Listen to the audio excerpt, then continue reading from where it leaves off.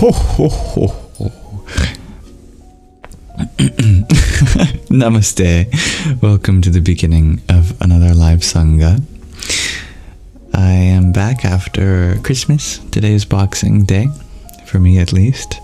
And I trust you are as well as you can be in this moment. I hope everyone has been having a good holidays, regardless of what you celebrate and who you celebrate with. But in this space, I hope you find some peace, relaxation. If there's anything I can do to attend to you, how you're feeling, let me know. I hope to hold space for whatever you're going through. Namaste, dear Sky Guardian. Hello, dear Chloe. You gotta wait until New Year's. It's a Merry Christmas and a Happy New Year, right?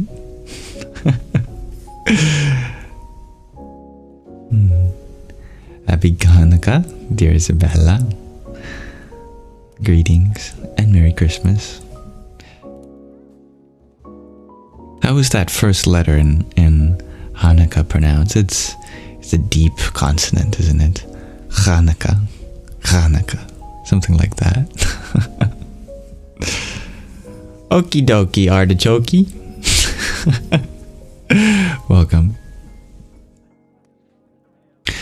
Allow me to set the intention for this space as being one for us to come together as fellow students of life, to uplift each other, relate in one another's experiences, and share positive sentiments. Welcome, dear Hannah Mary. Thank you, Isabella, for your likes on the live. Alright. The Shanti Mantra, a Sanskrit prayer from the Taittiriya and Katha Upanishad. See how much I remember without looking at it this time.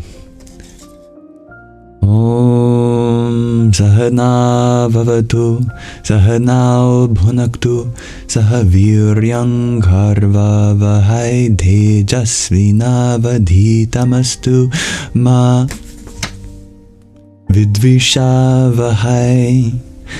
Om Shanti Shanti Shanti. Om. May the Divine protect us both together. May the Divine nourish us both together. May our study be vigorous and effective, and may we not mutually dispute or hate any. Om. May there be peace in us. May there be peace in our environment, and may there be peace in the forces that act on us. Almost there. Welcome, dear Bubbles. Thank you for your likes too.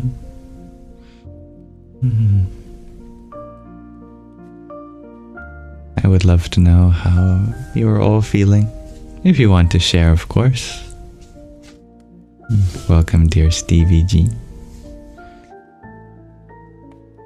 Of course, if you had any reflections since last time, I'd love to hear those as well. But we will begin our Shravana momentarily, our listening portion of the Sangha, and we'll be reading from another section of Moksha. Radhe Radhe, dear Magdalene. Snuffleupagus Rangy. Welcome, dear Christian.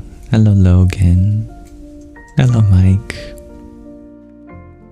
If anyone's going through a difficult time right now,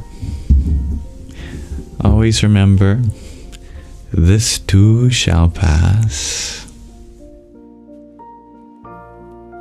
Tough times never last. Only tough people last. And sometimes our greatest strength is in our vulnerability. If we can allow ourselves to feel exactly what we're feeling, be open to it, connect with others at the same level, that can help make the process more frictionless. You don't know what you feel right now, Isabella? That's okay. You don't have to put a label on it. But you guess you feel okay. Okay is good. Merry Christmas, dear avant-garde. Radhe oh Radhe, dear Stevie G. Welcome, Vara. Hello, the favorite feminine. Merry Christmas, Matt. Thank you, Isabella, for your finger heart. Om Sadhyo Jatam Prapadyami Sadhyo Jataya Vai Namo Namaha Bhave Bhave Nadi Bhave Bhavasvamam Bhavod Bhavaya Namaha. Thank you, dear Dob Darker, for your heart to me as well. Om Narayanaya Vidmahe Vasudevaya Dhimahi Tanno Vishnu Prachodayat. Welcome, dear Mariham. Enlightenment is the quality of us all. Our true nature is one, the illuminator, the one that brings light. We all have a role to play in bringing light into the world. Dear Stevie G, you ask if I would like to join your Sangha band. That sounds fun. Are we going Christmas caroling? Hello, dear Anna.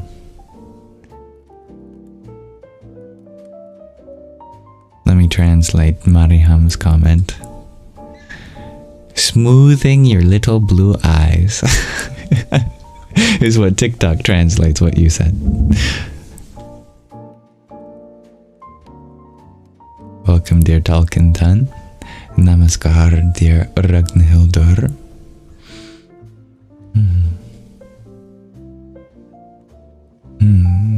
I've never heard of that, dear user 488.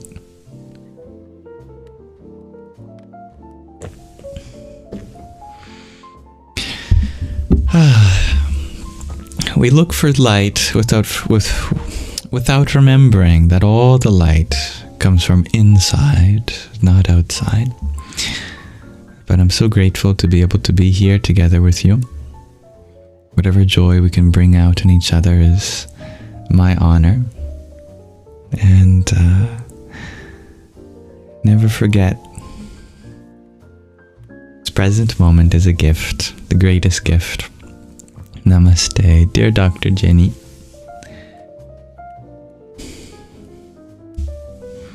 I'm sorry to hear that, dear user 108.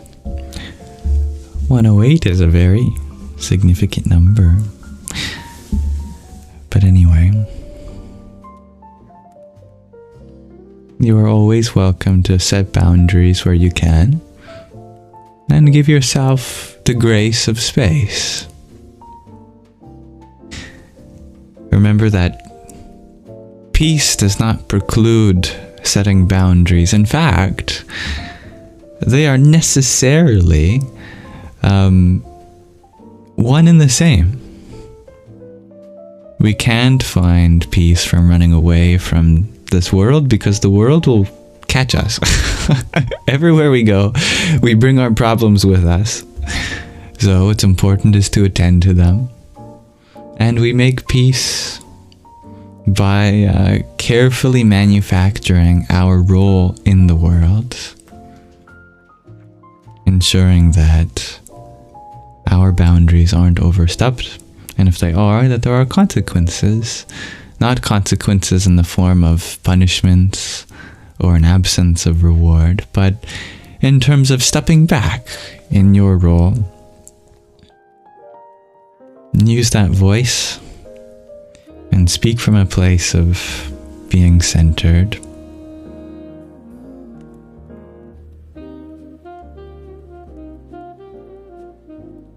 Honor your space.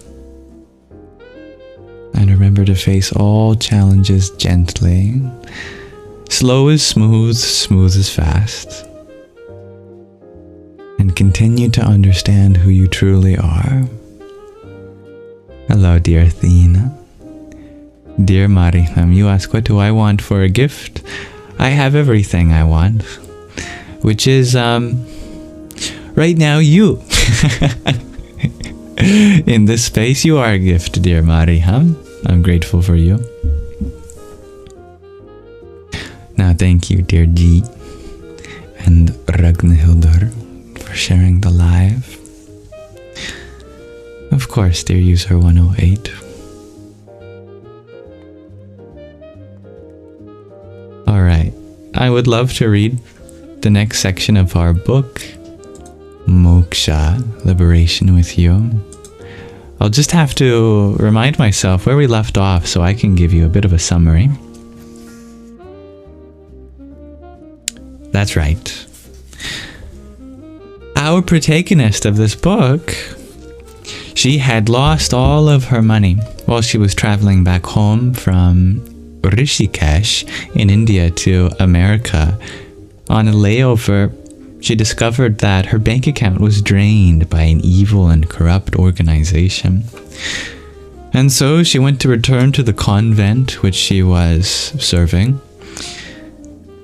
But they didn't accept her back. She went to stop by her Sanskrit teacher, Miss Nandi, and she ended up taking her in, but her taxi drove away with all of her belongings and passport, wallet. So she was kind of a nobody, living with Miss Nandi at a bookstore called Om Depot. A nice pun on Home Depot.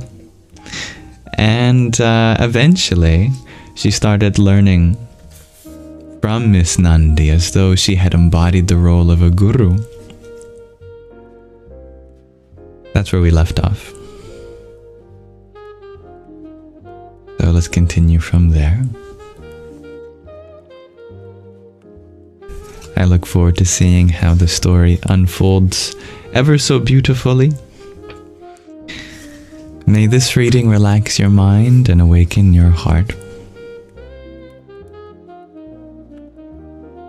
The days passed, pleasantly enough.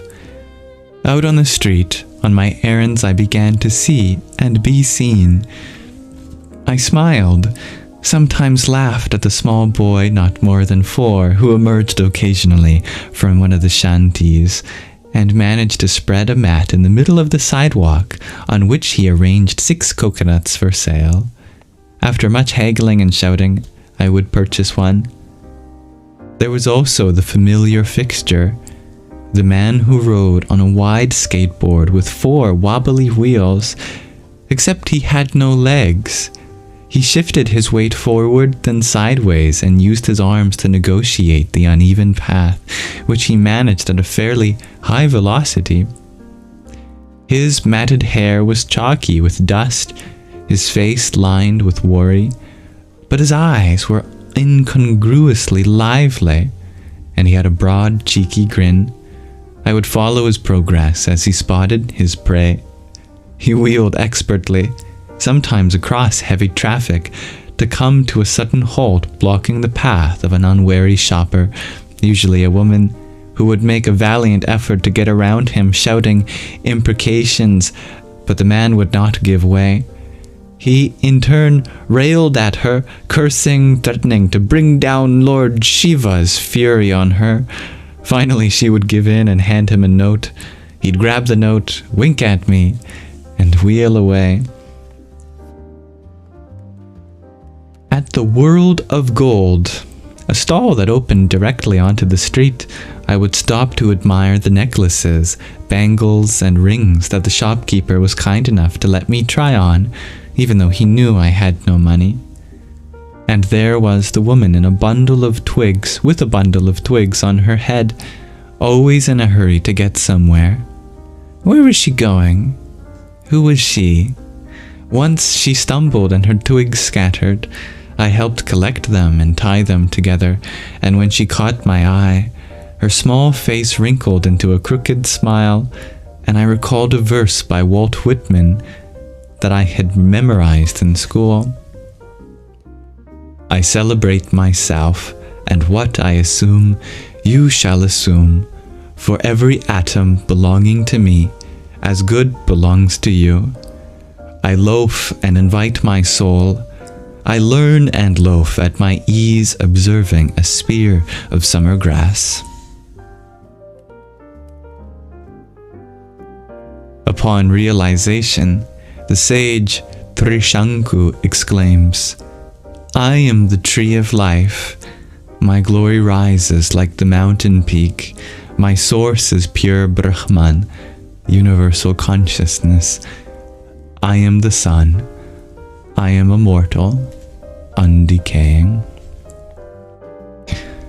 I hum along with the blind beggar whose melodic elaborations of Carnatic ragas enchant me. He once gave concerts in great halls, he says. I sit on the street beside him, and soon I'm a coloratura soprano, sorry. I don't know how to pronounce these fancy words. Striking the high notes, improvising, trilling, composing. A crowd collects and gapes at the virtuosity of the tall white woman and the blind beggar and his lute.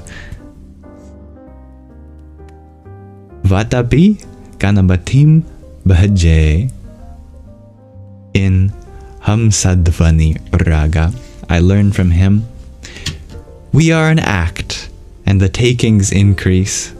I think back to the fundraisers in Rishikesh, where I sat next to Hari, and where I looked down with scorn on the elderly woman who expounded on North Indian classical ragas for us, while Hari kept the beat. Did I cut out for you, everyone? Something I need to repeat? Talkington said it glitched on realization. No, I'm good? Okay. Thank you for understanding. Music is the silence between two notes, Debussy said. That silence between two ohms. Aum does not displace silence. Aum rests in silence, like leaves on a pond. I am different now, I decide. I am better. I am healing. Was this the beginning of happiness, of understanding, of wonderment? We carried on through another blazing hot summer, where trees withered and crops failed. The monsoon finally arrived, in a rush as if late for its own wedding. People, the obese and the emaciated, and the few in between, ran out into the streets laughing, singing, and dancing. Trees given up for dead took to leaf, flowers bloomed, and insects, birds, and small creatures came alive and joined, croaking, cooing, cawing, whistling. Miss Nandi chose this joyous time to go on her annual solitary hunt for rare books, and I was left to run the shop. I had not noticed him at first. He was at the rear of a chattering bunch of foreign booksellers who were in a holiday mood, asking my opinion on this and that, eager to pick up bargains and in no hurry to leave. He stood back, skinny and pale, in a black tight shirt buttoned at the collar, tight black pants, a caricature of an assassin from a spy movie or novel. The man took it upon himself to hustle out the last of the booksellers, who looked like they might want to dally, and turned to me. I knew at once that Gerhard had sent him. These people, they always look for a deal, he said in a thick guttural accent, ruefully shaking his head. He shut the door and turned the key in the lock, shutting us in. The shop is closed, he announced defiantly. Get dressed Herr Gerhard wishes to speak with you." "Open the door at once," I mustered up a menacing growl. "Or what? You call police?" He curled the corner of his mouth in a laughable attempt at an assassin's menace. "The old woman, we know where she is. Also her nephew. You want us to hurt them, or hurt you?" He pulled out a knife, or a penknife, that I suspected he used to pick his teeth, and pointed it at me. "Get dressed." I emerged from behind the counter. "I am dressed," I said. He took in my kurta, pajama, and pink flip-flops, and once again produced that curling of the lips. I unlocked the door and we stepped outside. I took the key from him and locked up. We made our way skirting muddy puddles that he used for ruining his black shiny boots. The Hummer, also black with tinted windows, kept even the nastiest of the street boys at a distance. The man swung open the rear door, but before I could get in, he spread a plastic sheet across the seat, a safeguard against my unclean person. He was not an assassin after all, only a chauffeur taking good care of his employer's vehicle. I relaxed back into the plush leather, expecting a long, luxurious drive to a fine hotel, a rich industrialist's estate, or an exclusive club. But I was jolted out of my reverie when the Hummer slowed and was maneuvering carefully through the wrought iron gates of the convent. I had not been back after being denied admittance during that blinding storm a year ago. The clinic was open for business with a lively crowd waiting in an orderly line outside. The building was painted a pale blue, and on its front was an impressive sign of upraised shiny gold letters that read, "Sri Krishna Clinic for Women and Children." How could Mother Gabriel have allowed this? Sri Krishna? Wasn't she here to convert idolaters? Alright, we'll pause our reading there for now. But thank you very much for listening. I look forward to seeing how this reading shall unfold as we continue. Another plot point. She has been kidnapped of some kind. Partially voluntary. Sure, involuntary. With the presumed assumption of the threat of what might happen if she doesn't come. But the convent, why return there? We shall have to see next time. But that will conclude our Shravana section dedicated to listening.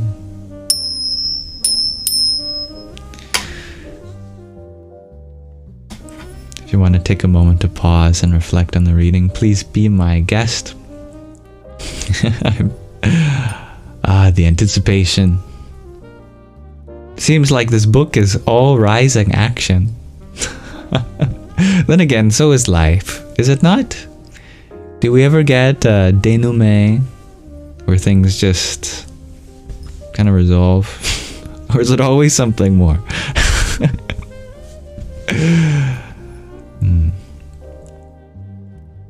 Alright, let me transition to my Manana scene dedicated to Q&A.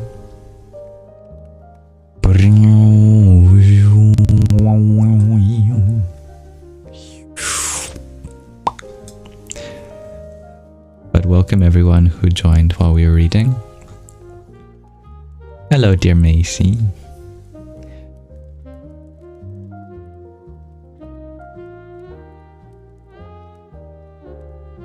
Someone with a very cute username that looks like a teddy bear face. Light as day full. I'm happy that you're feeling more calm now. Anxiety, panic, it always comes to pass.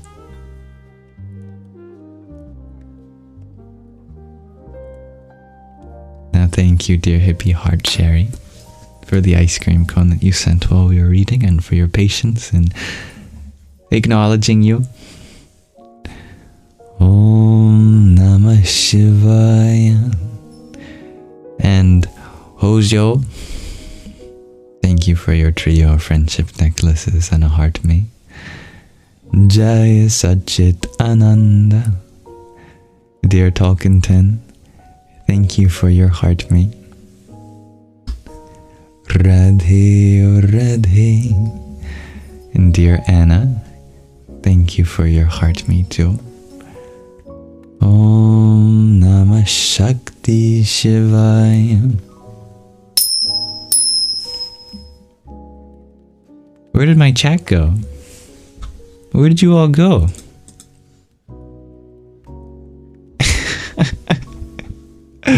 This is so strange. Out of nowhere, this has never happened before. The chat just disappeared. This is bizarre. There it is. It's now popped back into existence. And it cleared all of the messages with it. Sorry about that.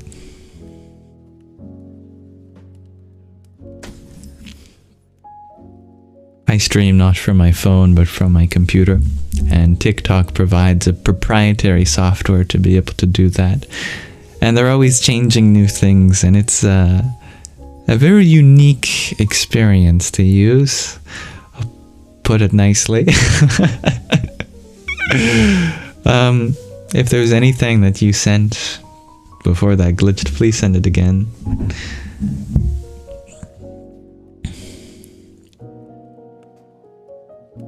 That I was able to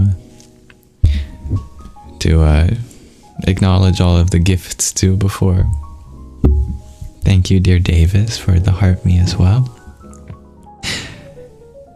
Jai Sitaram. Dear Macy, I did see that you wanted to perhaps talk about what we were talking about before I went live. We were talking about the nature of the mind thinking about the future, and where the mind and its thoughts are, and how to be in acceptance of the fact that we are always changing. Was there any aspect in particular that you wanted to talk about? That you wanted to explore together, dear Macy? Right, that once we have embodied an idea, we don't have to think about it anymore.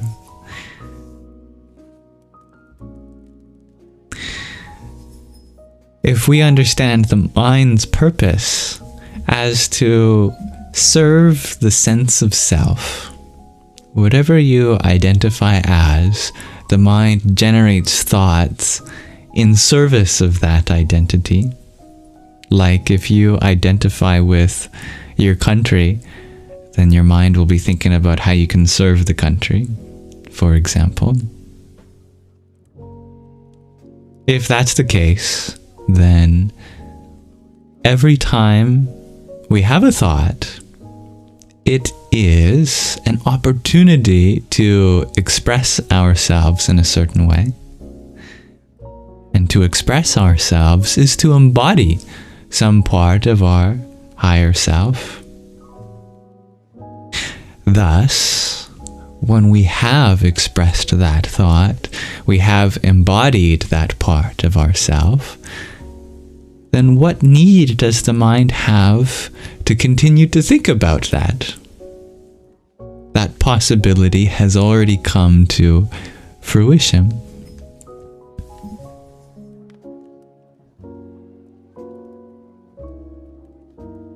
Does that make sense?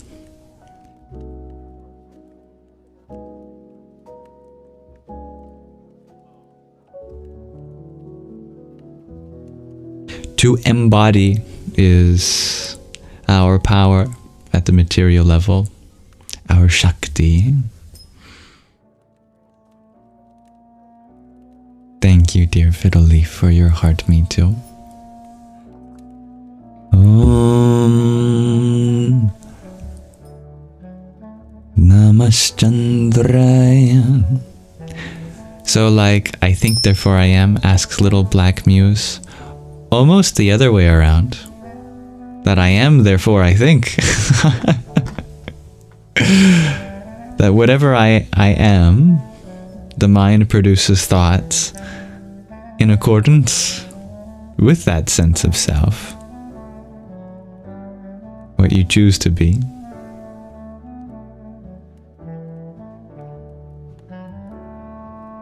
Perhaps what can help this discussion is to understand the distinction between the material and the spiritual. At the spiritual, we are already all that we can be. But in the material, we can only ever bring a finite portion of that self into creation. So the mind's duty is to ask the question, what is the next part of that infinite self to manifest in the material self, as the body, as the personality, as the person?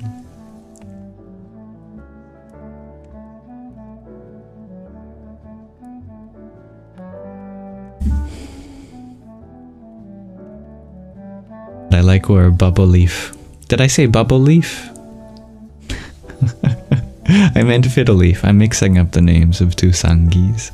Dear fiddle leaf, I like where you went with this. That you identify with loving consciousness. I like that.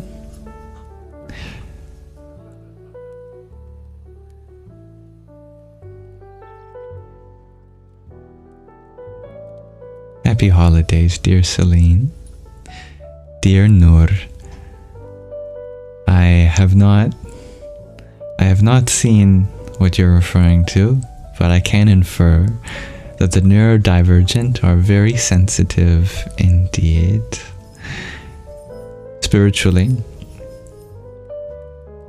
And their siddhis, their spiritual abilities, should be taken great care of. And you can easily get overwhelmed.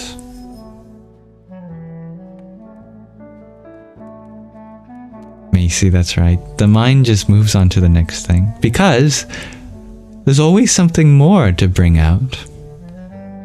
Which shouldn't be regarded as a sign that you're missing anything. Well, I say shouldn't, but if you do take the mind always moving on to the next as a sign that you're always missing something, then of course the mind is going to feel or produce thoughts of dissatisfaction. But there's another way of interpreting the same fact, that the mind always moves on to something else, in the sense that you are infinite.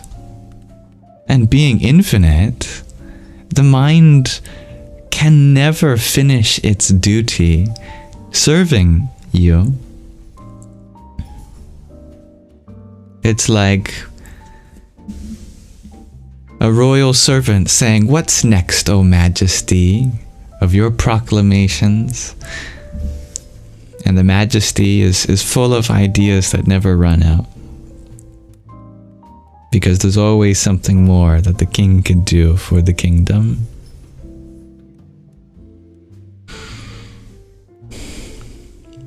Dear little black moose, you're wondering, am I on Instagram or anywhere else?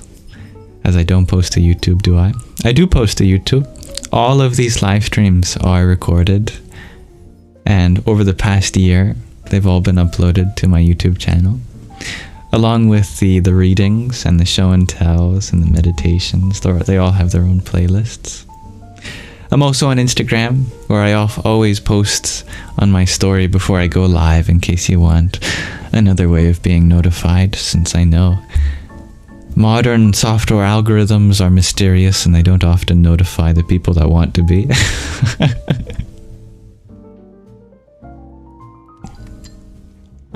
Hello, Majesty.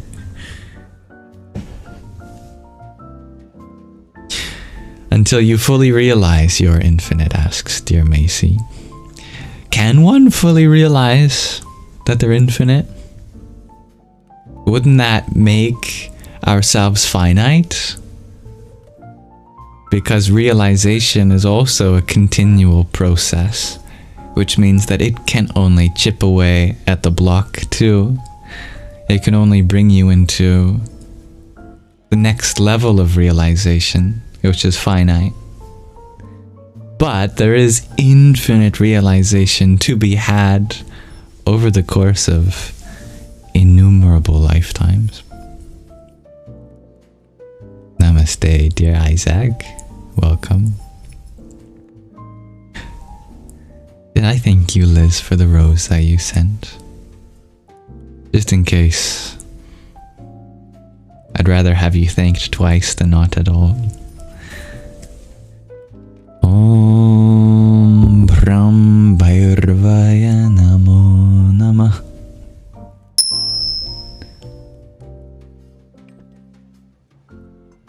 There's a beautiful quote that the seeker is the sought in many different spiritual contexts.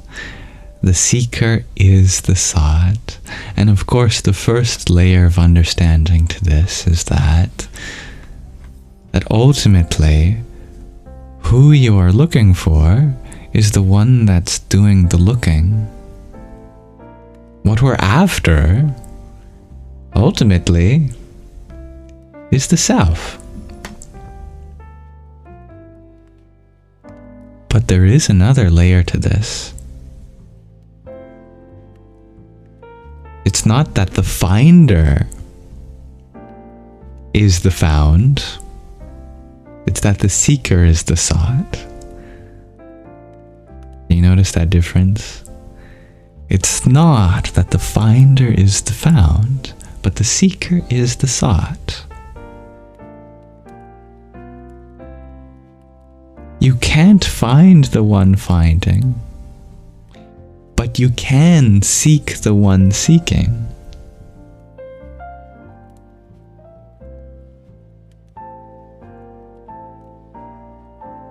So the goal is not to find anything, but to continue to seek.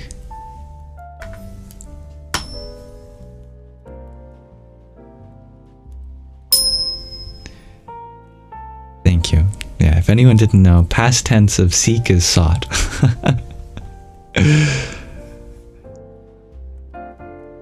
The seeked. The seeked. The seeker is the seeked, informally. And become the one becoming, Tatastu, dear Macy.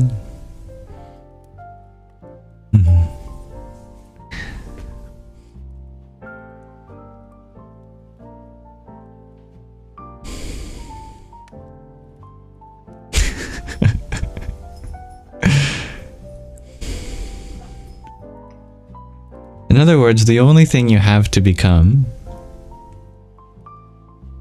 is one in the process of becoming, rather than some end of change, but the one that's willing to change. The master is the eternal student.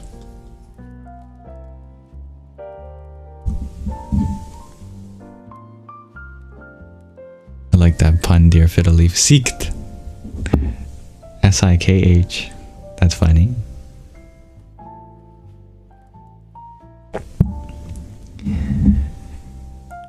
All we know about ourselves is that we're trying to know about ourselves. So paradoxically, well, it's not even paradoxically, it's just so obvious, or it's so simple that it's not obvious, that our true self is a wanderer, one that wonders, the one that is curious, the one that is always looking for something more, hearing, listening for something more. It loves to be in the process of discovery. And that discovery is identical with the creation as that eternal witness, eternal observer. Being that, it summons new experiences.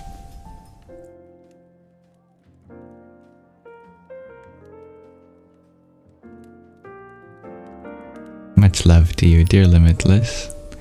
Dear Sky Guardian G, you just realized that G's icon looks like Mataji. Well, they're both similarly wise, with different styles, different personalities.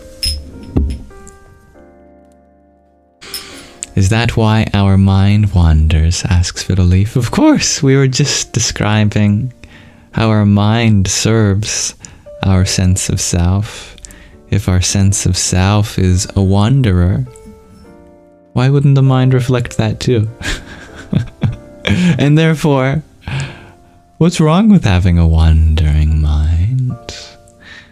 If it is correctly fulfilling its duty to the sense of self as a wanderer.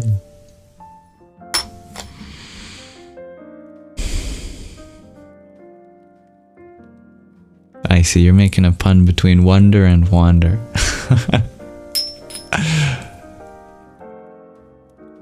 They are almost synonyms. To wander is to wonder physically.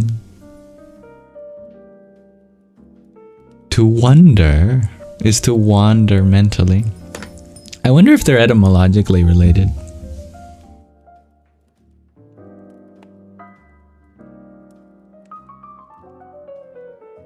Thank you for sharing the live, dear Isabella.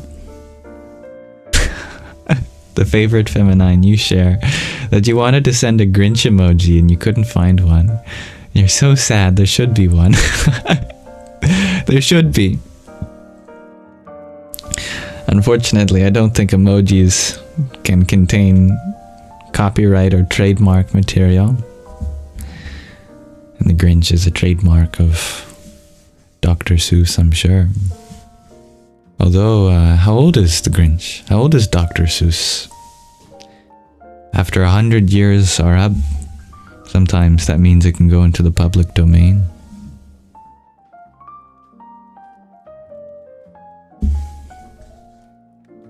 Thank you, dear Scott, for your trio of roses. Hare Krishna.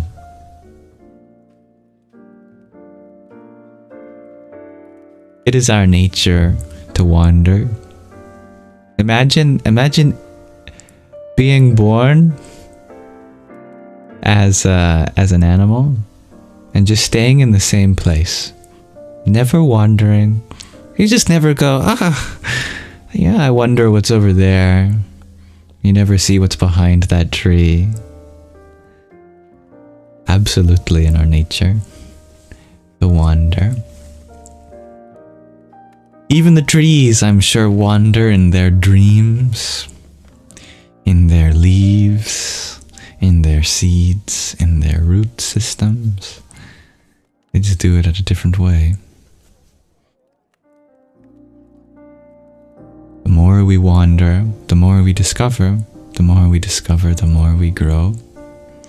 The more we expand into the unknown and make it known. Dear Uncle Tony, you share both words trace their origins to the Proto-Germanic root wands. Fascinating, which carries meanings relating to turning, twisting, or changing direction. I love that. Thank you, Uncle Tony, for that etymology fact. I love etymology. In fact, I love everything that brings you back to its roots. Ancestry, etymology, cosmology, spirituality. It all takes us back to our roots in different domains. Hello, dear Miller. You share your listening while you do paper mache. Well, I'll leave you to paper mache. But before that, I wanted to ask, what are you paper maching today?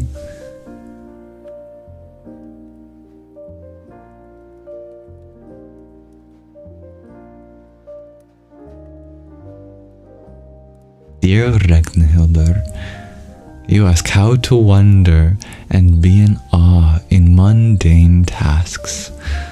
Oh, I like that idea. Good to be in wonder always. Well, imagine you were a child.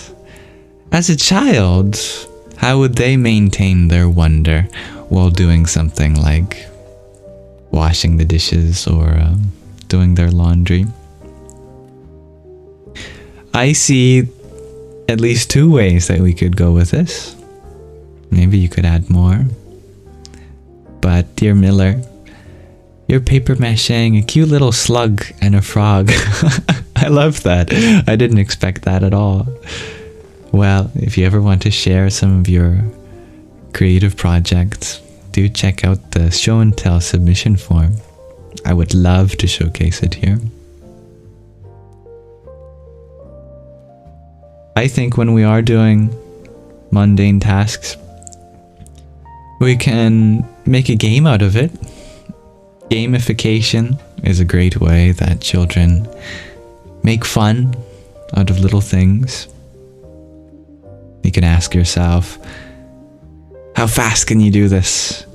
Or even how methodically you can do each step and feel like you're gaining points the more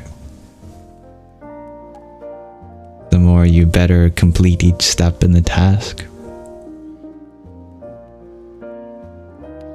Another way you could take it is if it's something that you're free to wander with your mind in while you're doing it physically. That is to say, there's no harm in having your mind elsewhere. You're not going to get your tie stuck in a blender or something. Then continue to wonder about other things. Use that time in your life to process other experiences.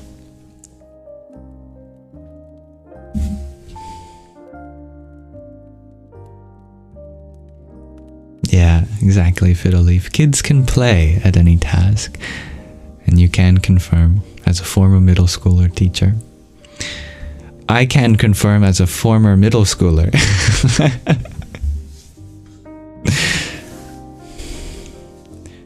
Dear Eugene, you ask, do I subscribe to Animism? And you thank me for being part of the ecosystem. Well, of course, I have no choice.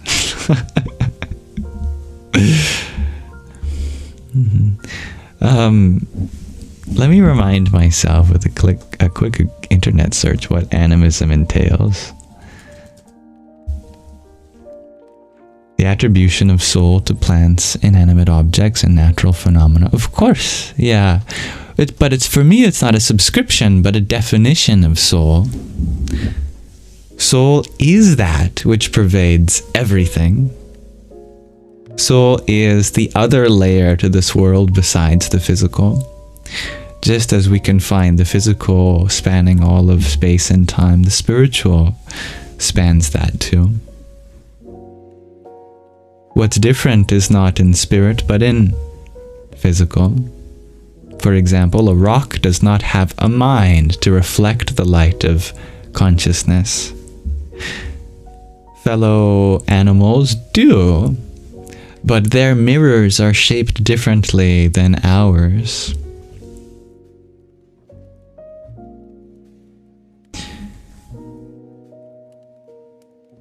It's like going into a fun house of mirrors. It appears that everywhere you look, there's a different form because there are different reflections. But the light which is creating that form is only just adapting to the different angles and surfaces on the mirrors. Everything in the material existence is like a mirror. But a rock is not a very polished mirror. In a rock, you will find it difficult to see the soul. You will have a much easier time in plants than you will a rock. You will have an easier time in fellow animals than plants.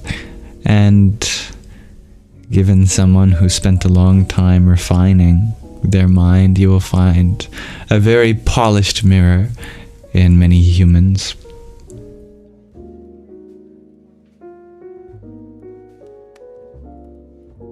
Thank you, dear Uncle Tony, for your rose.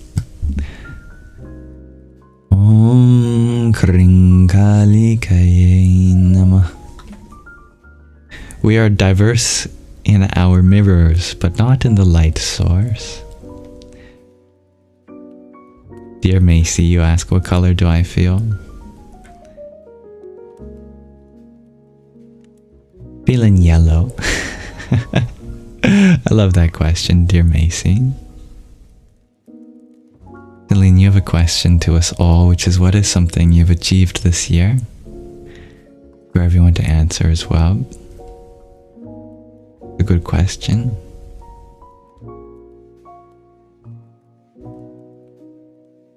Fiddly if you share. When a middle schooler teacher asks, who's gonna win? When they put their shoes on. I like that. We are naturally competitive.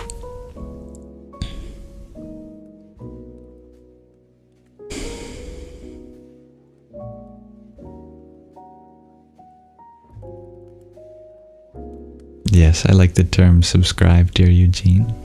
Hello, Danielle. Dear Angel, you ask, what do I think of the idea of lack of free will, that we do not control anything? It's a great question. If we are identified with the physical, if that's what we see ourselves as, which is the standard in Western psychology, philosophy, then of course we're going to be confused about the nature of free will, because the physical runs on rules that seem to have not changed ever. When we do studies across the universe of things that happened billions of years ago, they seem to act according to the same physical rules than things as with things today. So why should we believe that we have any sort of influence over that? Indeed. And it's an argument that you're going to have to find some really abstract ideas if you want to argue for free will at the level of the physical. Like finding freedom within Heisenberg's uncertainty principle, or in parallel timelines that you shift through or something. The only way to argue for free will physically is through some very creative means, that's for sure. In the East, there's a different approach. In the East, they also agree that the physical is determined by natural laws that you can't change, but that you're not physical. You're spiritual, and it's at the spiritual level that you have free will. But that spirit can affect the flow of things physically. Here's what it is said in the Vedic scripture, for example, which are the earliest spiritual revelations that we know of, come from India, the Himalayas. That the body is engaged in with the world. The world is outside your control. The body is directed by the senses. The senses are directed by the mind. The mind is directed by the intellect. The intellect is directed by the sense of self. And the sense of self is directed by you. So the only thing that we actually have direct control over in Eastern philosophy is the sense of self. You don't get to choose what happens in the world or the body or the senses or the mind or the intellect. But you do get to choose what you identify with. That is your eternal freedom. And that choice of identification sends the whole system running in that direction. You identify with your country, then naturally you will be making patriotic decisions, and the mind will be patriotic too, and the senses will be directed to go and experience more patriotic things, and then the body will put on the garb of a patriot and serve the part of the world in which the country resides. So there is a big distance between what our body actually does and what we choose to identify with. But if you can make that system more frictionless, then that distance between action and identity decreases. And our actions become more and more a reflection of ourself.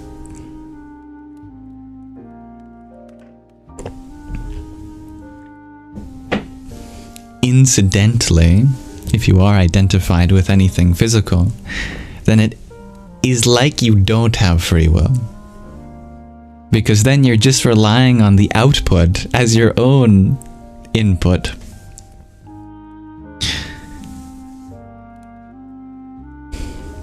But if you understand yourself to be something separate from the physical, that's when you gain free will, so to speak. Because the world before you is no longer what is your input. You get to decide. Mind first, behavior follows. Indeed. If anyone is more interested in understanding the relationship between those faculties I described, I recommend looking into the 4 Andhakaranas, which is the Sanskrit name for our inner faculties, which includes the manas, the mind, the buddhi, the intellect, the ahankara, our sense of self, and the chitta, the consciousness that you are.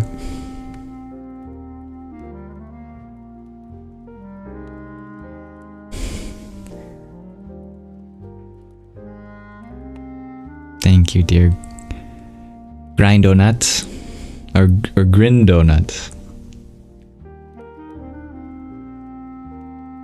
Dear Sky Guardian, you ask, how quick does it come and go in the mind of Yam?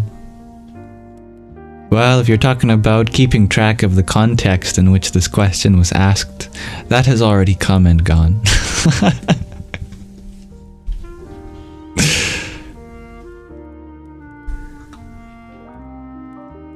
Is that why the words I am are so powerful? Asks Fiddleleaf. Exactly.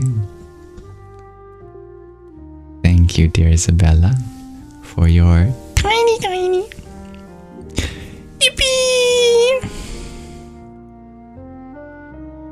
Dear Danielle, you ask if I've ever had a conscious astral projection. I've never tried. You're very welcome, dear Angel. Dear Uru, you ask if I need... If you need to become a patriot now. No, I was just using an example. I am a citizen of the world.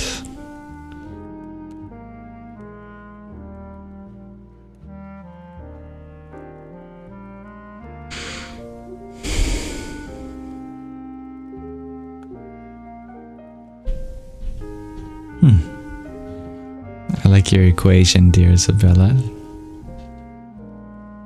Dear Bubbles, you ask for me to remind you of a mantra I once shared. Something about roaring the universe into existence. Ah, you're asking about a mantra of Rudra. One of the most ancient epithets for the divine, coming from the Rig Veda. Rudra, R-U-D-R-A. How you'd transliterated. It's where we get words in English over thousands of years later, like roar. Eventually, Rudra became roar. And we get that verb which means to yell, or to make a sound very loudly, confidently, bravely, has all those connotations. It's also where we get the term rude. But it wasn't always a negative sense in English. Rude just means kind of provocative. And provocative doesn't necessarily have to be a negative connotation. You know, you could say, I love you really loudly, and it would provoke the person. Anyway, one of the ancient epithets for the divine is Rudra, which means the one who roars, the roarer, which is hard to say, roarer. And the idea is to understand creation as a very loud process.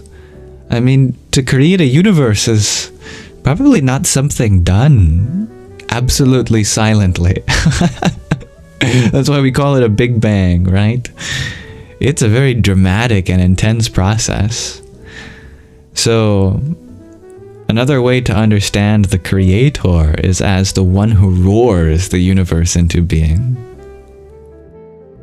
This is to do with the idea in the East of sound being the beginning of creation.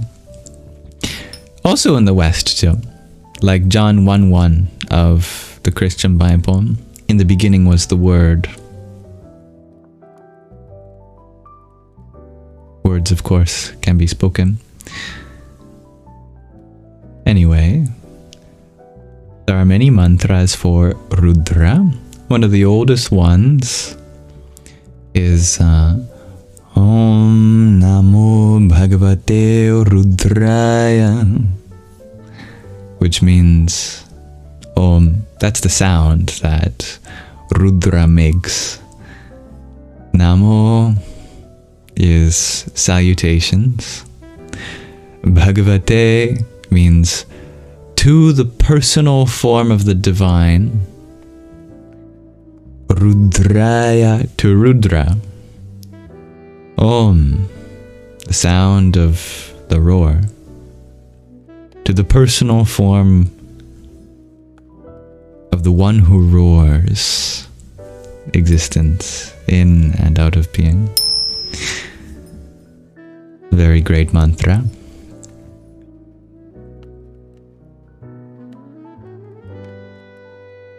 Thank you, dear angel, for the donut you sent. How sweet and how topological. Om Namo Bhagavate Rudraya.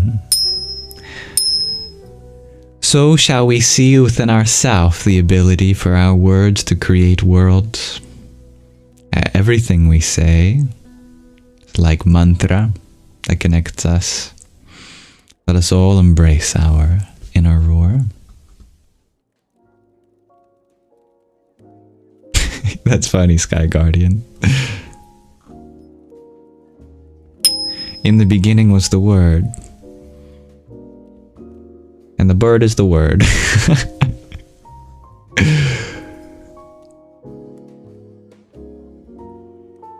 It is where we get the word Rudraksha too, dear fiddle leaf, indeed. Which I am incidentally wearing around my neck today. Along with the Om. That is the word. Rudraksha means that which has come from the eyes of Rudra. Aksha is eye. So Rudraksha means that which has come from the eyes. It said that Rudra was crying in the bliss of ecstasy in meditation. And off of the cheeks of Rudra rolled the tears which became the Rudraksha seeds for the Rudraksha trees to grow up in the Himalayas.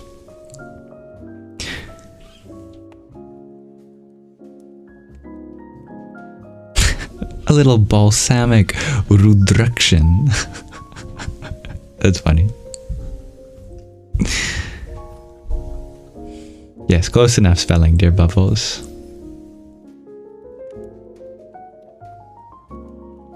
Hello, dear Josen. You were just talking about this with your girlfriend yesterday. What a lively relationship you must have talking about stuff like this. Dear the favorite feminine, you ask if I pray, or are there things considered praying in my beliefs?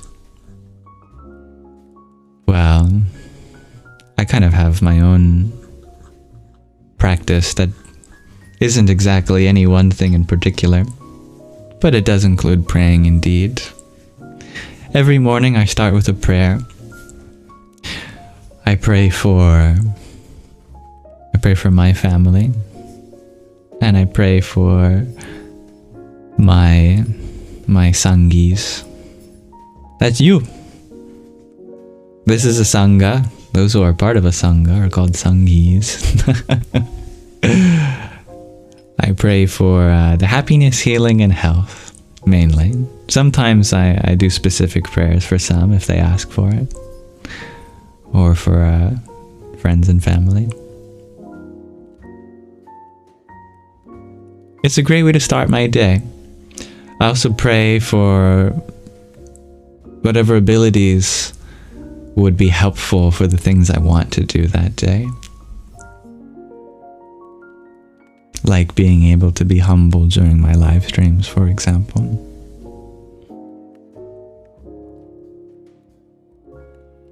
Thank you, dear Lily, for your flowers. Om Pram Hanumate Namah. Absolutely, dear Uru. Praying even helps if you don't believe in a god. It's just about getting your heart expressed, sending out some wishes and affirmations into the universe.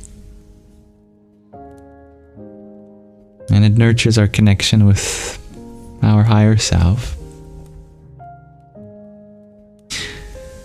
When we set that intention for the day, it begins to create a flow of energy in that direction. And not in any abstract way necessarily, but in our own mind and our own body, with our thoughts for that day, for example. Hello, dear Mama JJ. Can I talk about our light? The mysterious life force and shining our light. I love that. There's a quote that I can only paraphrase by Adi Shankaracharya from thousands of years ago, who said that light is produced by a fire, by the sun, and now in modern times by LEDs, incandescent lights, halogens, lightning. But yet, when you close your eyes and dream, where is the source of that light?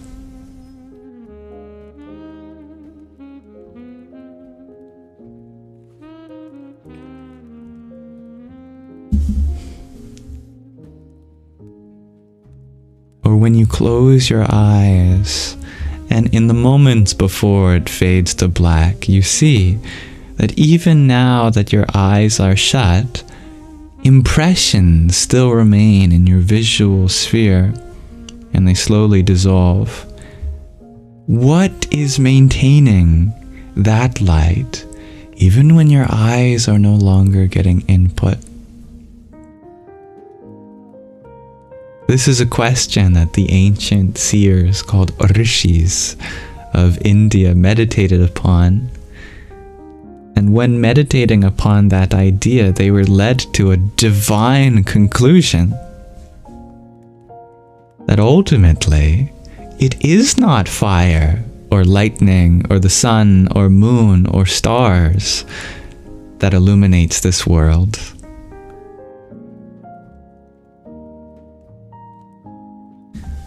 Something within us illuminates these sights, and analogously, sounds, tastes, smells, feelings, and thoughts too.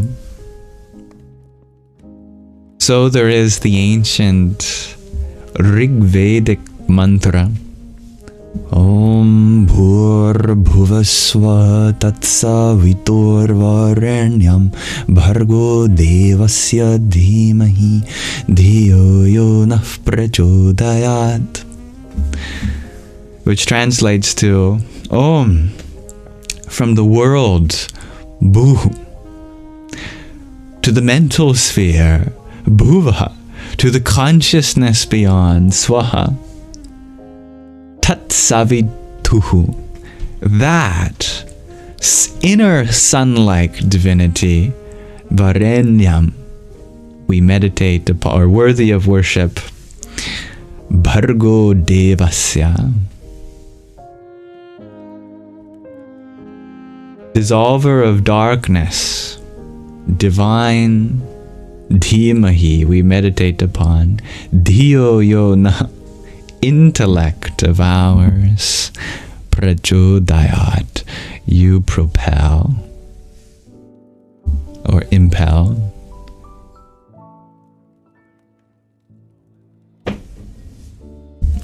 You know that one, dear Chloe. It's one of my favorite mantras. I'm glad you know it too. Happy holidays, dear Anazak. Thank you, dear Usha Priya Ji, for your hand hearts. I had a dream about you last night. Here's a hand hearts for you. Om Namah Shivaya. I had a dream that that I was living in the North Pole. This is true. And I had ordered food, like delivery, and you are the one to deliver that food. You can tell me what you think that dream means.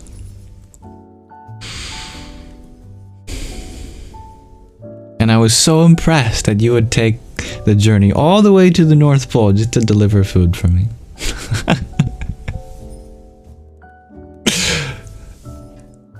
Thank you, dear Anasek, for your finger heart. Here's one for you too. Om Kamalir Mahakalikaye Namah.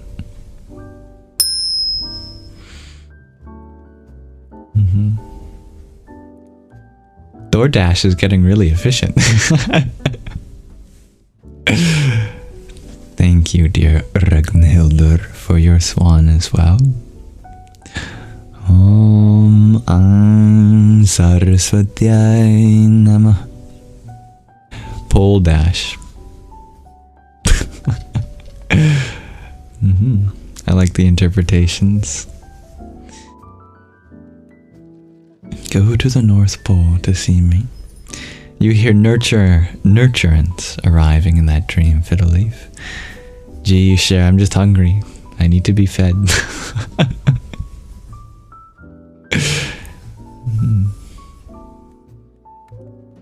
Dear Inasya, thank you for your ice cream cone and TikTok too. Om Sum Suryai Namah. Welcome and thank you, dear Jen Jones.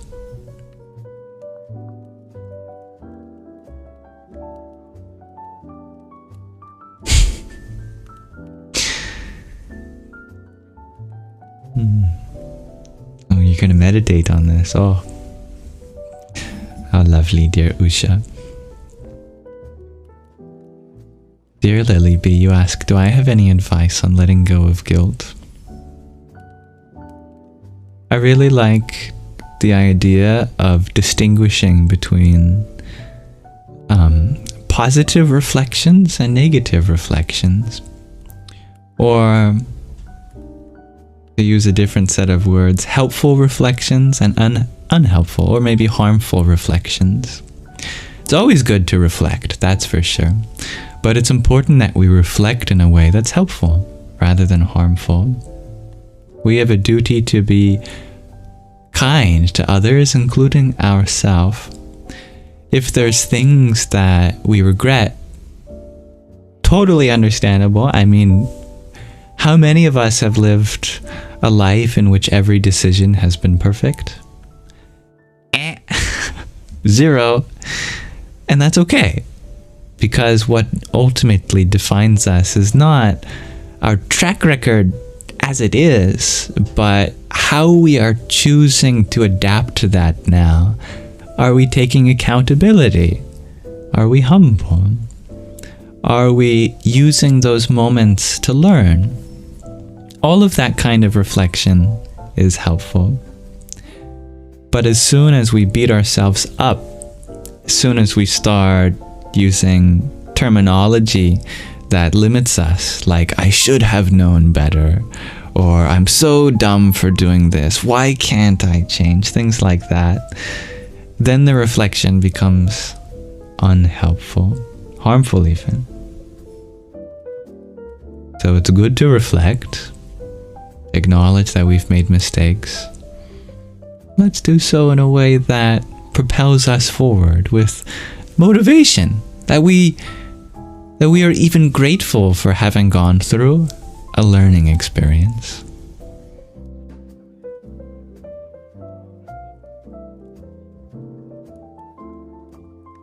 We must be radically kind.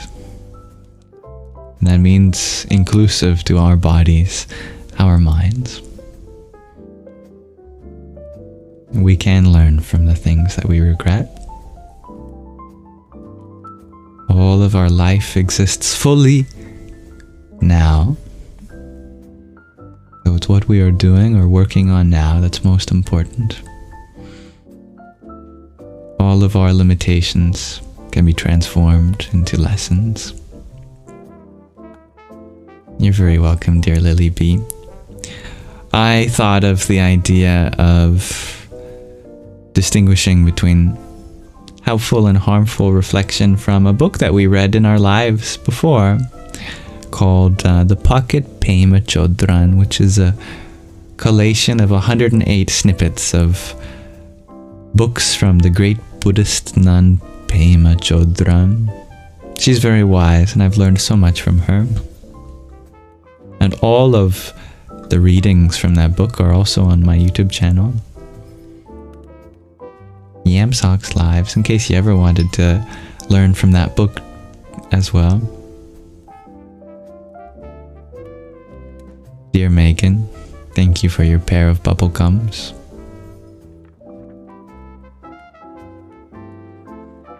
Om Ganganapataye Namaha. I didn't even know there was a bubblegum gift. Thank you, Inasya, for another friendship necklace and tiny. Yippee! Ugh, I almost had a heart attack. Someone has a triple contour integral sign as their username. Isn't that the symbol for a contour integral?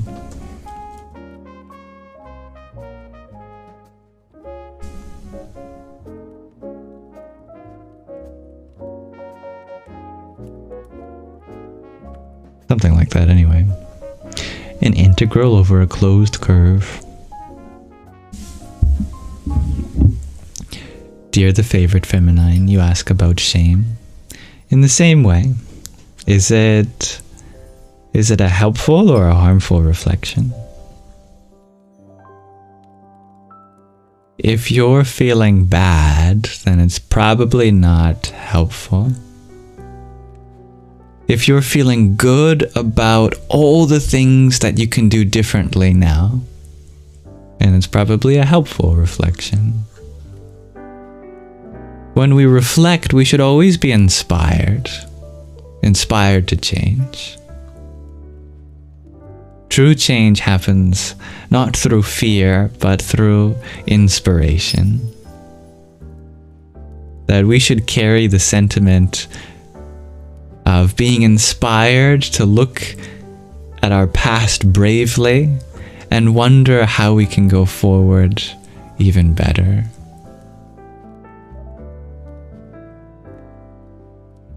Wonderful, dear Lily. I hope you find her wise and helpful, as I certainly do.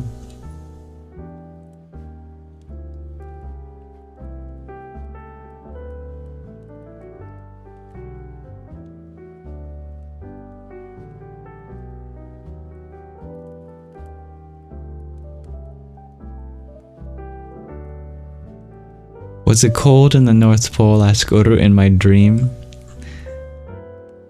Luckily, I had a layer of warmth in my dream to protect me from the reality of how cold I'm sure it is in the North Pole. But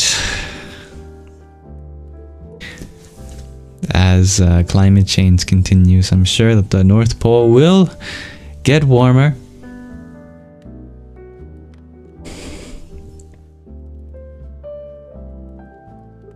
And it's our duty to raise the voice of those who are speaking for change in that regard. Take care of Mother Nature. Dear G, you wonder if I enjoyed my Christmas. I did enjoy my Christmas. Thank you very much for asking, G. I'm always grateful. I had some lovely time with my family.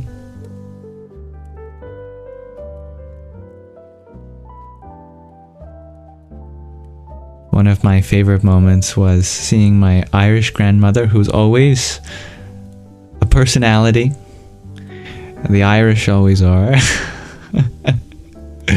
And I was nervous to give her the gift that I got her this year,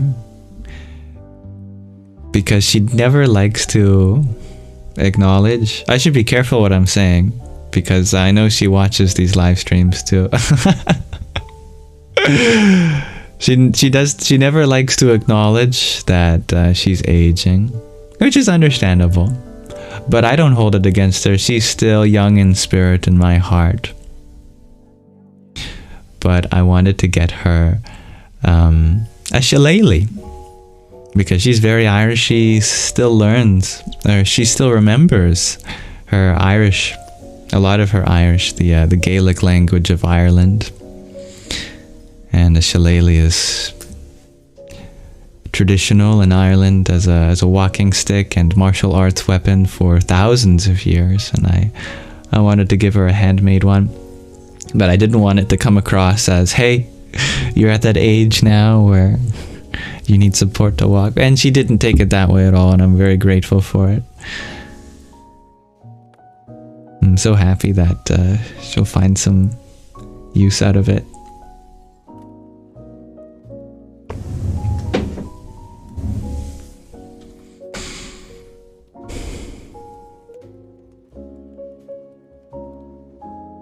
Dear Health and Wellness, you ask, what are my end-of-life plans? I don't even know what I'm going to eat for dinner tonight. I don't even know what the next word coming out of my mouth is. I just try to work with it. All I know is that I'm alive now, and that's most important. And I hope to never take that for granted.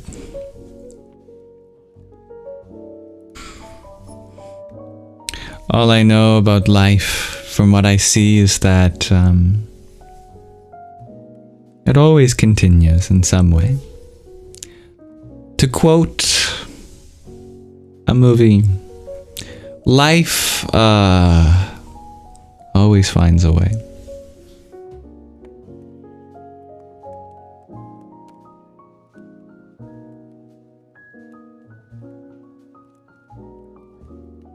Dear Japka, you share you just met me, but you wish me a good year. Oh, thank you. I wish everyone a good year too. Those who I've met, those who I am meeting, and those I have yet to meet. Everyone deserves a nice good year.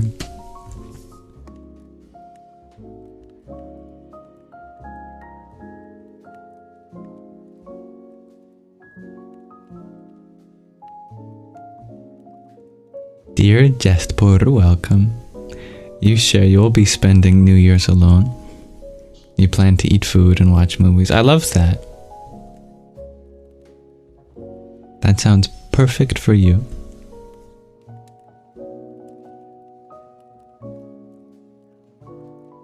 Thank you, dear Andrew. Much love to you.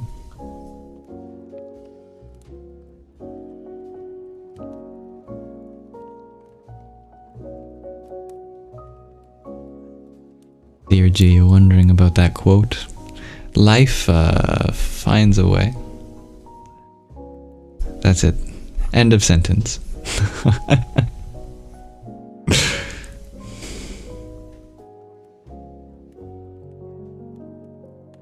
Dear little black muse, you ask, can I pray for your healing? You don't feel well at all? Of course.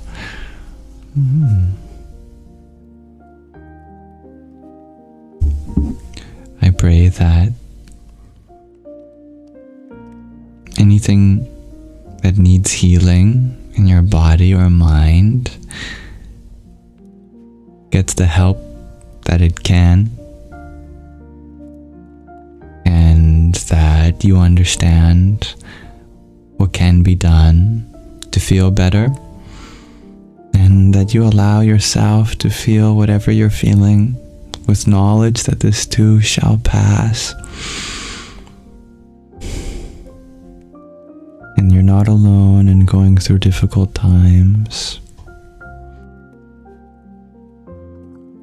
And I pray that you become open to the miracles that can change your life.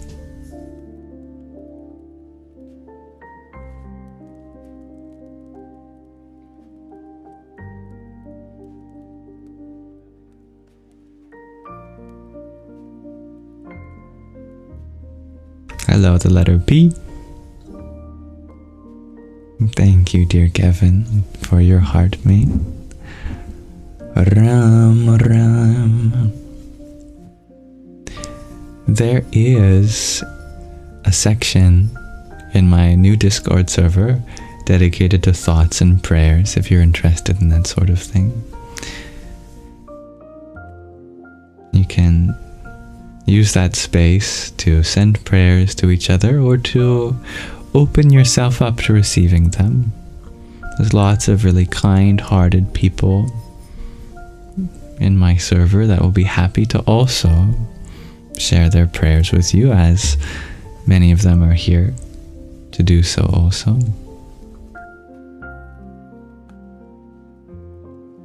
I'm happy to hear that you're trying, dear Andrew.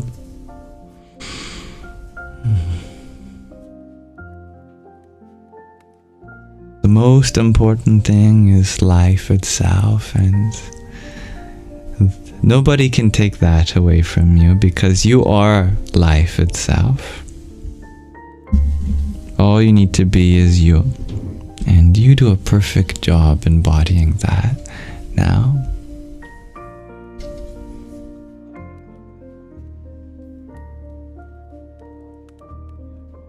You like the song, dear G? Holy Night. Me too. Dear Uncle Tony, you ask, have I ever thought about writing a book? I tried many times in middle school, high school. I used to love creative writing. Well, I still do. But I used to really express that love by writing many things.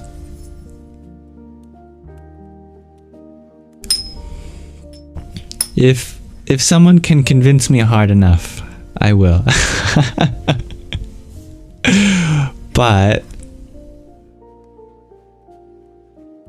when it comes to sharing the things that are most important to me, I take inspiration from the experiences in my life that have been shared with me.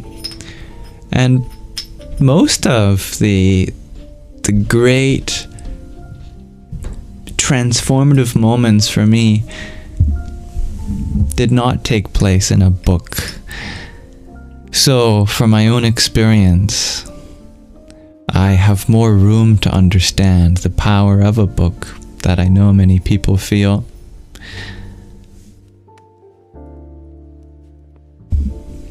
There is an exception, however, which is a recent video I made where a book really did touch me deeply. And what I feel to be a miracle occurred just when I finished reading it. So maybe that's my sign to believe in the power of books. But in general, I really believe in the power of connecting directly with the individual to which you want to share something. You know, let's say you have the author of the book before you. Isn't that even better? Because then the whole universe from which the book has come from is there before you, and you can engage with that directly.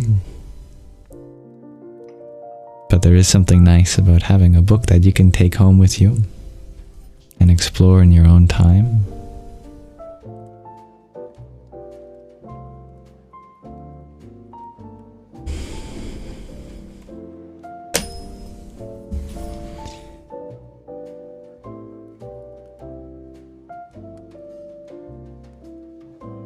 Hello, dear Michael. Merry Christmas.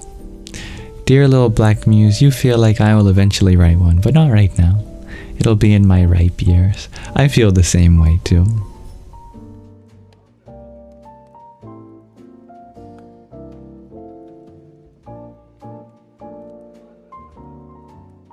Dear Mats, you share, how was the mushroom an ace detective?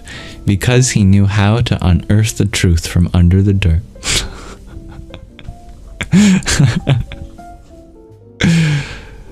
Good. Happy holidays, dear Irisina.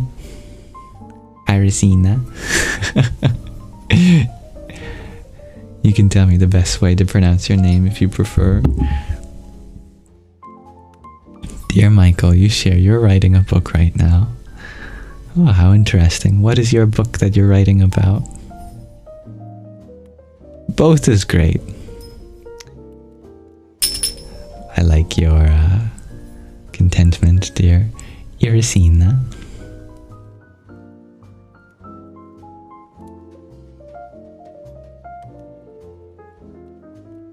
Thank you for the follow, dear Rainbow.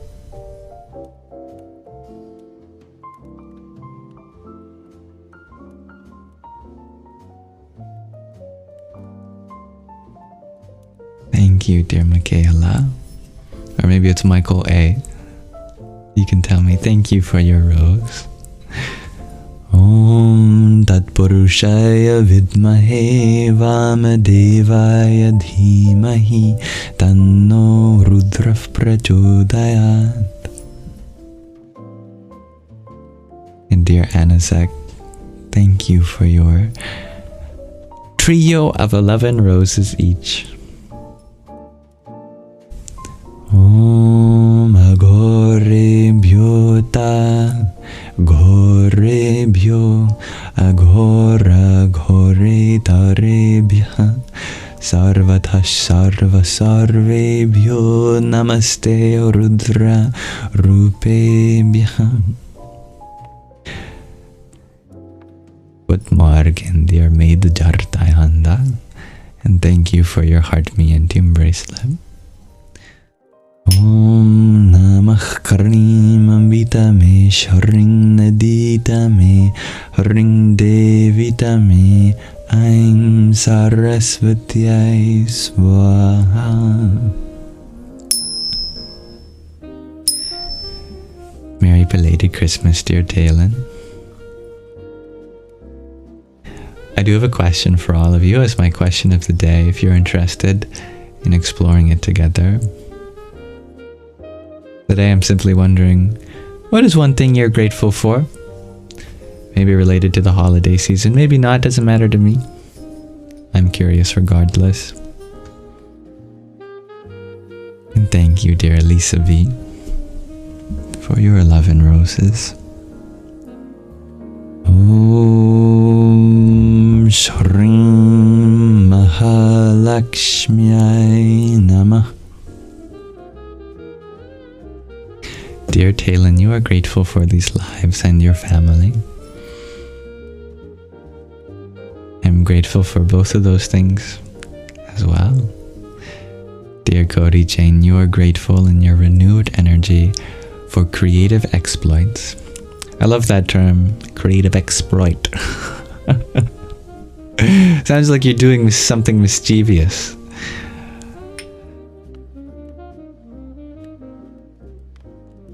Dear Nassia, you're grateful for children. Me too. I might not have any of my own per se, but grateful to be a child within still, and for there to be children in this world that brighten up the lives of everyone around them.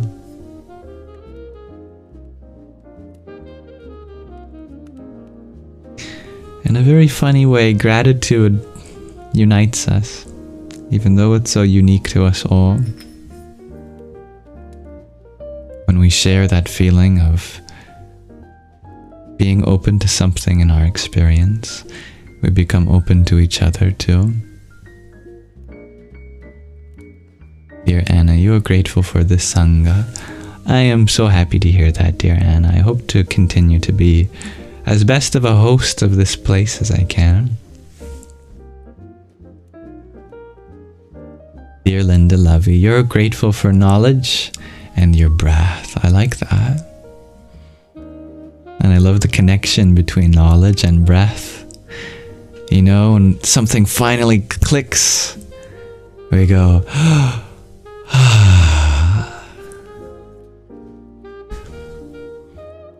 Dear Lily B, you're grateful for your boyfriend, your family, your health, your past and future travels. All wonderful things to be grateful for, dear Lily. Miller's back from paper macheing. You're grateful for your body having the capacity to draw breath into your lungs and feel the earth's energy. How poetic. How are the slugs? The slug and frog coming along. I think those were the animals that you were making. Dear Val, you're grateful for the lovely incense you got for Christmas. Me too. Ever since I became more outwardly spiritual, you know, I can expect for for others to assume that a good gift for me is incense, and they're absolutely right, because I love a good smelling gift like that, and I'm grateful for the ones I got from my family this year. Dear Starlight, wow, you share, as the Tao says, when you meet the children, go and hold on to the mother. I like that. Mm-hmm. Dear Feng Yuan, Feng Yuan, I love your name.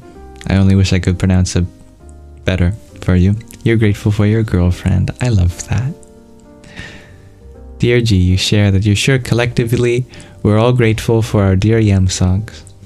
Well, count me in on that, because being grateful for myself is also something I can improve in. And I'm grateful for you, dear G. Dear Soul, you're grateful for milk and cookies and fresh air. I love all those things too. I put out some milk and cookies for Santa, and he ate them. Mm-hmm. But why does Santa always leave part of the cookie? I guess he's in a rush. And he has time to just bite off a nibble. And your girlfriend loves me, dear Fang Yuan, and her name is Malika. Beautiful. Well, I love her too, but never as much as I'm sure that you do. No one can compete when it comes to your love for each other. Hello, dear Jonathan. You're wondering, what did we do on Boxing Day? Nothing specific. We put the boxes away.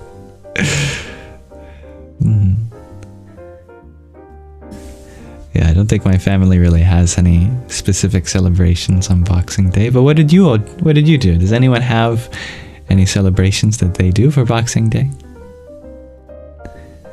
Dear Kimmy, you are grateful for love in many forms it may come. The many forms it may come. Also for ways it can be returned. I love that.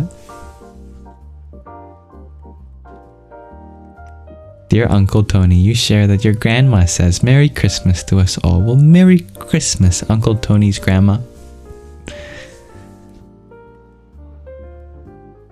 May you be in Uncle Tony's life for much time to come.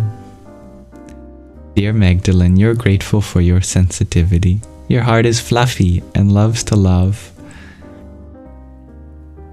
You always have a way of making my heart smile, dear Magdalene, with such beautiful answers. I'm grateful for that.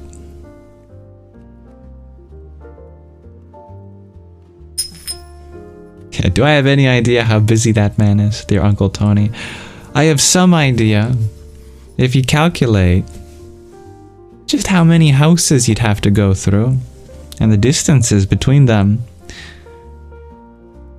Santa has to travel faster than light. I can't imagine how much calories that burns. The reindeers. Pardon my hiccup. My goodness. Bending the fabric of space and time. Santa must have a warp drive. I can't imagine how much energy that warp drive takes to run too. And he does have a few billion cookies to eat in one night. No wonder he's so jolly.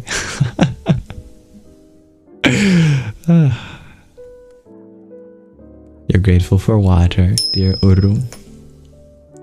One of the best elements. Mind you, not an atomic element, but a mythological element. Grateful for good food, spring and summer. I love that for you too. I haven't experienced them, dear Diego. Dear Ragnhildr, you share you're grateful for these sanghas and everyone here. Me too.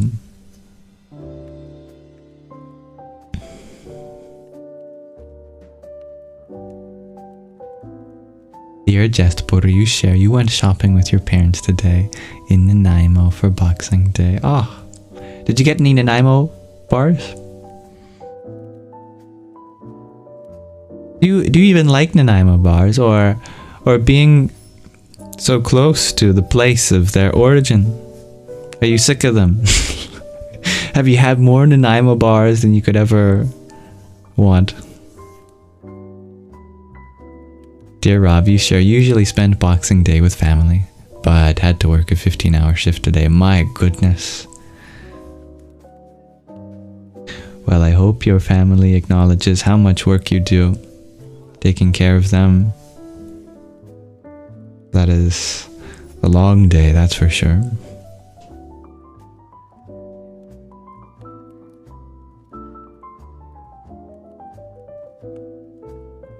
And Ezek, you share you're at peace around and within, or you're grateful for peace around and within. Me too.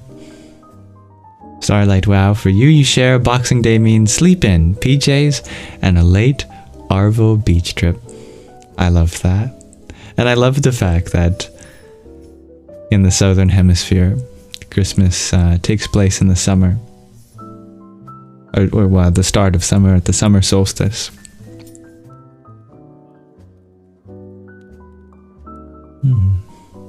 Dear Al, you're grateful for my physicist and spirituality video, and you wish you could watch it. Well, I'm glad that you liked it. I would like to return to that concept one day. And I think I would do it a little differently if I were to make it again.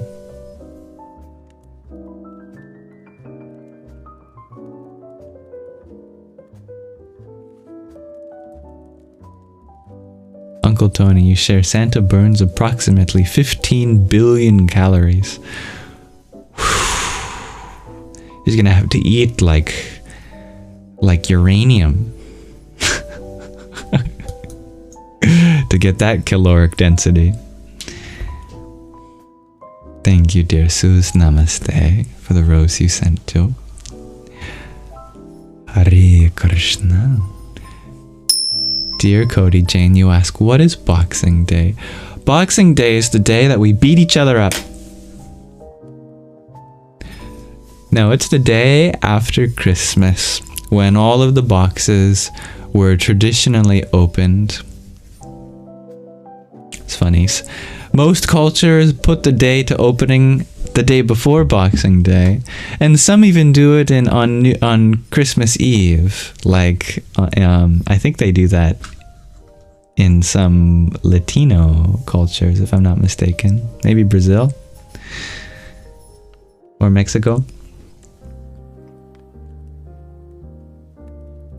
We're just getting more and more impatient. And then we're going to start opening our presents on the day before New Year's Eve, and then the week before, and then the month before, and then eventually it's just going to wrap all the way around back to Boxing Day eventually.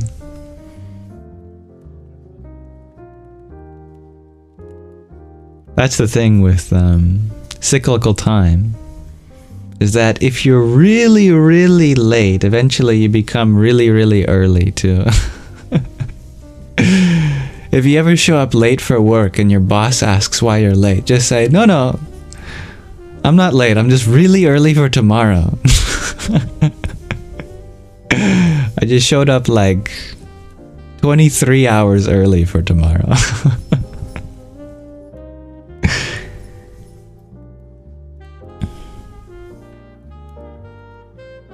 Likewise, if you open your Christmas presents super, super early, you can say, no, I'm just so patient that these were last year's presents.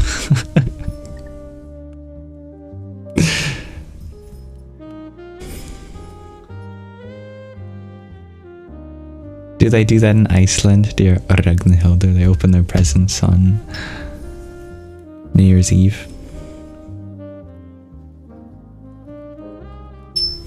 You're grateful for my lives, dear Tara. I am grateful for your gratitude. Salud, dear Isaac.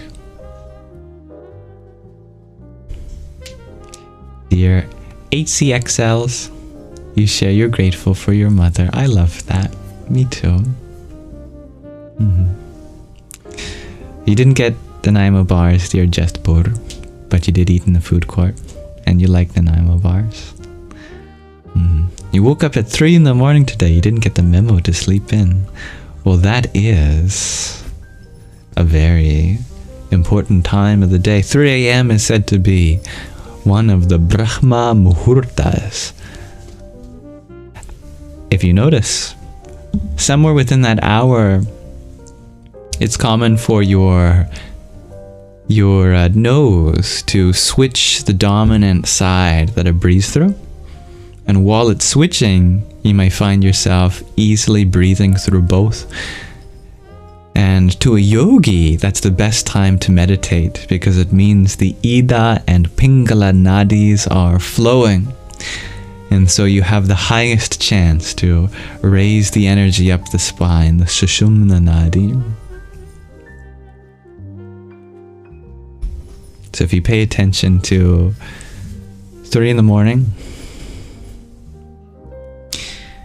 just before the first light hits the horizon, when it's parallel to your part of the world, and just before the last light leaves, those are called the Brahma Muhurtas. Best time to meditate. 3 a.m. for you now, dear Rob. Well, check. You breathing through both nostrils? Good. You should meditate. Dear grateful human. The perfect human to answer this question. You are grateful for unconditional love. I knew I could count on you to answer this question. Dear Enzo, you're grateful for bats for keeping the mosquito population down. Yes, I have been known to allow some spiders to live in my room to potentially eat the bugs that I might not be on best terms with. But don't tell them that.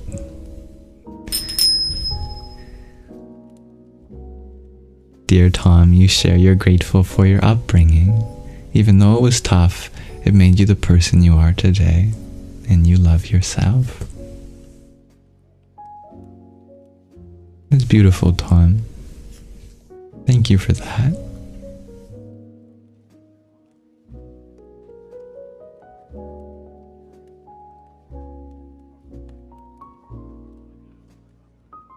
You had a nightmare, dear Jastpur. I'm sorry to hear that.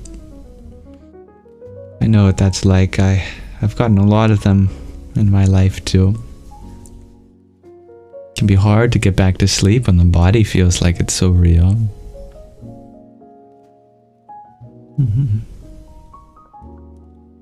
Perfect, dear Rob.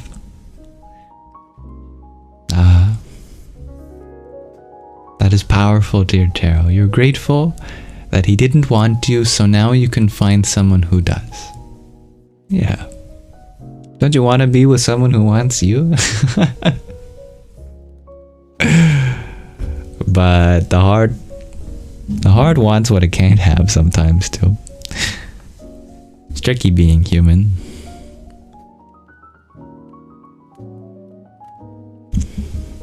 You're grateful for that emoji, also the bro fist emoji. Who gets that reference? Hopefully all of you.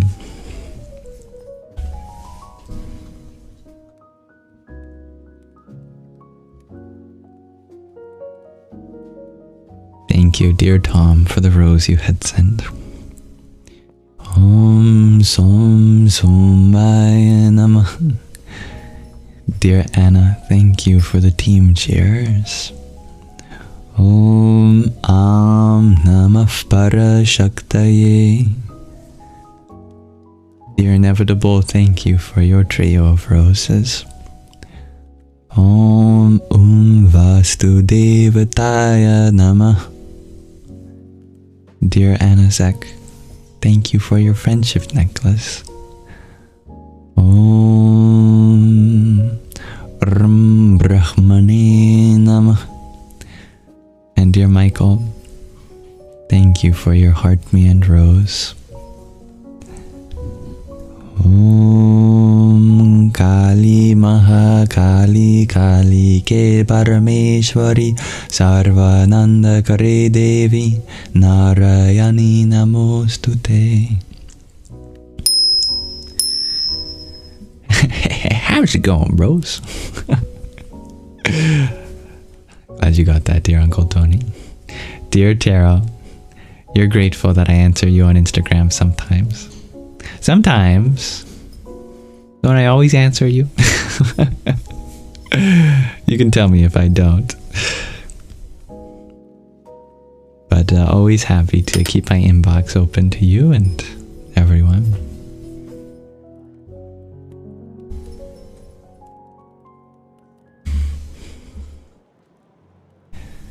It's tough to be grateful for one thing, dear Jestbor.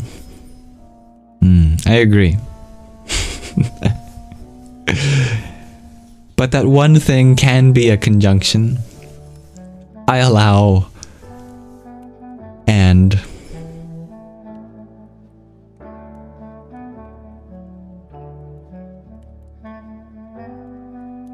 because sometimes one thing is multiple things as a set.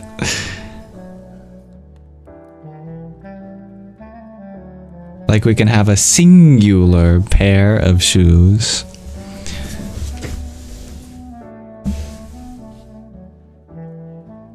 Even though the shoes are plural, the pair is singular. I think about that often. Very profound to me. Like the universe. We have one reality, but that reality is not one thing in particular, but many things.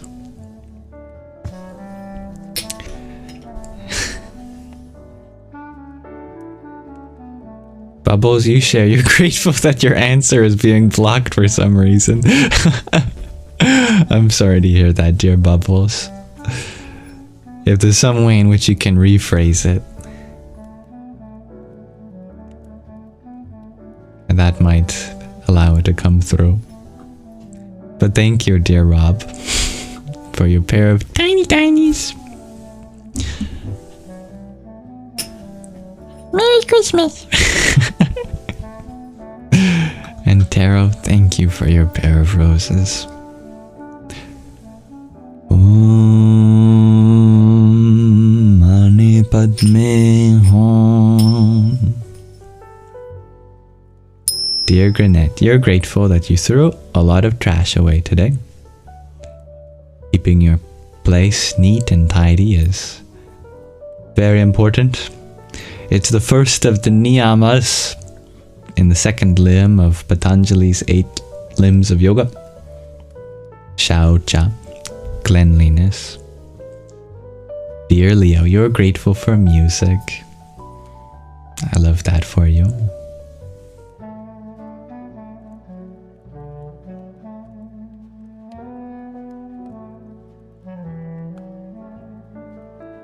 Grateful human, you had mentioned that this music makes you feel like donning the tux. I love a good tux. Has anyone ever used the software called Tux Paint? If I'm not mistaken, Linux, the operating system, has a penguin named Tux as its mascot, I guess. And I just love that an operating system has a mascot. Used to be a software called Tux Paint. One of my favorite things in school was playing on Tux Paint on the Linux computers. You remember, dear Lily, Sky Guardian? I love that. So much fun. And I would make the most violent comics on it. My teachers, my parents would be so concerned. Among other things. Things have changed for me, however. I no longer have as much repressed rage as I did for some reason as a child. As I'm sure you can tell. Hopefully. Dear Val, you sure you can't say the same about taking out the trash? Your room is a bomb site right now. That's okay.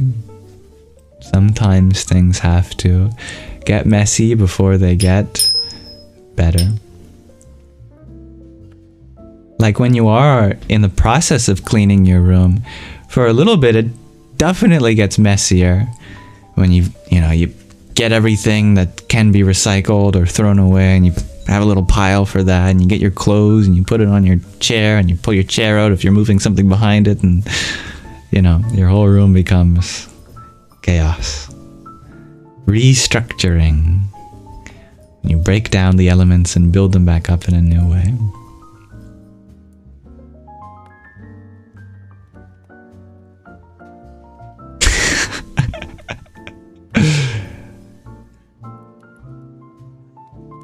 Thank you, dear Rob, for your quartet of roses. Jai Swami Narayan. Dear Miller, you have a joke. How does Moses make his coffee? He brews it. He brews. That's good. I like that.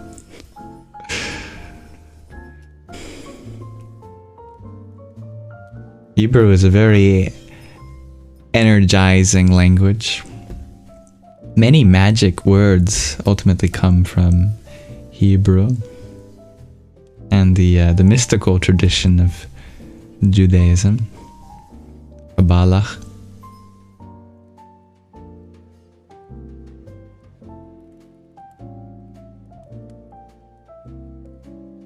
Happy to unlock your memory with Tux Paint, dear Anna. Right, that's the motto, Tux Paint. Where the kids draw violent things.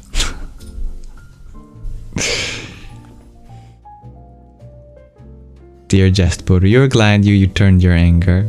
You tamed your anger and put it into creativity instead of what you used to do. Still working on it. It's been a process. Creativity is a great way to express one's feelings. I'm reminded of that picture of Pingu. When he's angry and he's just like slapping.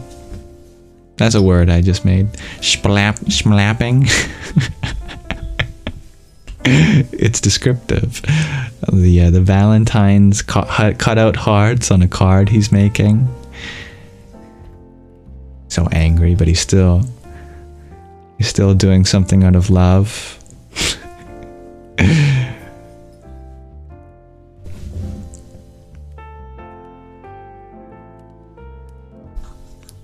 Writing music can be a great way to express your feelings too. Writing a letter that you don't intend on delivering. Fun fact. Although it's not appropriate to absolutely rip into another person and degrade them, if you want to get that out of your system, you can write it down instead, and then preferably dispose of it in a way that the other person would never discover, because that would upset them, of course. If you can throw it into a fire, or or get a glass bottle and put it up and put a cork in it and send it off to sea. And then imagine being the person on the other side of the world who finds it, uncorks it, and goes, "Why? Oh universe, why do you hate me so much?" Maybe don't do that then. Yeah, but preferably fire.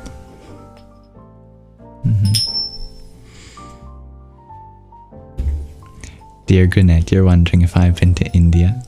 You haven't. I have not physically, at least in this life. But, as I always say, my heart has certainly explored many parts and continues. It's just that my body has yet to catch up.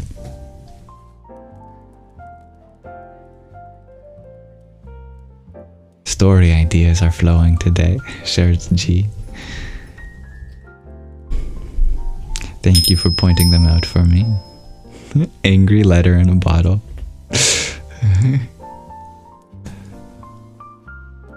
So write down, "You bleep, bleep, bleep, bleep, and bleep, and bleep. I hate when you do this because you're such a big bleep, bleep, bleep, bleep." Roll it up, put it in a bottle, send it off to sea. Somewhere in the world is saying, "Oh Lord, just give me a sign. Am I a good person?" Oh, what's this? A bottle.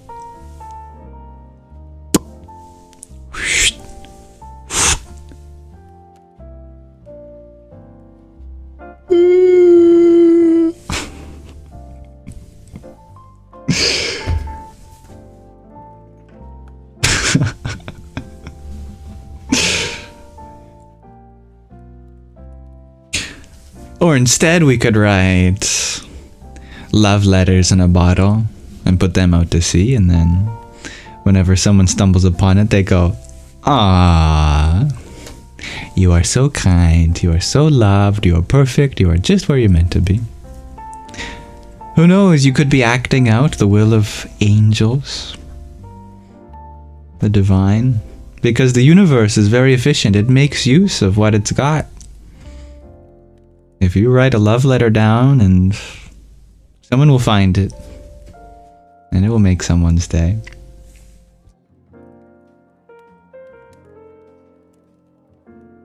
Thank you, dear John Simon, for your heart me and TGIFs. Again, you are in the future, as alas, I am still in the boring old Thursday. But thank you for bringing some Friday cheer into the past for me. Om Shri Hanamate Namah.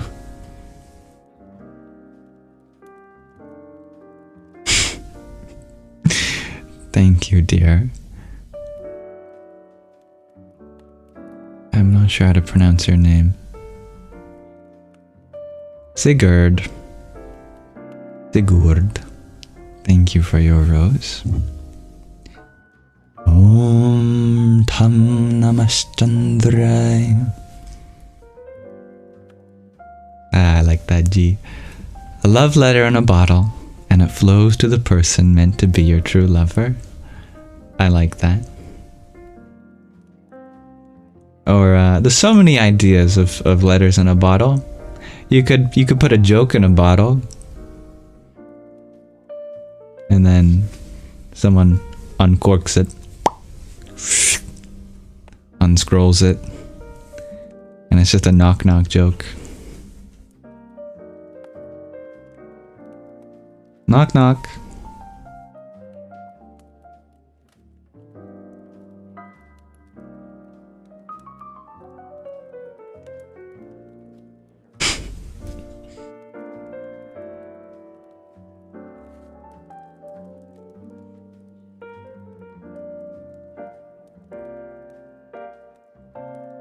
Knock knock. Who's there? Madame.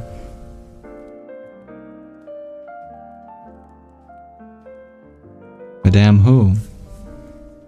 Madame finger got stuck in this bottle.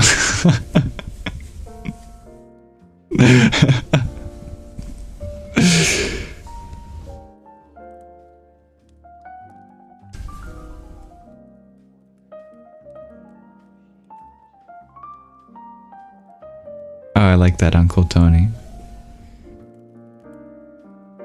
It's literally written, a guy finds a message in the bottle.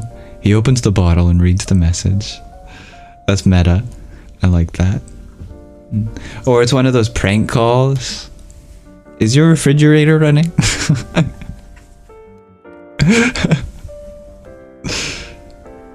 But it's written in like Old English and it's dated to like the 1700s. Good sir, I bequest upon this information that you may have for I. Is thine refrigeration device runneth? Sincerely, Reginald von Hammersfield, the first of England, 1775. Hello, it's Amy. Or, it's a me, Mario.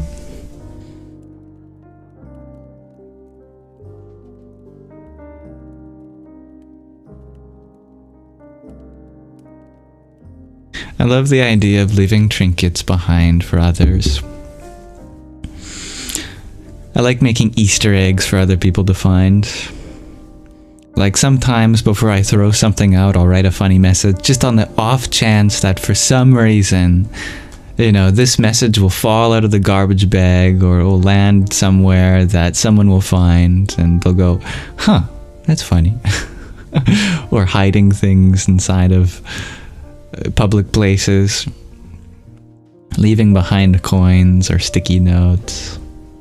I used to go around my university campus and I'd literally write the word gullible on something, and then I'd write a sticky note that says, it says gullible on that thing, and then I wonder how many people would look. Like one time I went to a bench and on the bottom of it I wrote gullible. I crawled underneath the bench and wrote gullible, and on the bench I put a sticky note that says, it says gullible under the bench.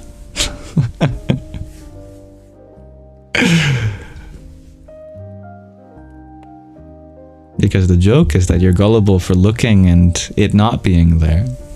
But the fact that it is there, now what does that become? If you look and it really does say gullible, are you really gullible or just intuitive?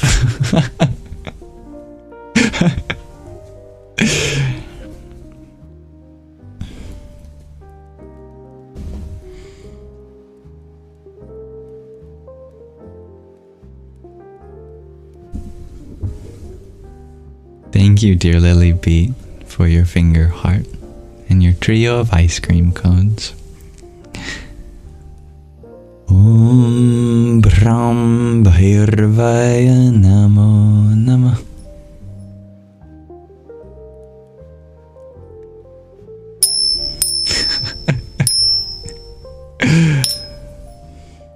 Yeah, it's there if you're trusting, dear Danny. Dear Magdalene, you share a letter in a bottle that says, "On my way to Area 51," that's signed by the Internet E symbol. You don't know how many will get that? Well, if your brain runs as slow as some internet browsers that Microsoft computers use, then it might take a while to understand.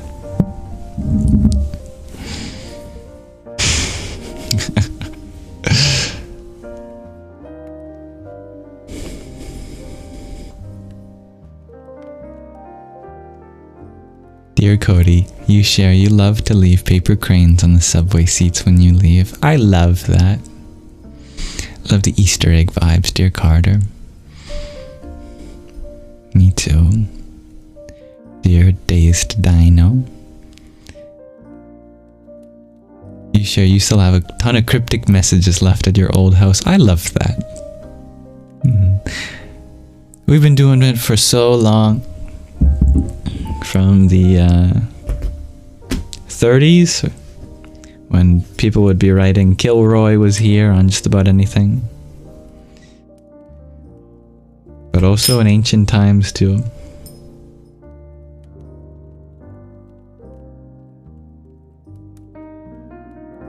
You love the idea of being an honest trickster, dear Carter.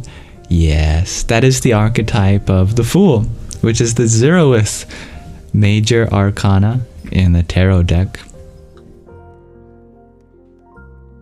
What a fool is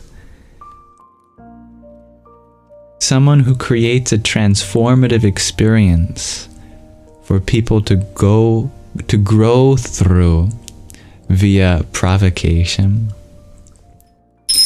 What's really interesting is you might know that some of the arcana evolve into each other, that they're archetypes as stages in a journey of an archetypal journey as a whole. And if your tarot deck doesn't start with a Fool, it probably starts with a magician. And a magician is just an evolved fool.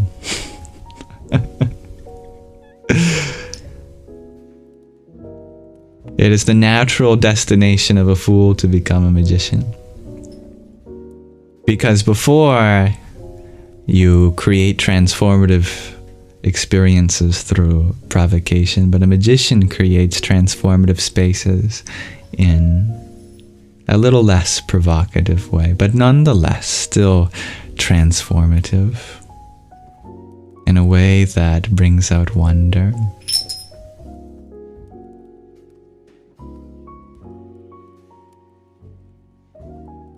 Dear Nick, you share you are grateful for your sense of humor. I love that. Dear Karina, you share one thing you're grateful for is your family. I like that.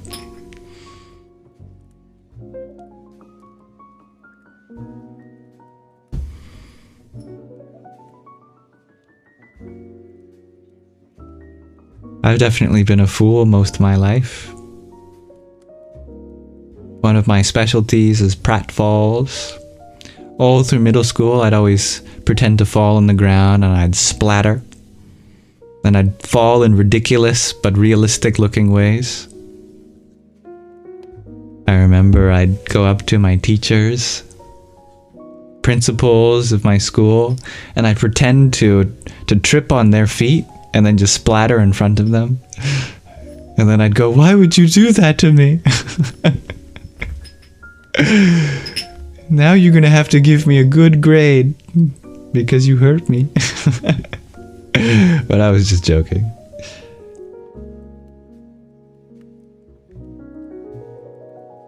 My middle school had 2 floors to it, and there was this huge staircase that led from one floor to the next in the auditorium. And one time I went in front of the principal, and I prat fell down the whole staircase, like, and he was like, "Oh my God, Liam, are you okay?" And then I got up and I was like, "Ta-da!" and I walked away. And I still get joy from reminiscing on that. Needless to say, I did not take my education as serious as some of my other classmates.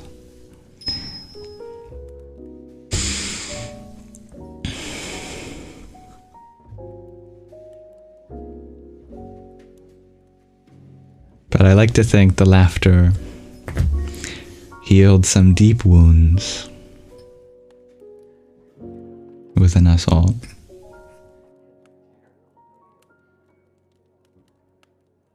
I like that, Danny.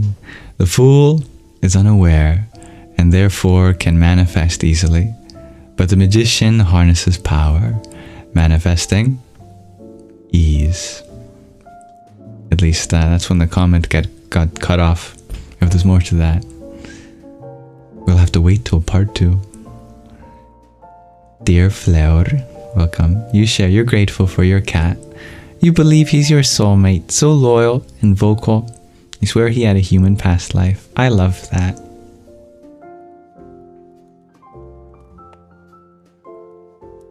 I think pets are definitely a kind of intermediary incarnation between humans and other animals, for sure.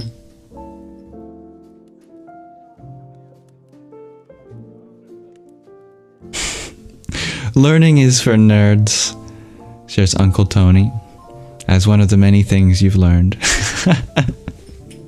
I like that.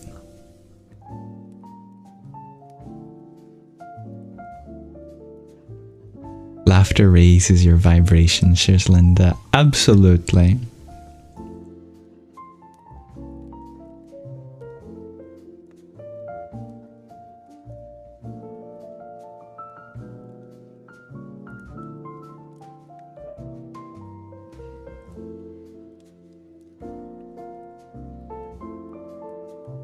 You're grateful for family, dear Grand 11. I'm grateful that you have a family to be grateful for. Thank you, dear Carter. Good night. May you have a wonderful sleep. May you rest in peace and wake up in peace.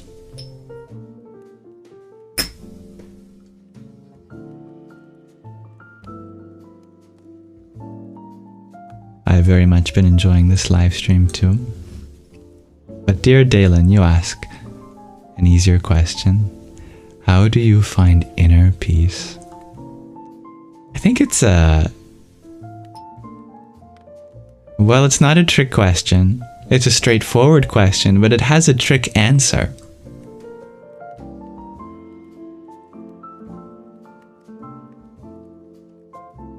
You are correct to ask about inner peace because outer peace is not something which is permanently achievable. That's okay. Doesn't mean there aren't things to work for. And actually, that's where the answer comes in here. When we say that there are spiritual things to discover within yourself, what does that practically mean? It's very easy for me to say, you know, look within, you will discover all the peace. But how do we do that? What does that look like? What does that mean?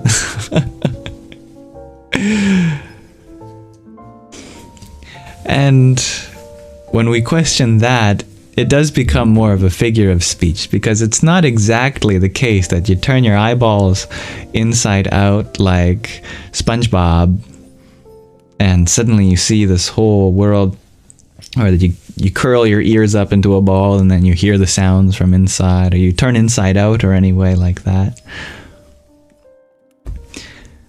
Inner peace, everything inside cannot be seen. Why? Because all of our faculties, they point outward. And we might metaphorically say that we're turning them around inside. But I think what we really mean by all of this inner stuff is that we're bringing out what's on the inside more authentically. We cannot directly see what's inside, but we can open our hearts and see what pours out. We might not be able to discover just how much love is inside us, but we can open up our hearts, our arms, our mouth to speak, to sing, and see how much love comes from inside. And then with indirect evidence, we discover there must be at least a lot of love inside. There must be at least a lot of peace, because no matter what I go through, still I am able to bring out some peace, some love for the people around me, for example. So it's a very counterintuitive answer, but deeply practical, that if we can bring out peace, if we can usher that peace from within to the things in our life, the people in our life, then we gain an indirect realization of just how much peace is inside. And slowly that begins to sink in deeper. And we understand that there's something so vast and immeasurable within that it could never run dry.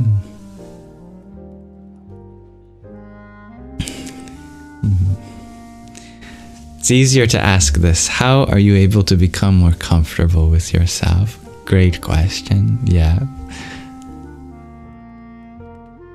When we say comfortable with ourself, we're probably not referring to ourself, ironically, but our body, our mind, which are certainly parts of the self, but not the whole.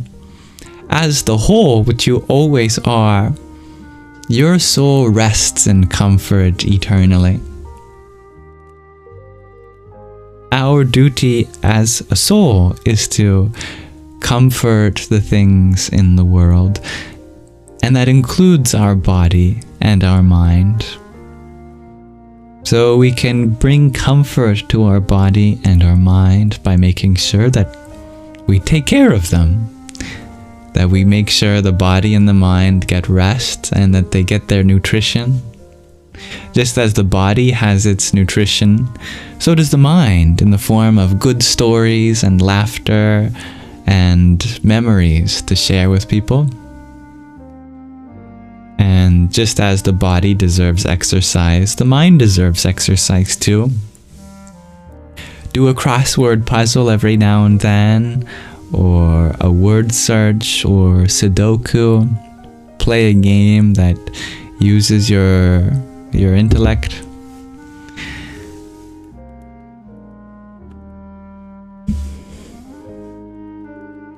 And attend to your sensitivities. If you get overwhelmed, overstimulated, make sure that you withdraw into a place that's understimulating for some part of the day. Thank you, dear Gina, for your trio of roses. Om Dum Durgaya Namaha.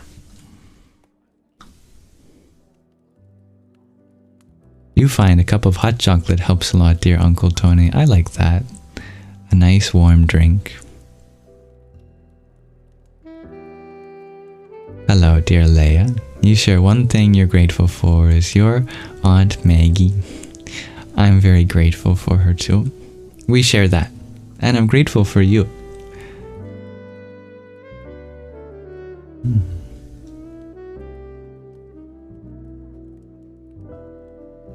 Dear Dalen, you shared that, to be honest, you're only learning yourself through outside sources.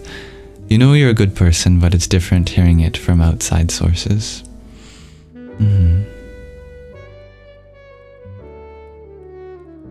We have to understand ourselves indirectly, because the self can never be made a true object, as it is the subject that does the looking, the hearing, the understanding. So what we make for ourselves is always going to be a limited reflection.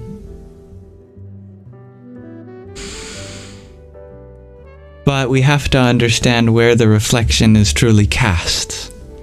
Is it in the words of others? Well, the words of others are only a reflection of how much the version of you in their head aligns with you. So it's a gamble. Some people have lots to say about who they think we are, but they don't know who we are, no more than we do. I think the best reflection of ourself is in our actions, and most importantly, in the intention behind those actions too.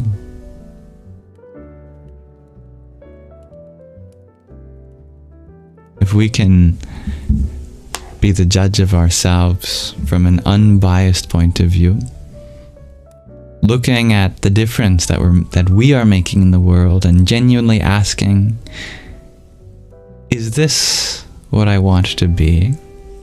A source of whatever it is you're creating?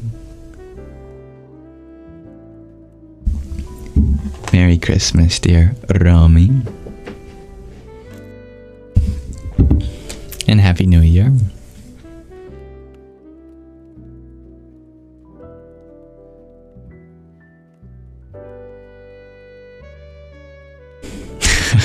Dear gingerbread lady, you share opinions can be dangerous. That's true. Remember, there's 4 versions of yourself. There's who you are.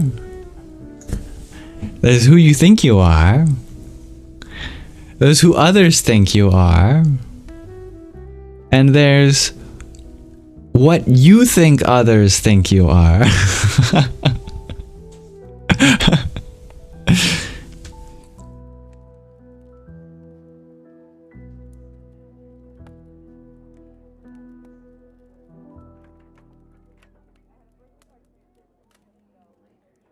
You could probably add to that 2 more. What others think that you think you are, and then what you think others think that you think you are. And then once a mathematician starts counting, we know that induction proceeds and they never stop.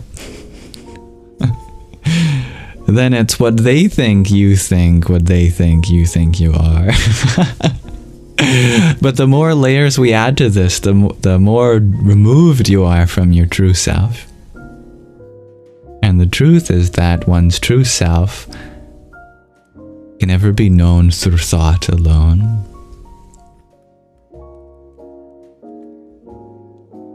But whatever you are, in essence, you already are.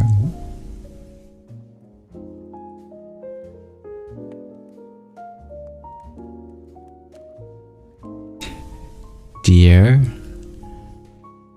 Acid Raindrops, you ask, am I Canadian? Yes. But I consider myself a citizen of the world. My love knows no bounds. At least that's the goal anyway. Thank you, dear Plant Dreams. I'm grateful for you too. I like that, dear Dalen.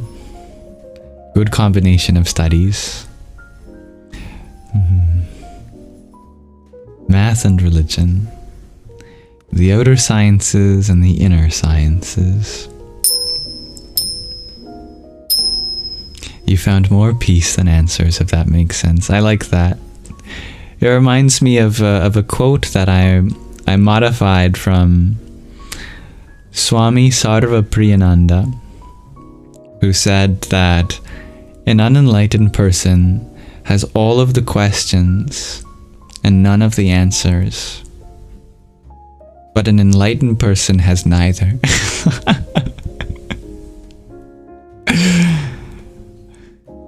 They have no questions and no answers.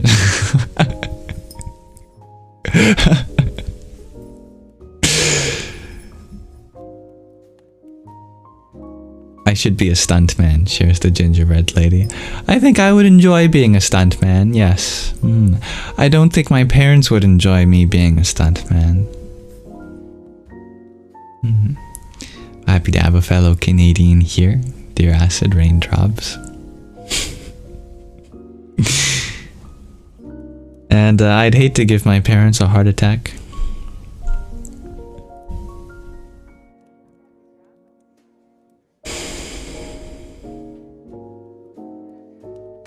I have a lot of escapades that make my parents wonder. I try to balance that as much as I can. I know that every close call with the forces of nature I have, my parents get one more gray hair or one more wrinkle. I tried to keep them fresh and young.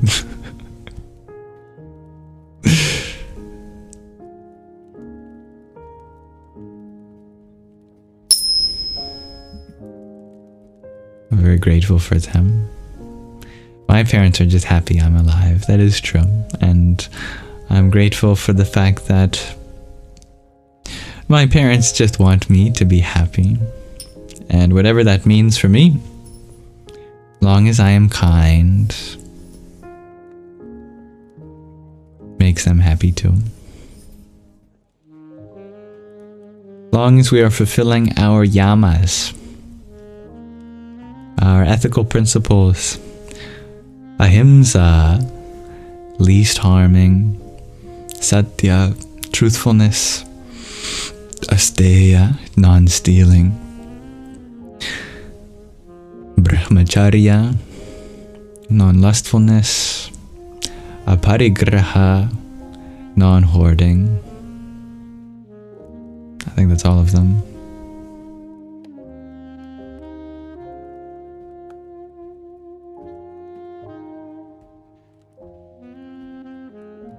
I like that, Dalen. Spiritual journey is always worth telling.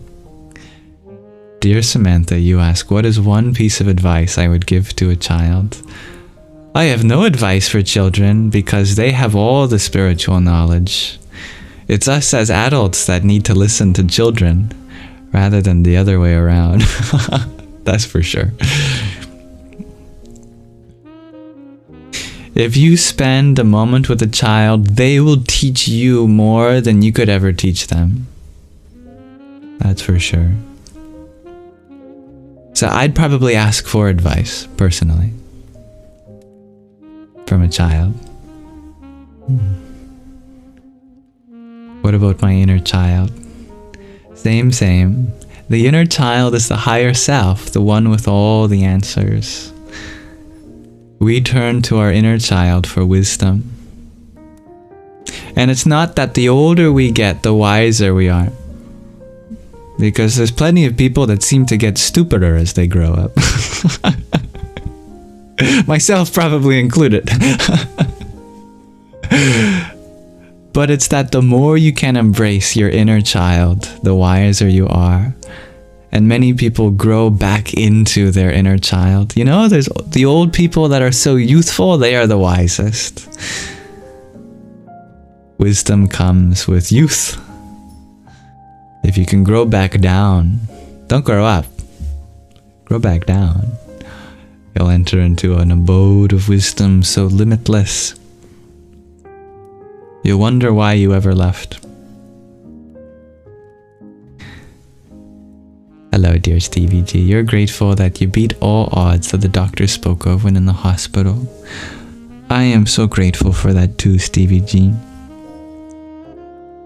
Blessed to have you here and continue to have you here.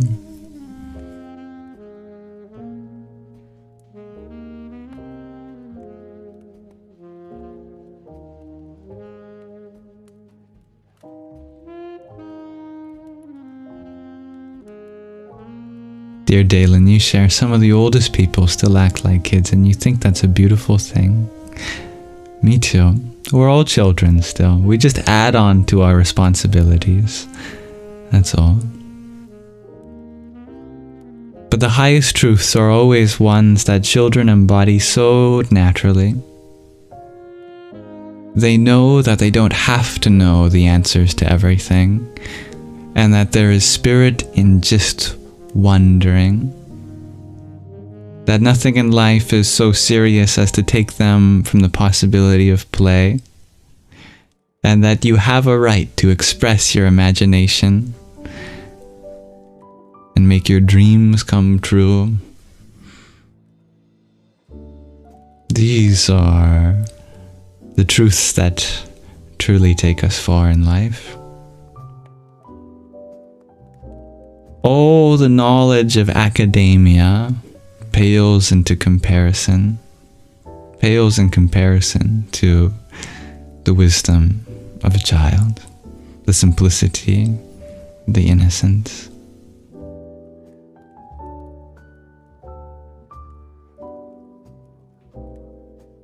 Someone once said that even a mischievous child is closer to God than the holiest priest. And I love that. Even the naughtiest child is closer to God than the holiest priest. So may we all become like children then. Dear Raisin Brand, you're wondering about two mantras, Om Mani Padme Hum and Om Namah Shivaya. I like this question. Well, they come from two different dharmic ways of life. India has a tapestry of various religious and spiritual traditions. Om Mani Padme Hum is a Buddhist mantra. Probably the most famous Buddhist mantra. Om Namah Shivaya is one of the most famous Hindu mantras. One of the main differences between Buddhist mantras and Hindu mantras is that Hindu mantras tend to have a presiding deity, a form of the divine, whereas Buddhist mantras are more secular. Mani means jewel. Padme is the locative form of Padma, which means lotus. So it means the jewel at the center of the lotus, or the jewel in the lotus, is what Mani Padme means.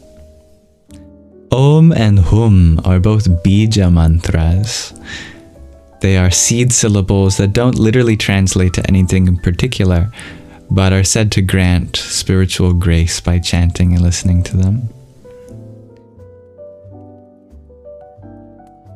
Om Namah Shivaya, on the other hand, Nama means salutations in Sanskrit, and Shivaya is the dative form of Shiva, the auspicious one, as a form of the divine.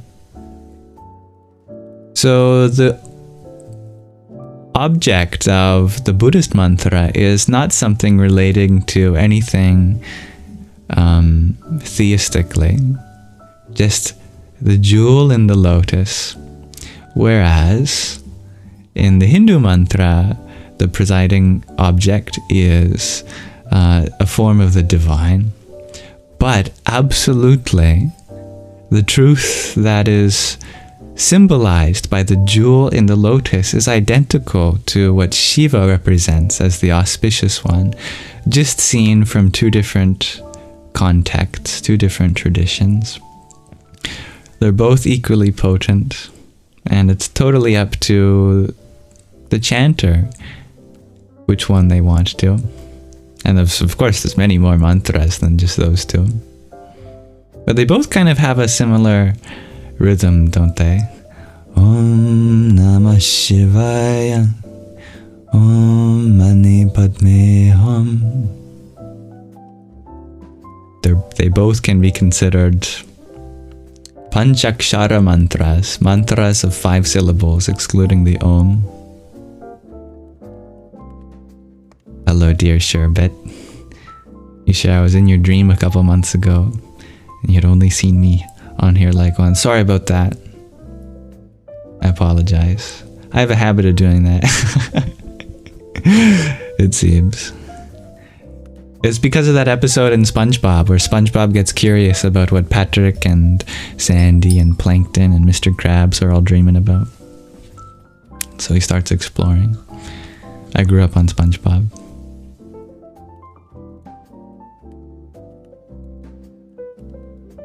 Thank you, dear Hybrid Jen, for the star you had sent. Om. What's a good mantra for you, dear Jen? Mantra to support the mother. Of course, gotta bring out the fierce mother in you. Om Dum Durgaya Namah. Thank you, dear Anisek, for your tiny. Yahoo!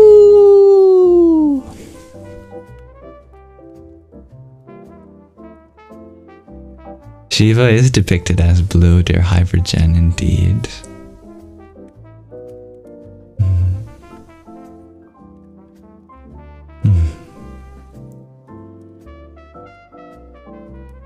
Spongebob will forever live rent-free in your head, dear Valley Wings. That makes 2 of us. I'm so grateful for the fact that you find such community here, dear Stevie G. Dear Raisin Brand, you ask, how is Mani Padme related to compassion? That's a great question. Compassion, of course, is central to Buddhism. For that, we'd have to unbox the symbolism of the jewel in the lotus. There's another Sanskrit word which you might already have heard that also has the term jewel in it, which is very much related and is also related to lotuses, and that's called the Manipura. The Manipura is the Sanskrit name for the solar plexus chakra.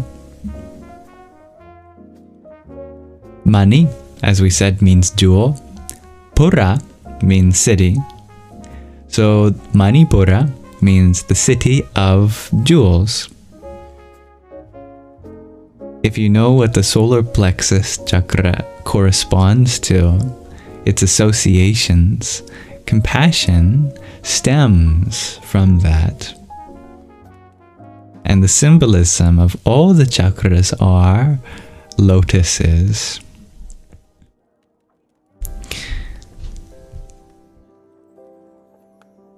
The root chakra represents our potential state. And when energies rise above that into the sacral, that represents our ability to bring life into this world. And then when it rises further into the solar plexus, the Manipura, that represents what we put into this world, gaining an individual sense of self. A kind of unique vibration or energy. Compassion is something that is simultaneously unique in the languages in which it's expressed, as well as a universal form of self-expression. Our true self is the compassionate one. Our true treasure is the ability to have something in this world worth giving to. when the energies rise into the Manipura, we unearth this city of jewels hidden in the lotus of life, symbolized in this context as the chakra. And our greatest treasure becomes the joy, the compassion, the love that is something which we uniquely give in our own ways.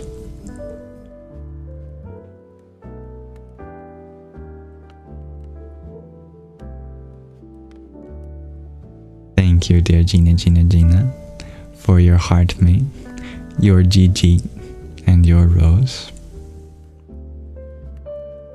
Om Namo Buddhaya. Dear Mirna, you ask, is chanting the Nirvana Shatakam a mantra also?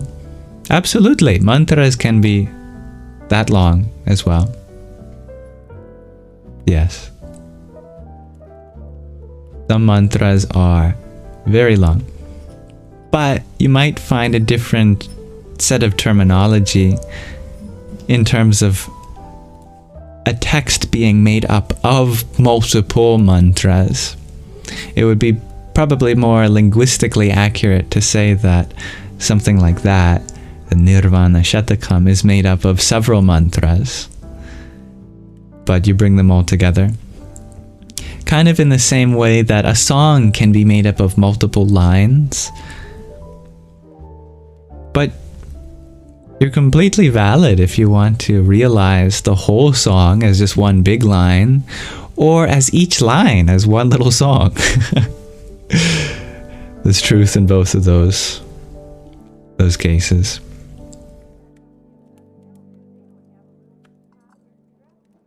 Thank you, dear Valley Wings, for your pair of hanging lights. Om Ganganabataye Namah. Hello, dear Daisy Lou. You share you're thankful for all the people in your life who have shown you love and showed up for you, especially after your daddy passed.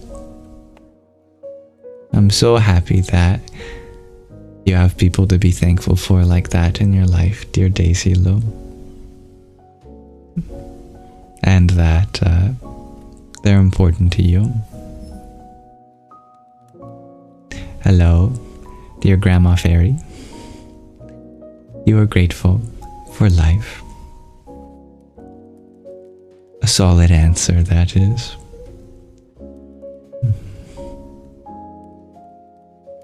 Dear Hybridgen, you share that your youngest daughter sees you as something great and mystical, and you are very honest with her, with you in this world.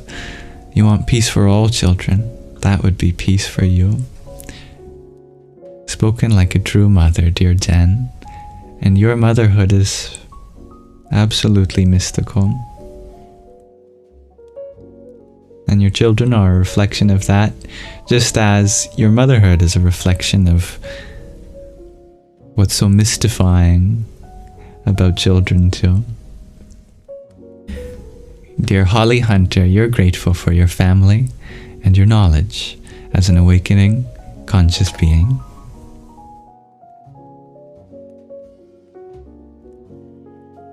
Gate, paragate, parasangate, bodhi, swaha.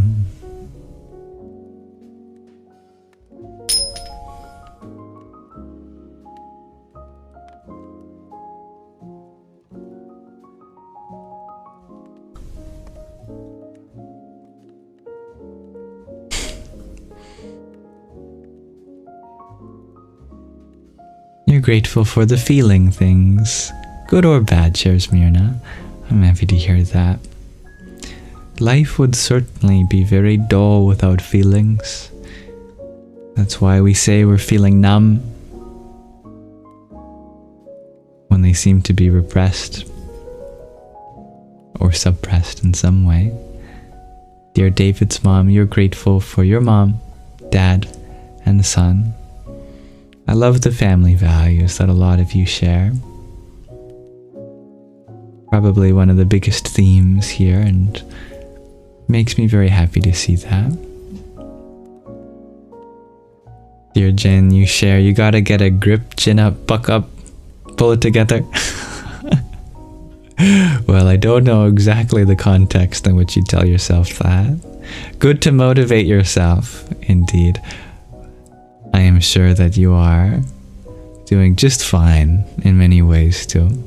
You're in a process of becoming, and you don't have anywhere else to be than what you are engaged in at this moment. And whatever that leads to, that'll be a wonderful thing, because you are a wonderful thing. Literally. Full of wonder. Our greatest asset. Our greatest treasure.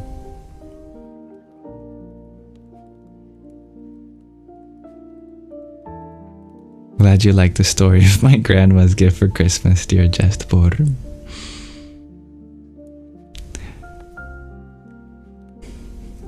Dear Valley Wings, you share between medication and side effects and brain damage from mania.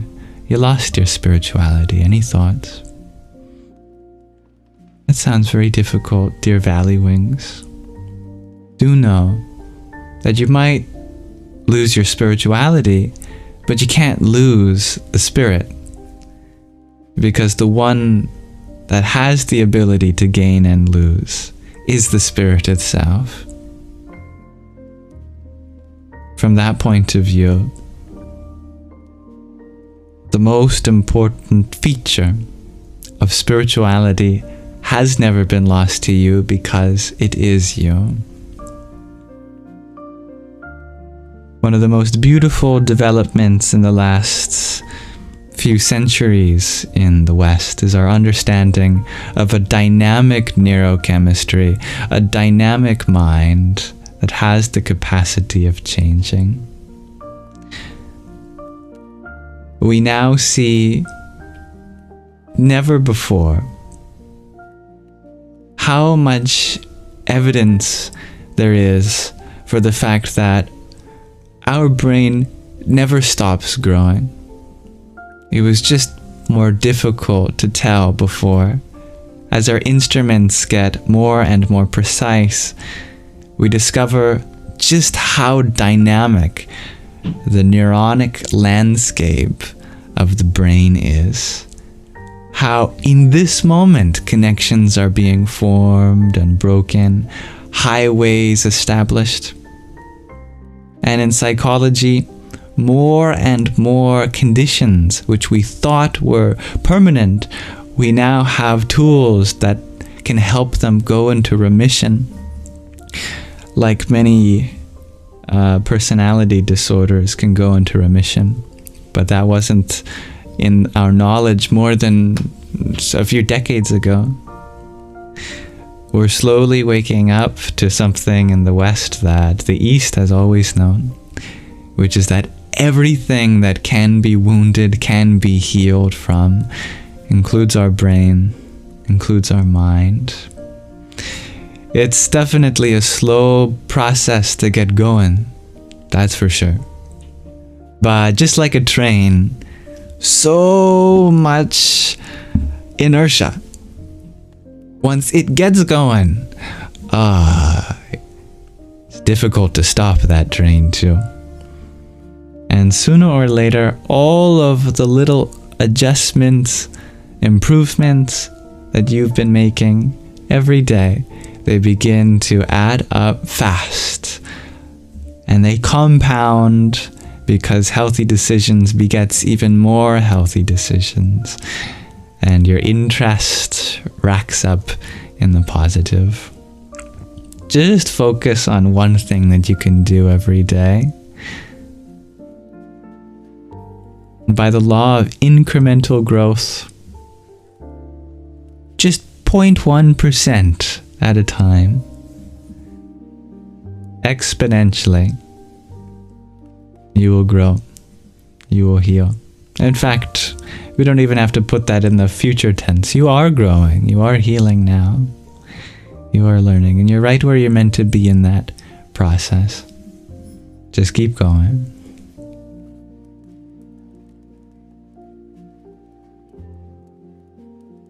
Much love, dear Danielle.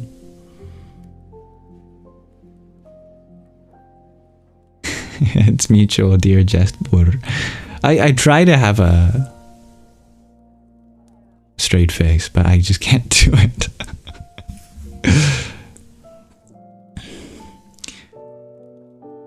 Thank you, dear Anazek, for your pair of finger hearts. Om Hring Namah Shivaya.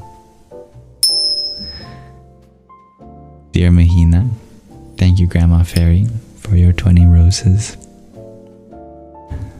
Om Haum Jum Sa Om Bhur Bhuvaswaha Om Tryambakam Yajamahe Sugandhim Pushte Vardhanam Urvarukam Iva Bandhana Mrityor Mukshiya Mamritat Om Swaha Bhuvaha Bhuhu Om Saha Jum Haum Om. The body is a magical healer, shares Holly Hunter. It's really incredible what the body can go through and be able to repair itself with the help of medicine and treatment protocols, of course. Our body is an extension of nature, and there's lots of things in nature that we have to rely on.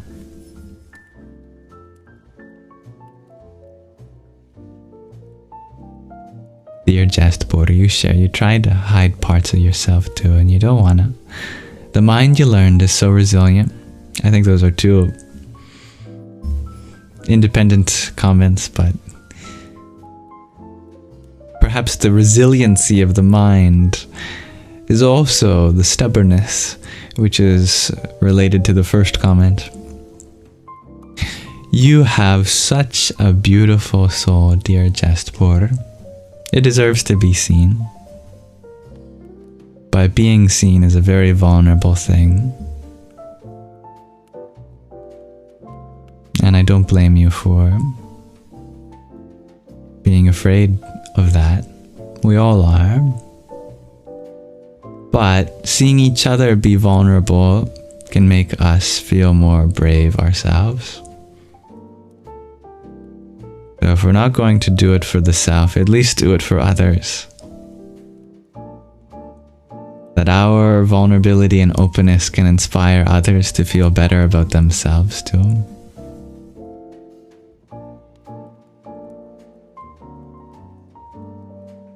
I'm grateful for you, dear Samra, and so happy to hear of your healing journey.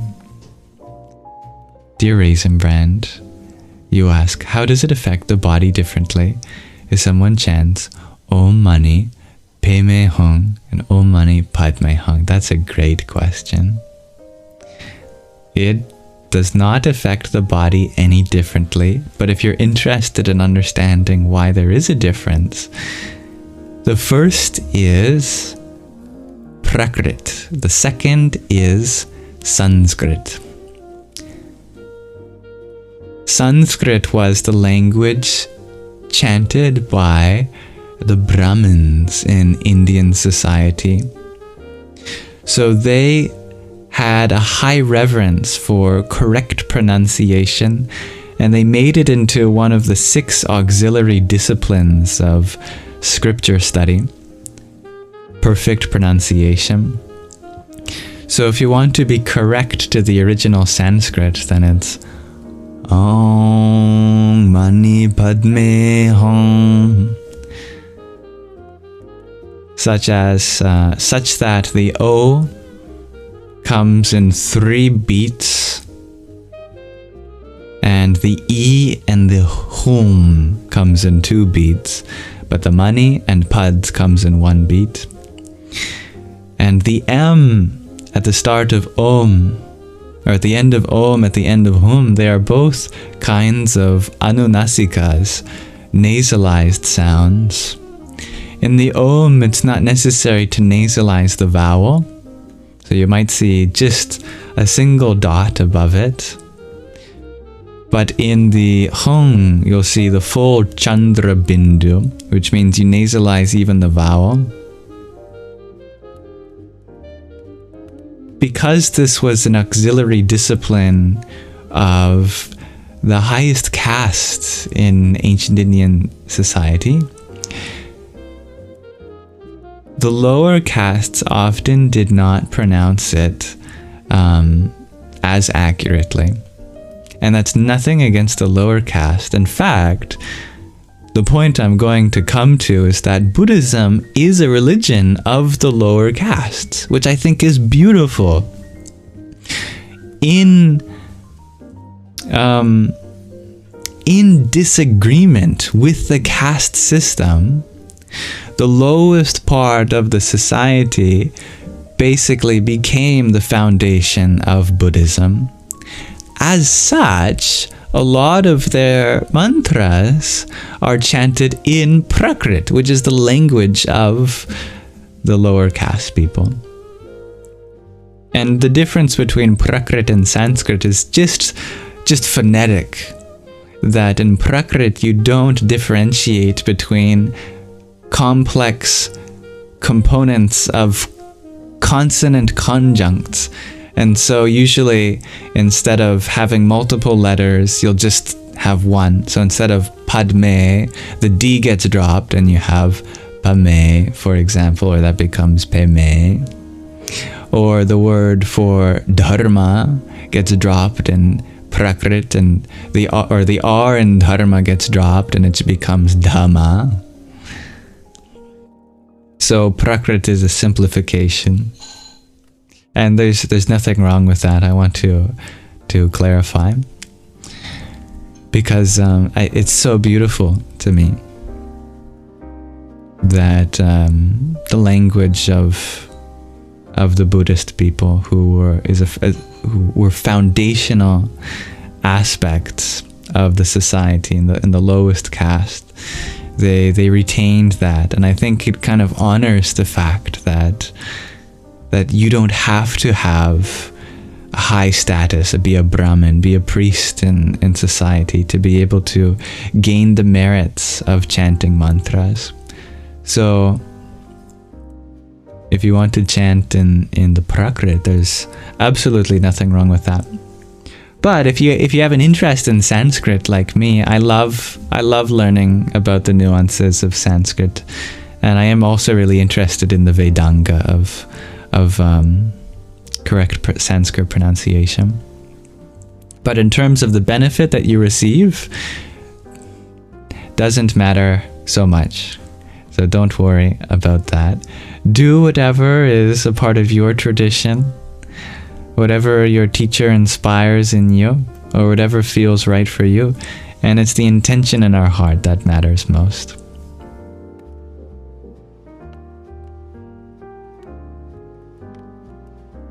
You're very welcome.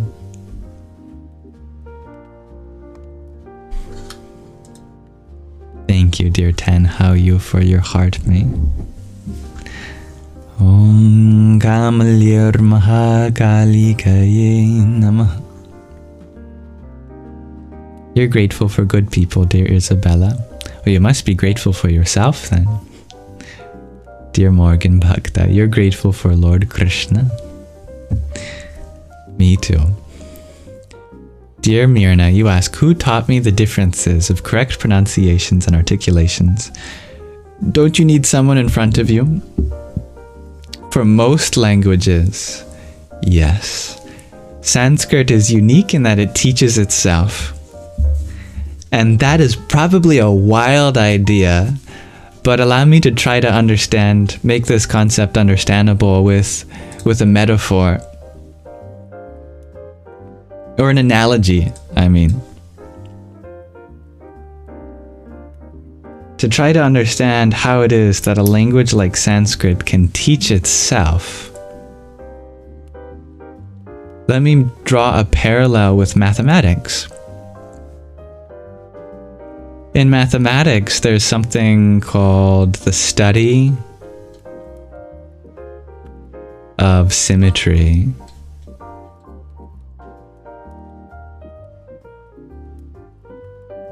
I'm sure many people had at least one lesson in this in school. In higher mathematics, if you're ever curious, this becomes known as group theory. But the idea is that there's many things in this universe that have symmetries. Just like a star, for example. When you look at a star, you can see that there's a mirror symmetry here. There's many mirror symmetries. There's also a rotational symmetry. And what a symmetry is it's a way of mapping an object back onto itself that preserves the shape. That the star looks the same even if you mirror it or rotate it along certain axes. And there are more abstract kinds of symmetries, like for example, if you had an infinitely large grid, for example, that goes on forever in all directions. That if you took that whole grid and shifted it to the right or up or diagonally, that it would still look the same too. That's a translational symmetry. What we can do with symmetries is really powerful because it helps us solve problems by relying on the fact that things look the same from different perspectives. This is very helpful in higher mathematics, it's helpful in physics. When it comes to Sanskrit, the language of Sanskrit also has symmetries. That means that if you know the symmetry, you don't even have to know the whole language because you can figure out the rest of it. Just like, for example, you see the star I've drawn. If I were to erase a corner of the star or obscure it from you, would you be able to figure out what that corner of the star looks like? And the answer is yes, because you know that the star should be symmetric in some way. And so wherever there's a missing piece, you look for the piece that you do know. You see, over here on this side, there's an arm that looks like this. Therefore, on the other side, there should be corresponding arm. So even with missing information, you have enough to be able to reconstruct the rest. And that's the same with the language of Sanskrit. If you understand the symmetries on which the language is built, then you don't have to know everything. The rest teaches itself. For example, if you know that all Sanskrit sounds are produced in 5 places in your mouth, and they all come with 3 energies in various combinations, then if you just know the place in the mouth that a sound is produced and what energies you bring there, then that will teach you how to pronounce that sound. Like the formula is already given. You don't even need to hear what it sounds like, because there is only one way in which you can bring a combination of energies to any part of the mouth in particular. The sound T, for example, right? So all you have to know to produce the T sound in Sanskrit is understand that it's dental, which means that it's produced with your teeth. The energies that you bring to your teeth to make a T sound are the energy of occlusion And that's it. That's it. Occlusion just means that you bring two parts of your mouth in contact with each other. So all you have to do is bring your tongue in contact with your teeth and then make a sound. Ta, ta, ta, ta. If you wanted to make a duh sound, a D, then you'd bring an additional energy, which is your voice. You start voicing as you tap at the same time. Da, da, da. And if you wanted to make a third sound there by adding yet another energy, you add some breath to it, and this is indeed another sound in Sanskrit. Then it becomes da, da, da. And then you could take away one of those energies. You take away the occlusion, and you're just left with voicing and breath. Then that becomes arl, arl, arl, arl, arl. It's the version of the L that exists in Sanskrit as a rolled L. Then you take away the voicing and you just have breath at your teeth. Then it becomes the S sound. S, s, s, s.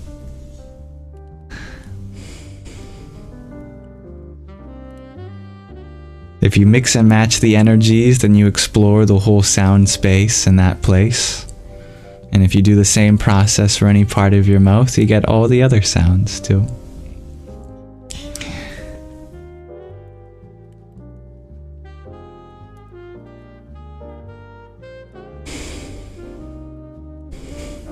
Thank you, dear Isabella, for your pair of roses. Om Ganganapataye Namah.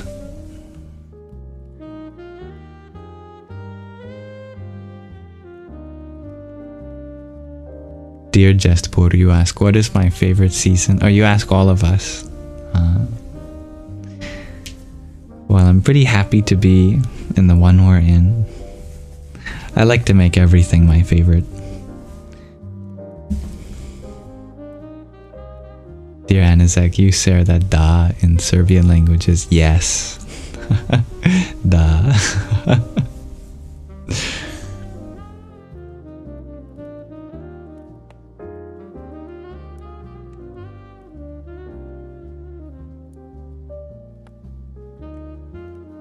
So all seasons, just the one I'm in. If I'm in winter, that's my favorite. If I'm in spring, that's my favorite. If I'm in fall, it's my favorite. If I'm in summer, it's my favorite. And if they come up with a new season, maybe our Earth tilts onto another axis and another sun comes into existence, we'll have summer, fall, winter, spring, and then will become my favorite season whenever that comes to.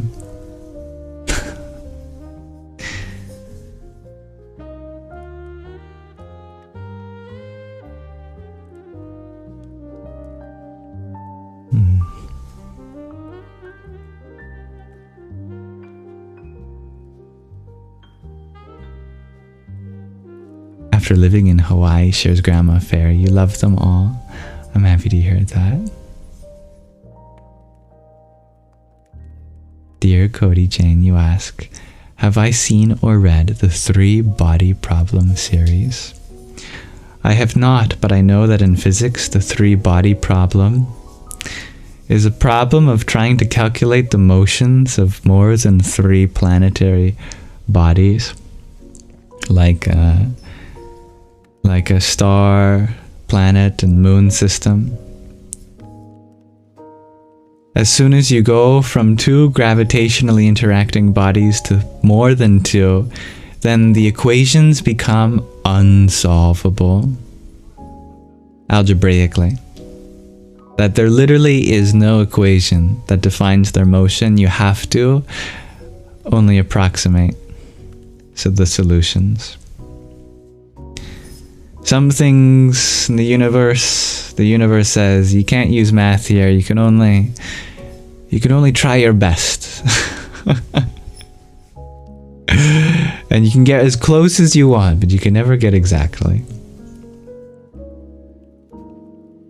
For some reason, predicting how at least three things interact with each other is one of those things.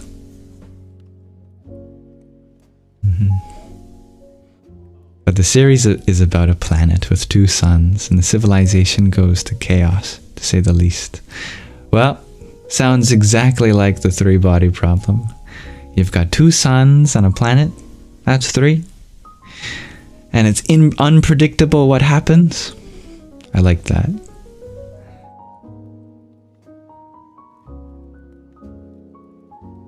The author definitely knows their physics.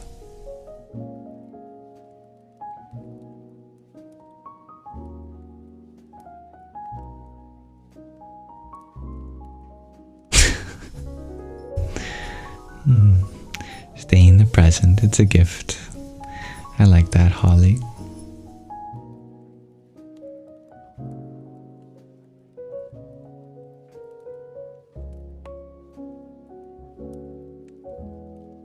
You feel alive at around 29 degrees Celsius, dear Myrna. Oh, at 29 I'd be melting. I'd be a little pool of water with some skin and bones. And I'd say, please pick me up and carry me because I've lost the ability to move. Just flush me down the toilet. I'll go and live in the sewers. Okay, maybe it's not that extreme at 29 degrees. But now it's 10 degrees for you, you're hibernating. 10 degrees in Canada, that's t-shirt weather.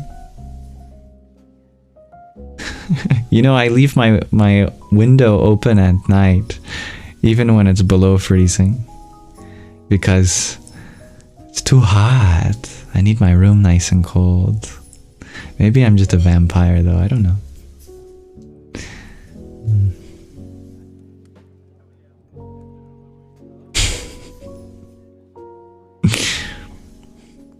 Dear little black muse, you ask, is a good thing when we lose track of time during meditation? Yes, that means you're meditating. That means meditation happens to you. Actually, meditation is not something we do, but something that happens to us. Just like sleep. We can't just decide to sleep, we have to just prepare for sleep to come. And there's things we can do to help that process, like make our room nice and cold, make our bed nice and comfy, and shut the lights off and make sure that the soundscape is quiet. But sometimes that's not enough. Sometimes it is sufficient. Likewise, most of the things we referred to in meditation is not actually the meditation, but the preparation for meditation. Like, for example, when you're getting ready for sleep, shutting your lights off is not sleeping. Getting into your bed is not sleeping. Simply laying there is not sleeping. Opening the window is not sleeping. Having a cup of water next to you is not sleeping. All of those things are preparation for sleeping. Likewise, sitting cross-legged is not meditating. Focusing on your breath is not meditating. Stilling your mind is not meditating. Sitting up straight is not meditating. Doing a mantra is not meditating. Meditation happens to you in the same way that sleep happens to you. We can best prepare for it, but sometimes it doesn't come no matter how much we prepare. And that's okay. Some people say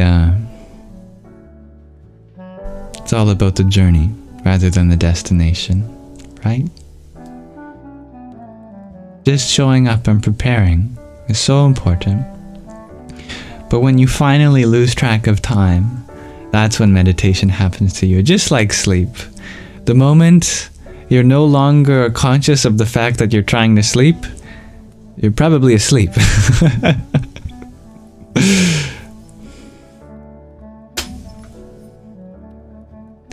Thank you, dear Samra, for your galaxy.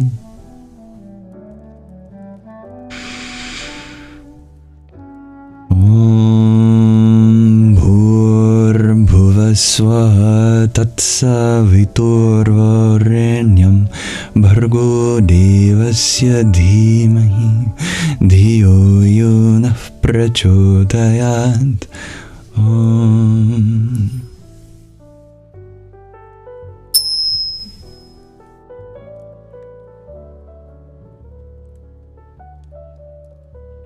Dear Stevie G, you just cleaned your room and dusted your room about halfway, which is so great to finally do.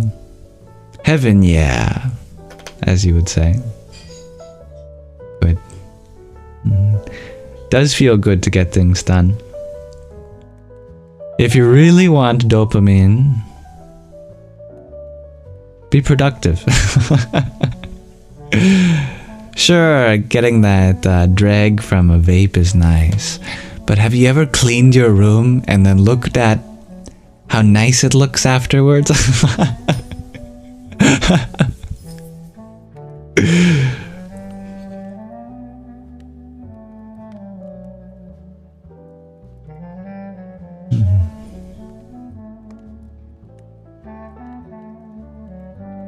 Thank you, dear Renee, for your heartmate. Om Namo Bhagavate Vasudevaya. Holly Hunter, you love that preparing isn't meditation. You learn something new. That's just from one perspective. I'm sure you can see the truth in that. At the same time, it's completely valid to talk about these things in a context in which they can be called meditation. We're just using the same word in different ways. And it's so important to do all that preparation. Some might say that the spiritual journey is just all preparation. It's a preparation for more preparation. And I have no problem with that.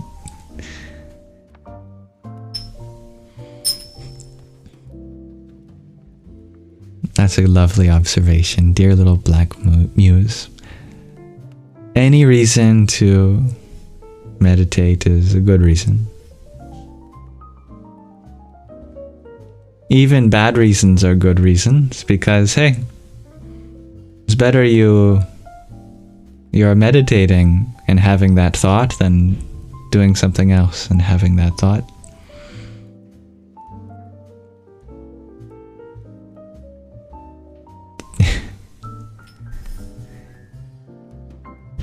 Meditation will quickly turn bad intentions into good intentions, including your intentions for why you meditate.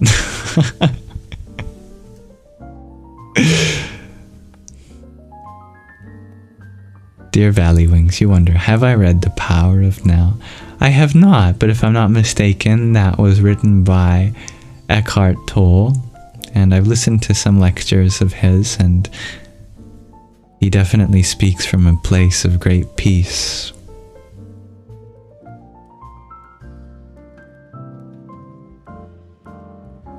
Dear Myrna, you share that kids would think that preparing to start playing is not playing.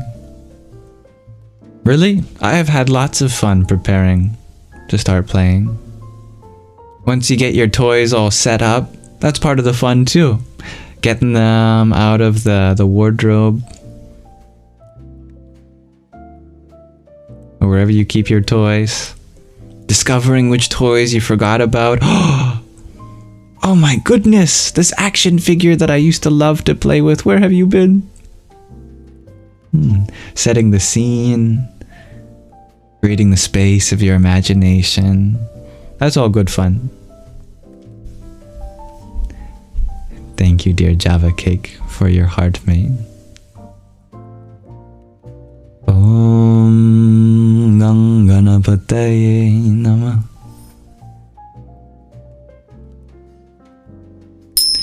Dear little black muse, you ask, have you ever set up a tent as a kid in the house just as fun? Of course! I'm sure the last time I did it was not too long ago. Forts, we used to call them. Love making a good fort. Pillow fort, blanket fort. All about creating those little spaces for magical moments to be had in.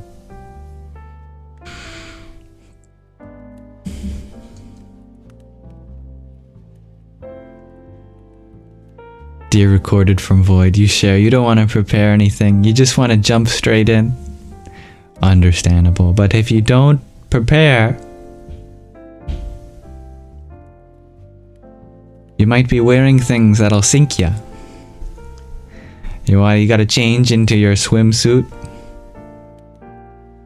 I wouldn't recommend diving straight in. Before you take off your big wool coat and your fleece and your scarf and your toque and your snow pants and your boots, I think you'd have a hell of a time trying to swim and all that.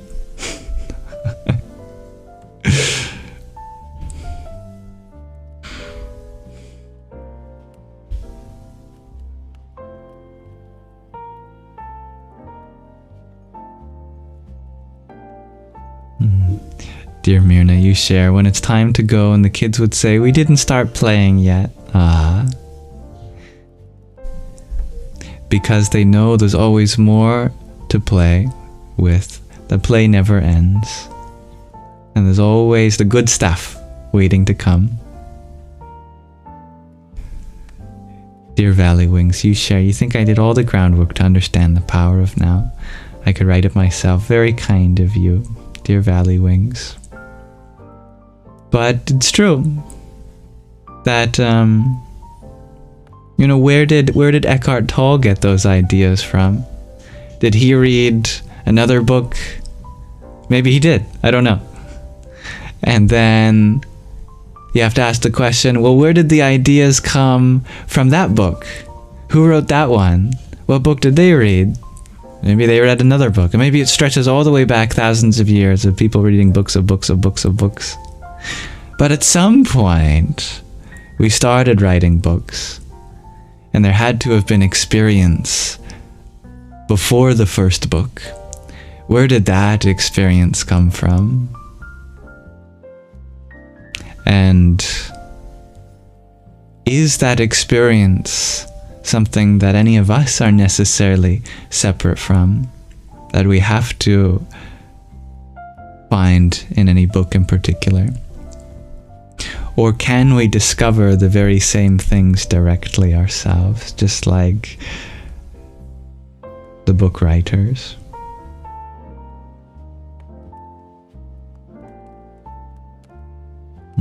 I like that, Mardalena. Sadhguru says he didn't read, he experienced life.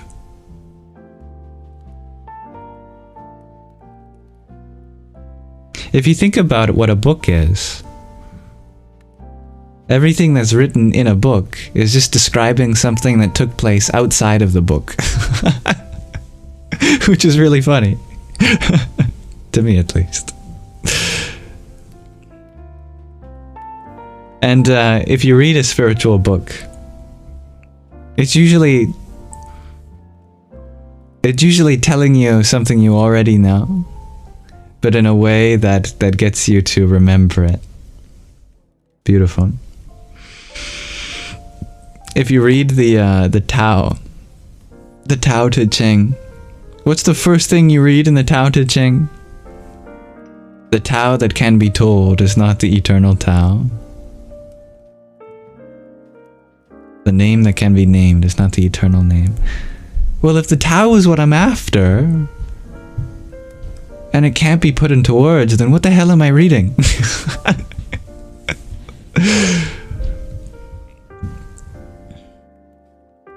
You open a spiritual text and it says, close the book.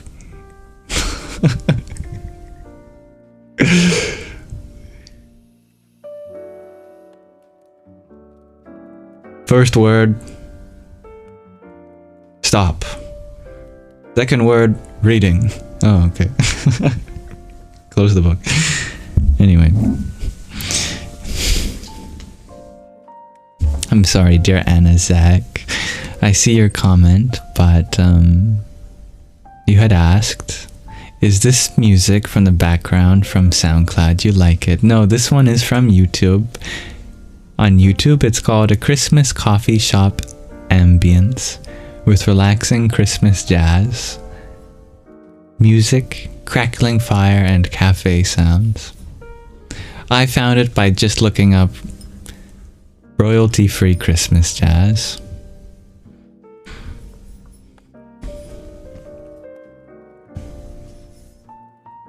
I like that, dear Stevie G. Sadhguru says his books are more like yantras, which you feel all spiritual books can be.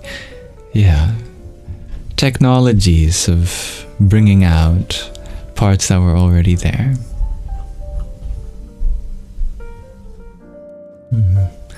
Oh, I'm happy to hear that, dear little black muse. Autobiography of a Yogi is certainly one of those books that bring us into contact of things we had forgotten were always within us, a part of us, and as us.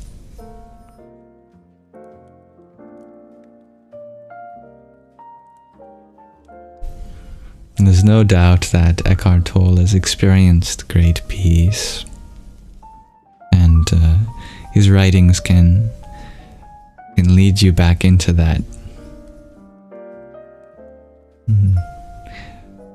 But the power of any text in particular is really within our ability to read it. Not in the words per se, but the power we have to see those words and then connect it with a part of our experience. And so truly, it is our own experience that we are ultimately reading, just from another person, another perspective. That's hilarious, dear Valley Wings.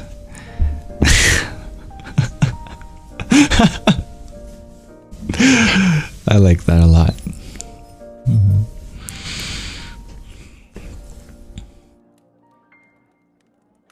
Dear little black muse, you share the power to see words and receive them to our benefit is astronomical. It's a miracle that we can put silly haha sounds together. Any sound by itself is just silly.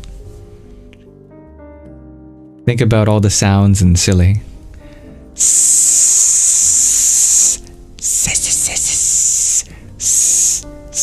Imagine you came across someone who's just making that sound. Or if they were saying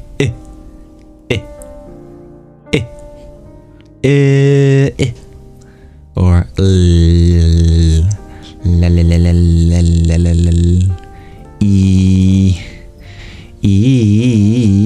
but yet when you put them together you get the word silly. Suddenly you have a concept,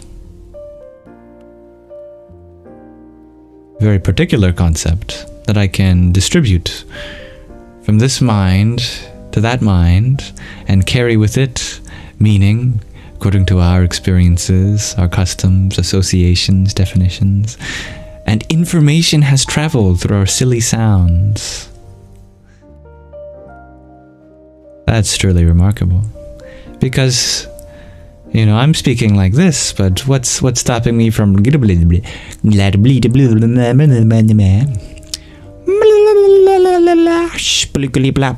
Spoingo. Wow, wow, wow, wow. What's the difference between those sounds and the sounds I'm speaking now? Truly. At the sound level, they're just sounds. But the fact that some sounds can come together to connect us, that is not a fact to be dismissed. Easily, at least. you're sampling those sounds, dear Magdalene. I would love to hear my silly sounds sampled. We need a soundboard.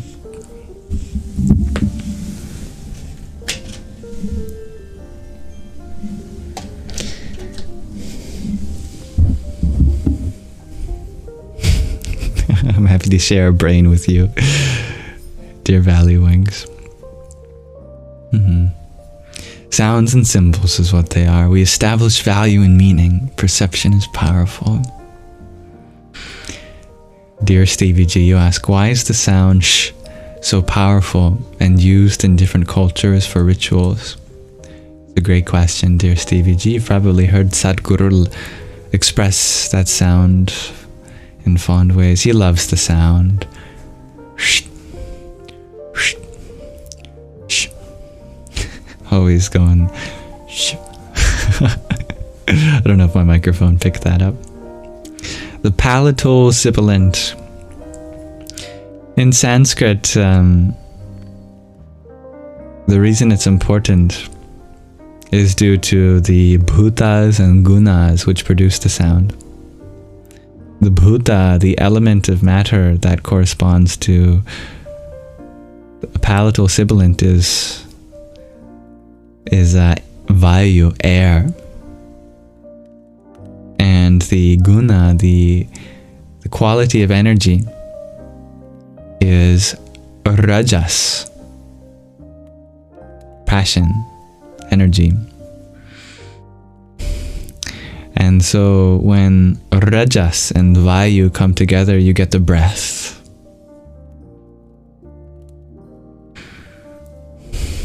As such, the sound represents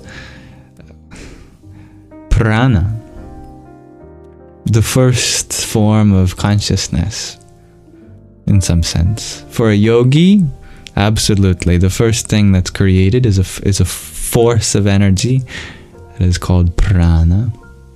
A yogi like Sadhguru, he sees the breath as a technology, as a shakti, a power that can be guided.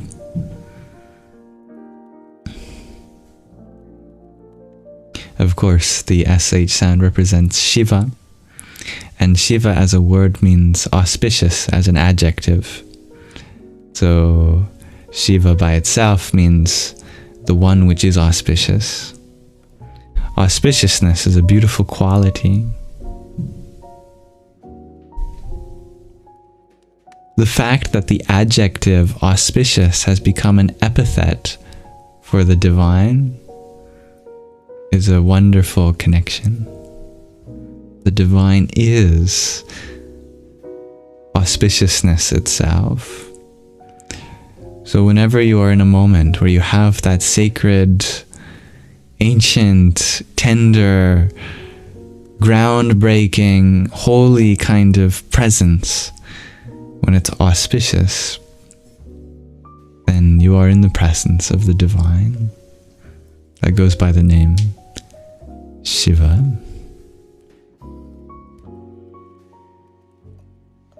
Dear Einad Nanin, you ask, what is the sound of the breath? So hum, or humsa, or hungsa. Those are all valid, but let me tell you the Sanskrit behind them. It has to do with something called sandhi, which is the rules for joining sounds together in this ancient language. What you're referring to is one of the 112 pathways to liberation as described in the Vijnana Bhairava Tantra as a discourse between Shiva and Shakti.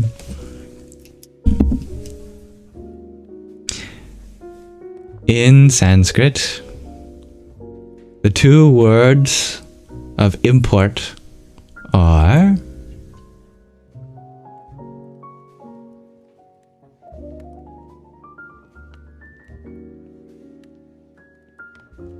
sa and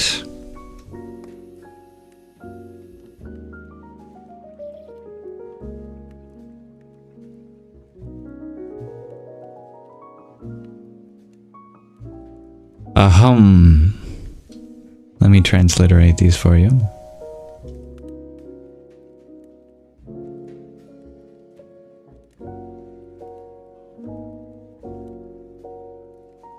Saha means he. Can also mean that. Aham means I am. It's actually just am, but the I is implied. Am. So when you have these two words, saha, aham, it means that I am, or he I am. Obviously referring to Brahman, universal consciousness, the ultimate reality. But you would never pronounce it saha aham, because there's a process in Sanskrit grammar called sandhi,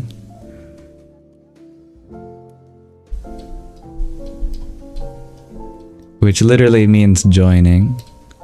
When you have two different sounds coming together, they can join to make a new sound.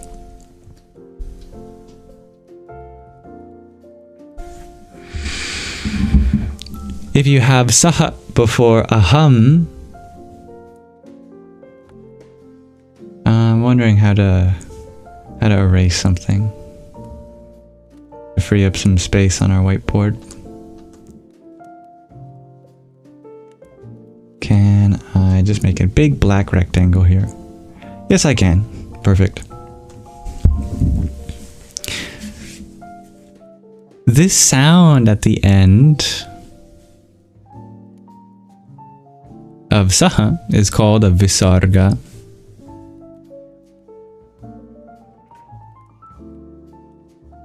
And it's an expulsion of breath, like you were coughing. When a visarga comes before an akara, the sound a, it drops. And so what you get, oh my apologies, it doesn't actually drop. When it comes before an a, it becomes an o sound in this context. So the visarga becomes a modification of the vowel a in saha and aham, and it changes to o. So what you end up with is soham.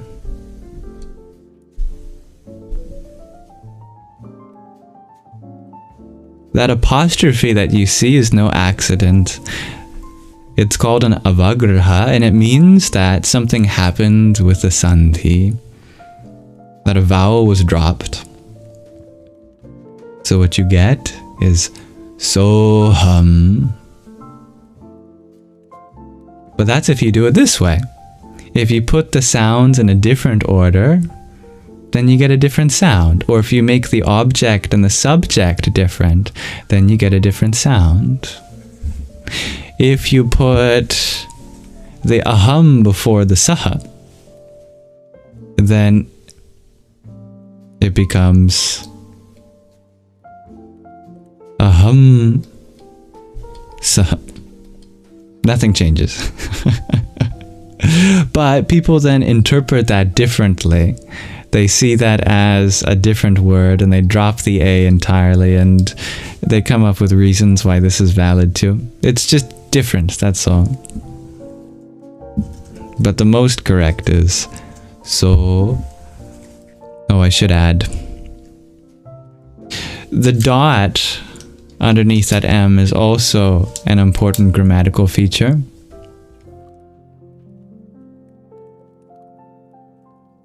The dot is called an anuswara.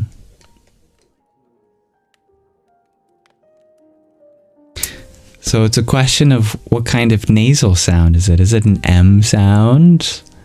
Is it a guttural ang sound? And the answer is it's kind of everything. The anuswara, when no other sound follows it, what it really does is it nasalizes the previous vowel. So if you want to be correct to Vedic Sanskrit, the A before it becomes something called anunasika, nasalized, and so it would be soham, soham.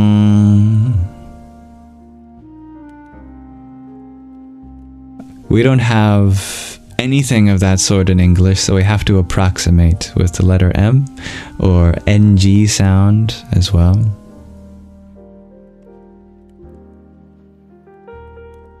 But in the International Alphabet of Sanskrit transliteration, the M below, the M with a dot below it indicates an anuswara. Basically, the sound is made by bringing the vibration to the highest place, which is your nasal cavity. Feel how your body can generate vibration from deeper parts, or your throat, or your mouth, or your nasal.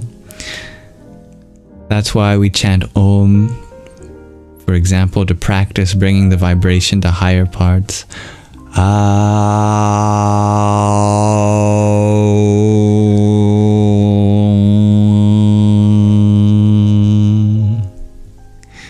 If you can get that anuswara down.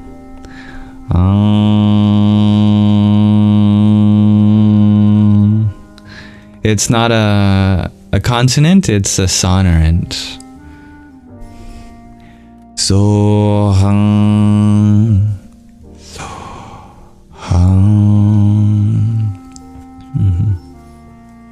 But yeah, all the forms that you see are valid, just in grammatically different ways. This is perhaps the most grammatically consistent way. The other ways, they can be a bit of a stretch to try to turn the other versions into a meaningful sentence, but definitely soham makes the most sense.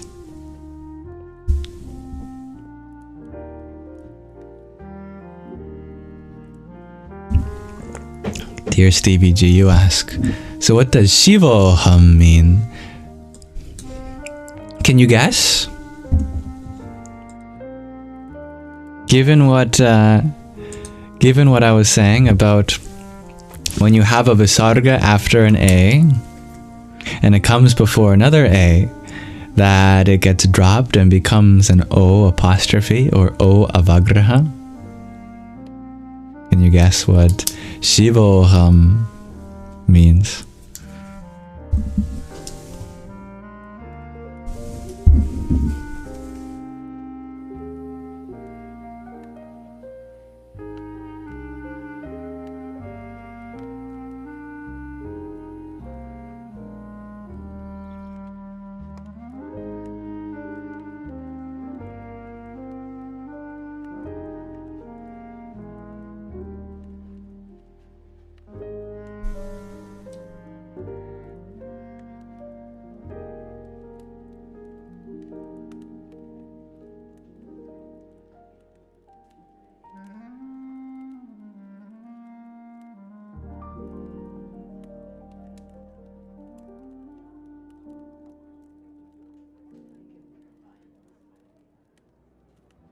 The joining of Shiva? Well, that is what happens. But linguistically,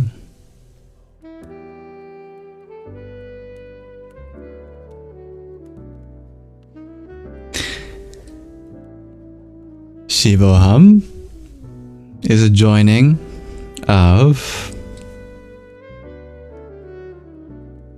Shiva and same word that we were describing before, aham, which means I am. So Shiva means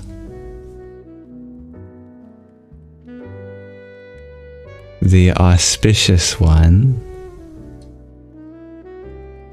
and aham means I am. English has a rigid word order. We would say, I am the auspicious one, but in Sanskrit it's fully logical to have the reverse order. You could say, the auspicious one I am. You speak like Yoda. The auspicious one I am.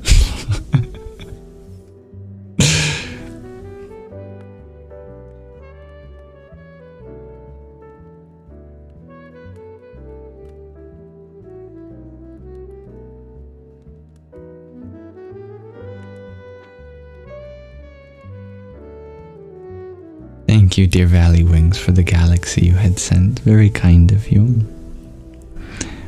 Om Vamadevaya Namo Jishtaya Namah Shrishtaya Namah Kalaya Namah Kalavikarnaya Namo Balaya Namo Balavikarnaya Namo Balapramatanaya Namah Sarva Bhuta Damanaya Namo Manonmanaya Namah.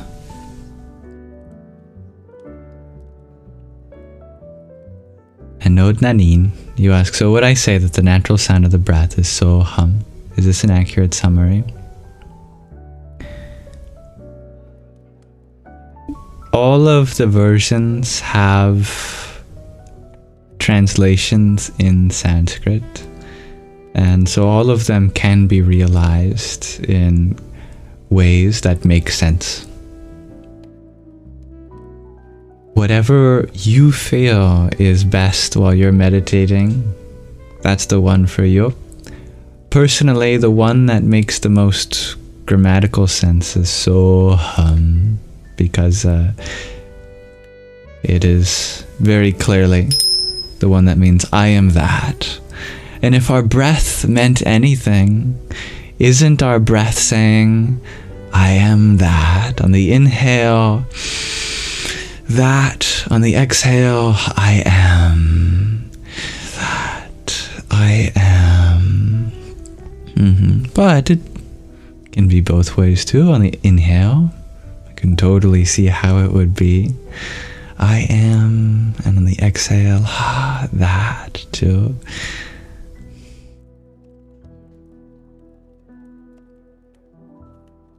I guess I'm trying to say that your question does not have an objective answer, but I prefer the answer of so hum.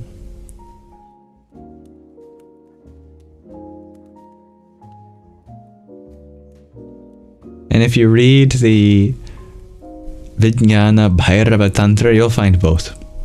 In different textual traditions, many different yogis say Soham Hamsa. In fact, there's even a story of this one Swami who said one thing to one person and then the opposite to the other person. And there were all these back and forth letters, if you ever want to go into this. And no one could agree on what the best way was. Point is, doesn't matter so much.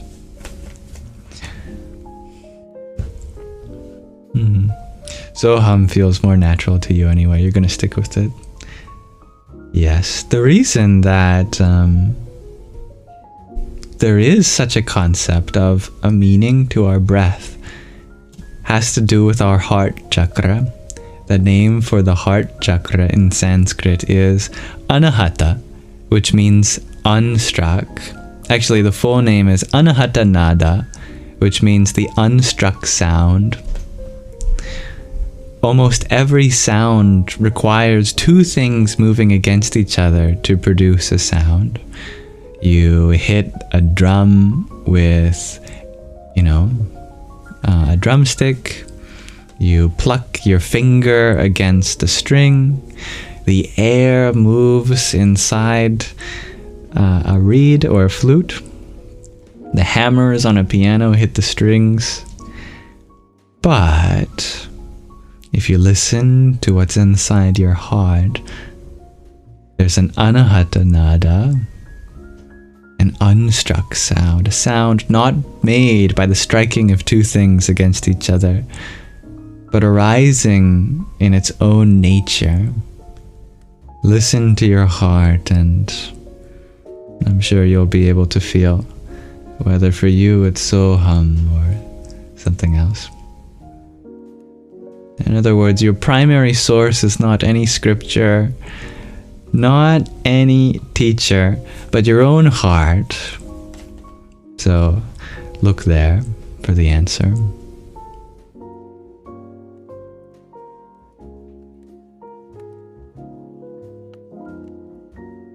Dear Grandma Fairy, you like adding idam na mama soham. It feels so good.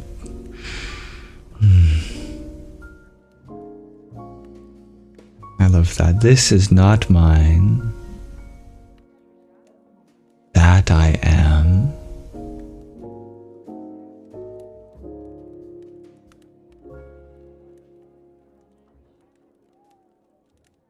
I like your connection with the awareness starting with vowels and sounds, dear Mirna.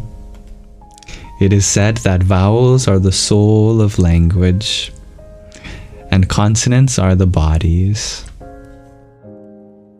Do I think Neanderthals had awareness or something on that spectrum? No.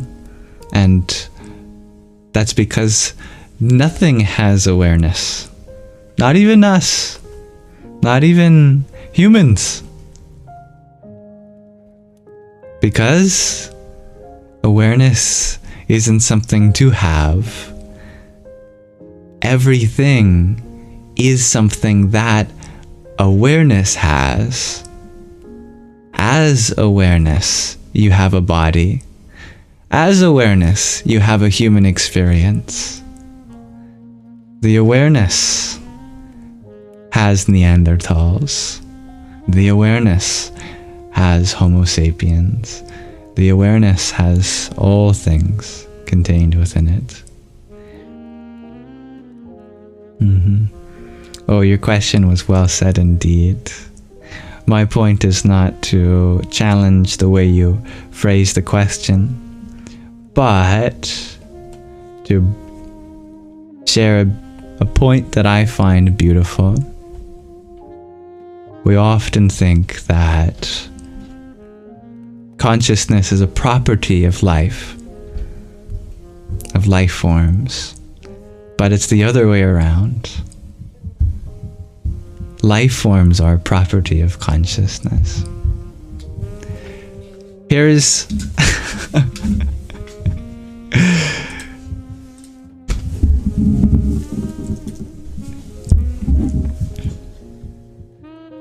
this is the difference between science and spirituality. You ready?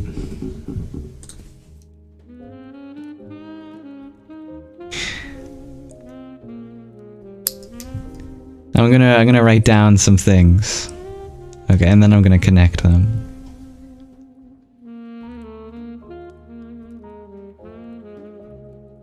Universe, body, mind, and then I'm moving you guys out of the way. The chat was in the way. Consciousness. Oh, just squeaked it in there. So, this is the whole difference between science and spirituality. Science simply moves in this direction. Science says, from the universe came our body, from the body came our mind, and from the mind came our consciousness. Whereas the spiritual perspective is just the reverse. Nothing new is added, nothing gets removed. It's just that from consciousness comes the mind, from the mind there is the body, and from the body arises the universe. That's it.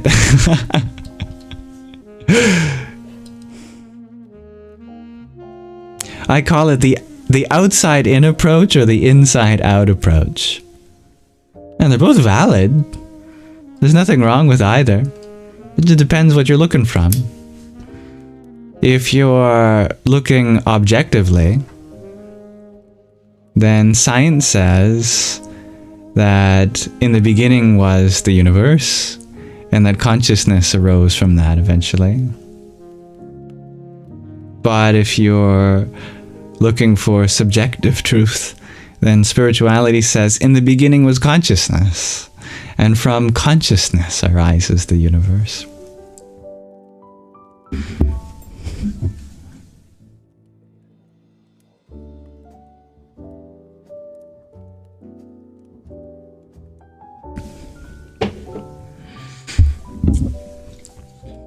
Thank you, dear Hybrid Jen, for your cheering crab. Om Dum Durgaya Namah. And dear Tattvamasi, thank you for your quintet of roses. Om Kringalikaye Namah.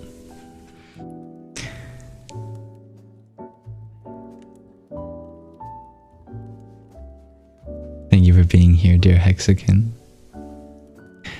Dear Anod Nanin, you ask, what is more accurate, in my opinion? The Buddhist view of no self or the Hindu view of Atman? Oh, back to the blackboard. Oh, you know, you guys are asking really visual questions, at least for me. I find these concepts really visual.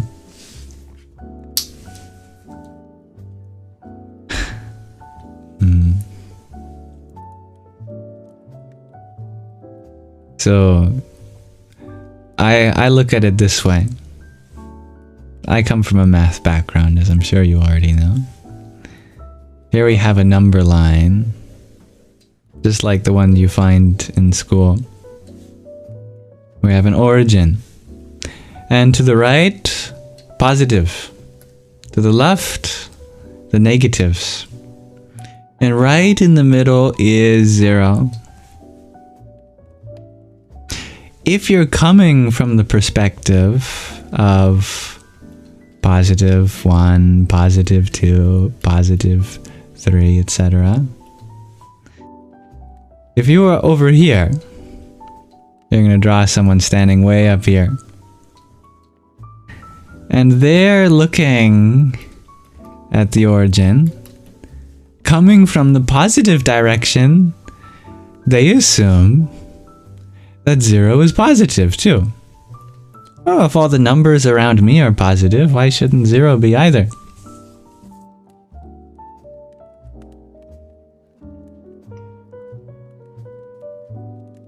If you're standing from the perspective of the negatives, looking at 0, being surrounded by -3, -2, -1, etc., then you'll probably think that 0's negative. I liken this to the Buddhists and the Hindus, is that they're both looking at the same thing from two different perspectives. One saying the self does not exist.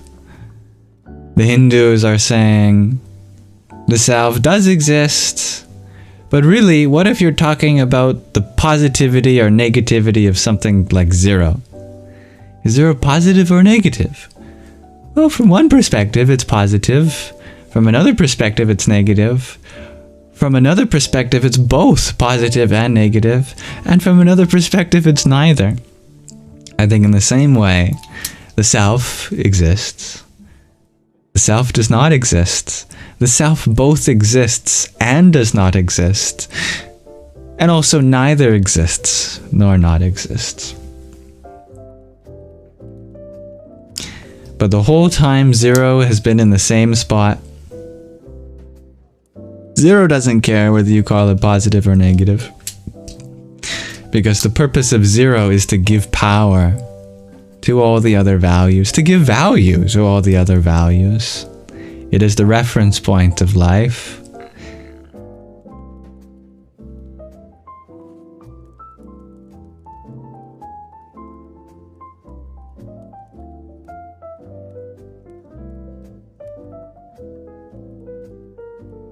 I like to reconcile it by saying that the self is not an object, and the quality of existence only applies to objects, which means that the self is outside the domain of discourse of existence. It's like the question of, is water wet? Well, water is the source of wetness. It's up to you to decide whether the source of wetness gets the title also of being wet, or if it only gives it to things that are separate from it. In the same way, the self, being the witness of existence, being what grants the title of existence to everything in its experience, does it also get that title?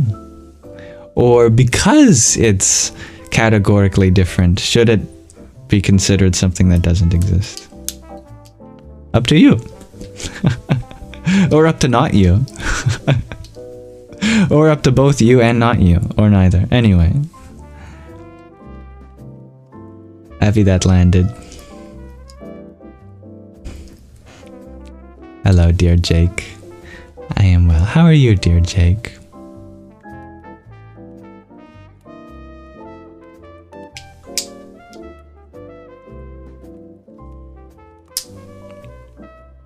Dear Stevie G, you had asked, what does auspicious mean? Why don't I just pull up a definition for it?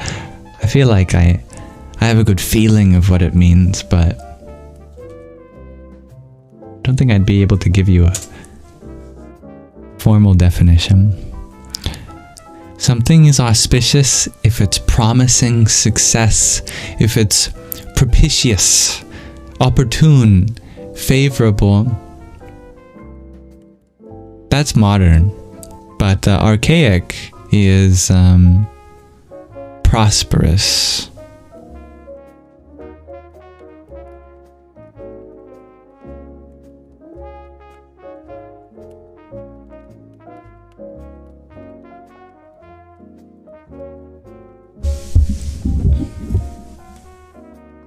You have a Buddhist priest as your therapist, dear Mahina? My goodness. That must be interesting. And Joe, your other therapist, is a horse.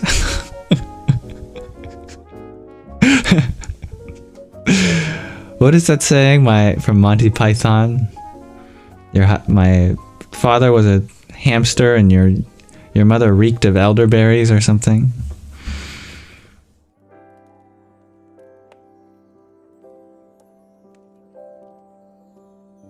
My therapist is a Buddhist priest and my other is a horse. It's got the same kind of energy, same vibe.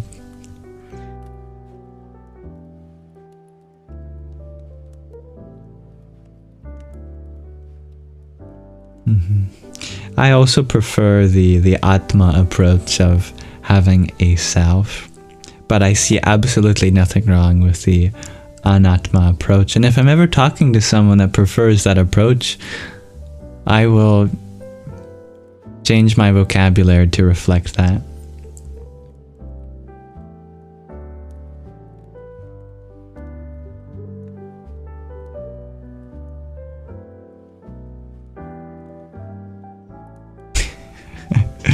Dear Stevie G, you didn't hear what the definition of auspicious was. Prosperous.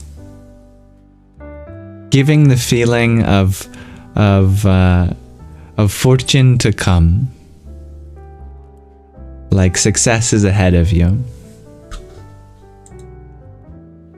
You know, and you have that feeling like everything's gonna work out. Auspicious. When it comes to a more yogic context, it's that, but in a spiritual sense. As the source of spiritual success.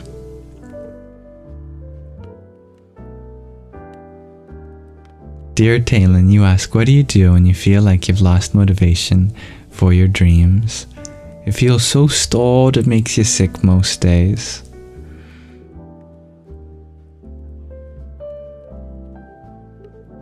Be patient and kind to yourself. Isn't part of your dream inclusive to self-love, self-care? Isn't your dream to be a more kind and patient person too? All of that's so important now. Dreams can be tricky because they can light the path forward to us and see what's possible. But we can also get stuck to the idea that we're supposed to be somewhere that we're not already. And then the more we compare ourselves with our dream version of ourselves, we can pile on the judgment we have for our current reality. But remember, you only have to be you right now. There's no you to be tomorrow yet. Worry about tomorrow. When your dreams will come, they will come. Leave room for who you are today. If who you are today is in waiting, then wait. Just be patient. Why? Because you don't have anyone else to be but you, right now. You will always be the same you. It's just what we express in the world. That's what changes, and you've got eternity for that. If motivation doesn't come, don't force it. I've lived my life thus far just waiting until motivation comes. Like, for example, whenever I make videos, I just wait until a video idea comes. Until then, I just wait. Because my worth is not defined by anything I output. Just by being me, finding something to be grateful for in the moment, allowing myself to be where I am, that's enough. Much love, dear Talon. So Shiva is called spiritually successful, asks Stevie G. Well, Shiva is very spiritually successful, but Shiva is the source of spiritual success. Be more accurate to put it like that.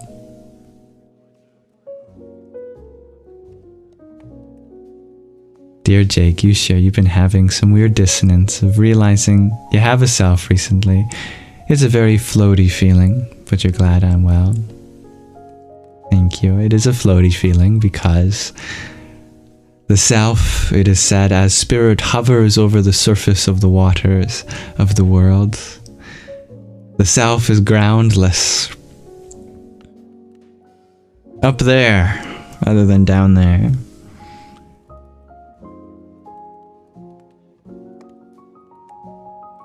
Dear Anod Nanin, you ask, why is Sadhguru so adamant about Aum over Om? The more I listen to Sadhguru, the more I realize how untraditional he is. And also how deeply traditional he is in ways that even other traditional people aren't. Back to the whiteboard. Actually, blackboard.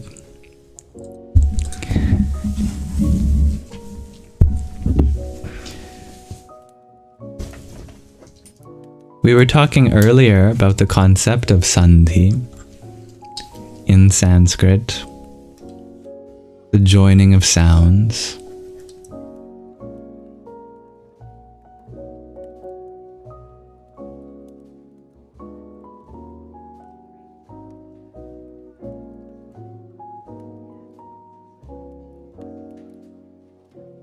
You already have experience with sandhi in English and other languages.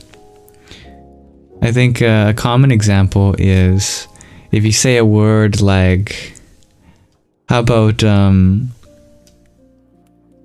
loving? If you say a word like loving, you'll notice that you don't actually make an NG sound. It's not lavinga. I'm not lavinga you. You do bring your articulation to the place in the mouth that a G is produced, and you do nasalize just like you do an N, but these two sounds join together to make ang, loving, loving, loving, loving. Sandhi is the idea that if you take two sounds, they can come together to form another sound, generally.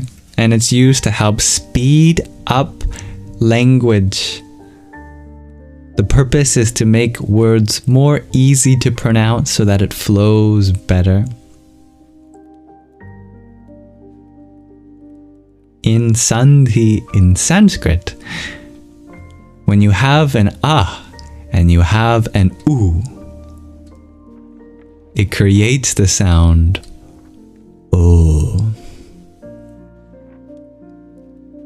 So, in Vedic times, when they were putting together these sounds, over centuries and millennia, they developed a way of joining sounds together to make their speech a lot more fluid. And when you take an A and you take an O, you get ow. It's a little confusing because here you have an A and an U here. But that's only because of the way we write these sounds in Sanskrit. Actually, these are all different individual letters, but English reuses them. In Sanskrit, you have A, U, O, A. Oh, sorry, I forgot a few strokes on the O. O and Ow. So what does this all mean for the pronunciation of the world's most famous mantra?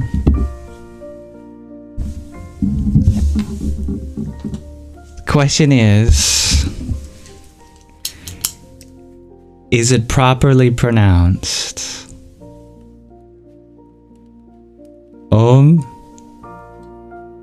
Or let me write it like this instead. Om. Aum. Om or Aum?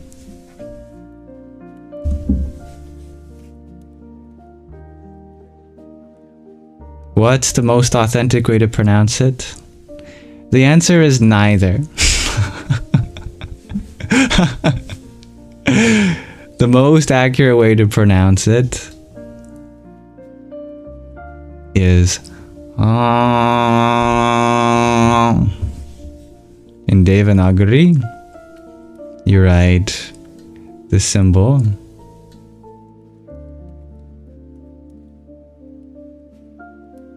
the symbol,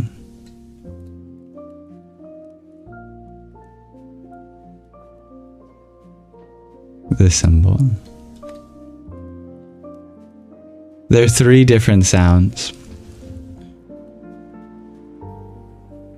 The confusion arises based on what level of the Hindu cosmology you're referring to by these sounds. It's a sequence of sounds.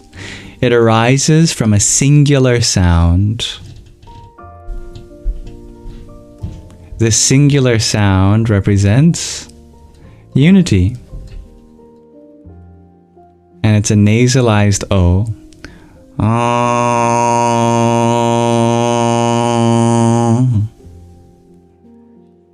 That represents the ultimate reality. But then the nasalization separates from the vocalization, and you get two distinct sounds. Oh. that represents duality.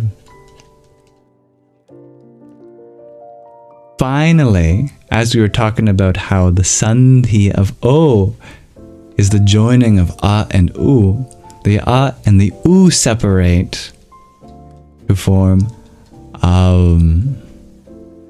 That represents the Trinity. So they each have their own contexts, whether you're referring to unity, duality, or Trinity. Sadhguru is a devotee of Shiva.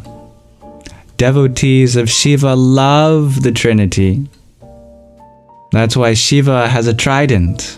That's why they have 3 stripes on their head.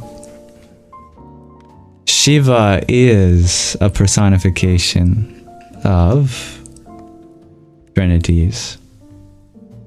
He is the M, the finality, the place into which the whole universe dissolves into. He is the Ah, the lap of oblivion from which the creation emerges. And he is the U,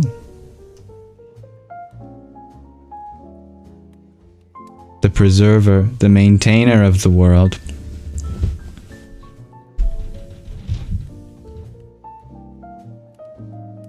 So if you want to chant in honor of Trinities, chant Aum.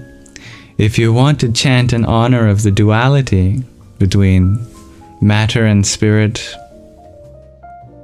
nature and consciousness, then chant Om. But if you want to chant in honor of unity, then you chant Om. Just one sound. 1, 2, and 3.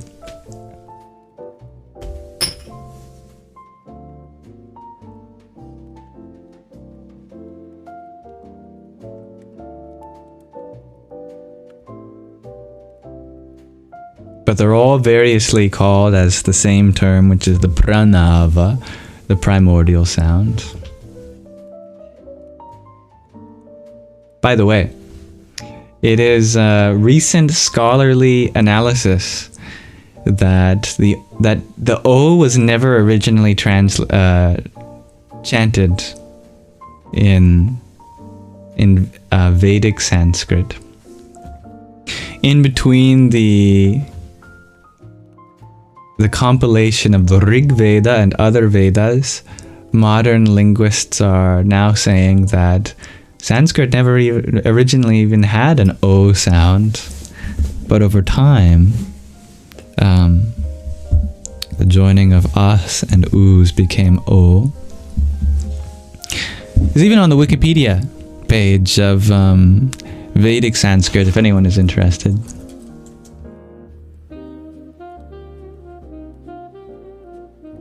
Let me bring up the Wikipedia page for you.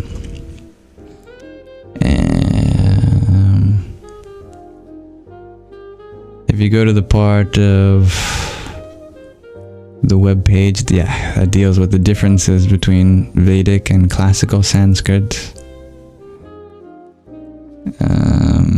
Here. Where is it?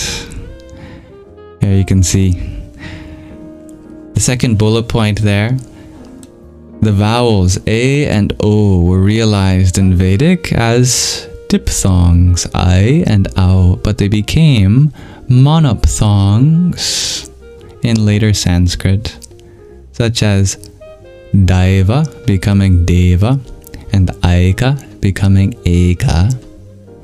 However, the diphthongal quality still resurfaces in Sandhi. Similarly, the vowels I and Au were correspondingly realized in Vedic as long diphthongs, I, Au, but they became correspondingly short in classical Sanskrit. For example, Dyaus became Dyaus. So, many people say that Sadhguru is not being traditional, modern scholarly evidence says he's actually being so traditional that he's actually in accordance with tradition from like 3,000 years ago. And I think that's pretty neat.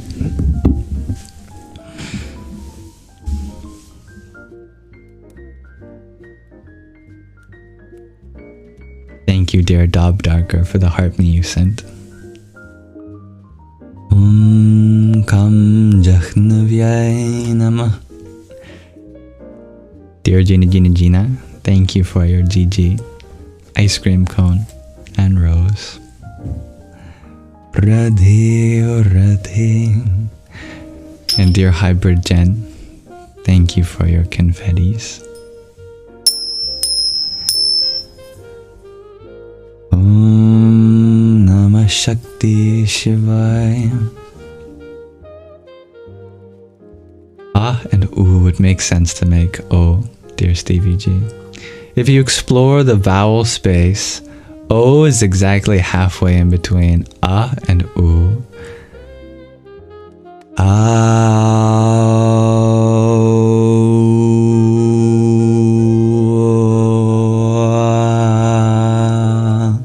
You'll notice on the way from A to U, we passed through O.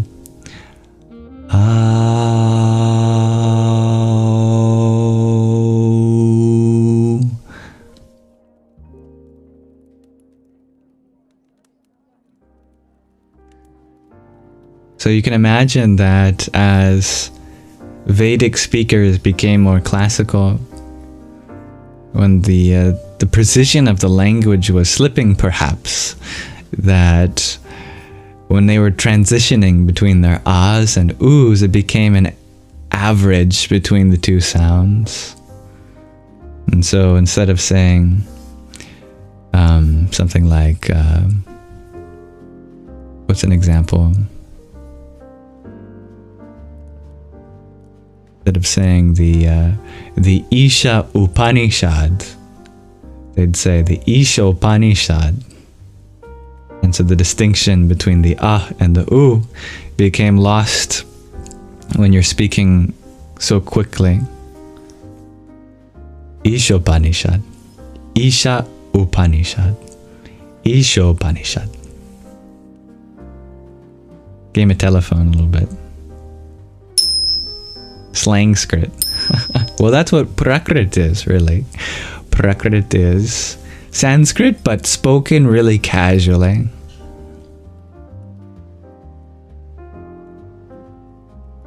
You don't say Dharma. You say Dhamma. You don't say Karma. You say Kama. Like we were talking about earlier. You don't say Om Mani Padme Hum. You say Om Mani Padme Hum. Om Mani Padme Hum. Mind you, I'm having a little bit of fun with it, but there's nothing less auspicious about these sounds. They still mean the same thing.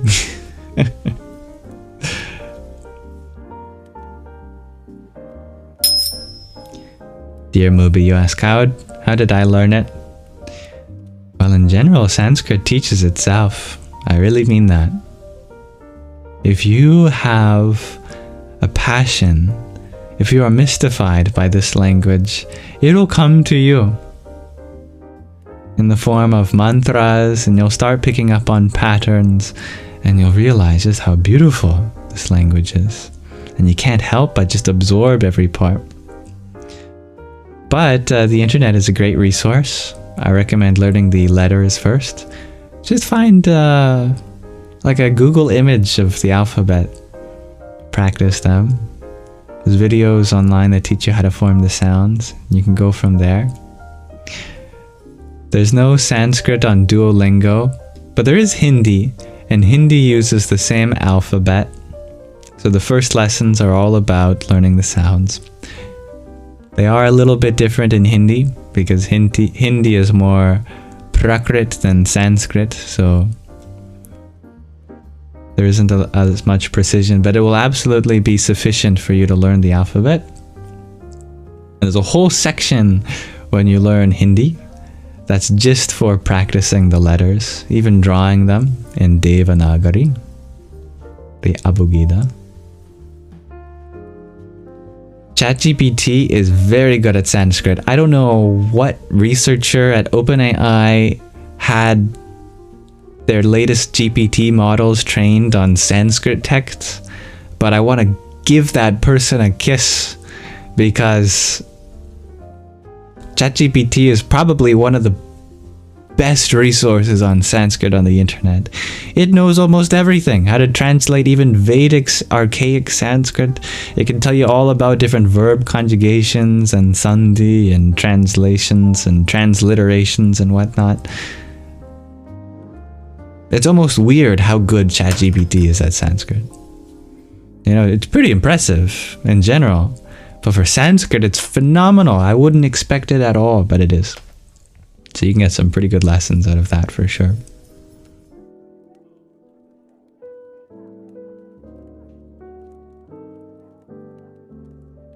And I'm still learning, because Sanskrit is an infinite journey. Dear Stevie G, you ask, do I know about the Brahmananda Swarupa mantra? Yes, it is a beautiful mantra. I think there's a copy of it. There's a copy of it that we read through in the Hidden Power in Humans. I can't remember exactly where it is in the book.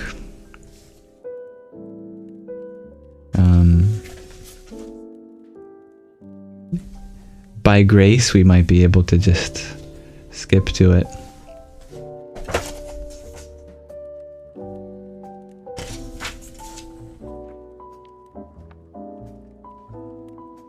Well, I've skipped to another song for Shiva.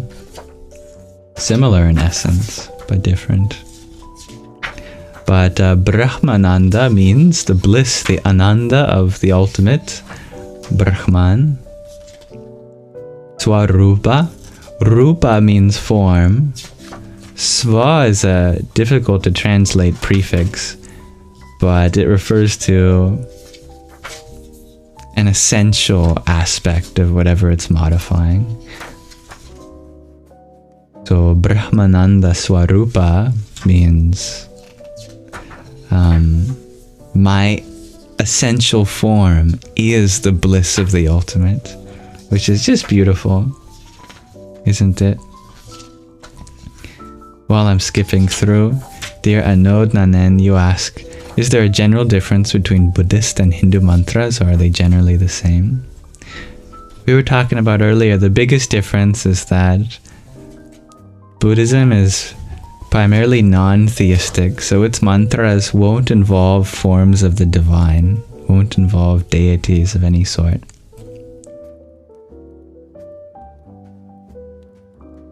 But other than that,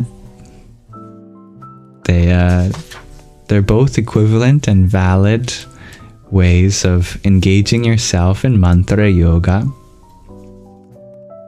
There's more similarities in Buddhism and Hinduism than there are differences. And the differences are not fundamental.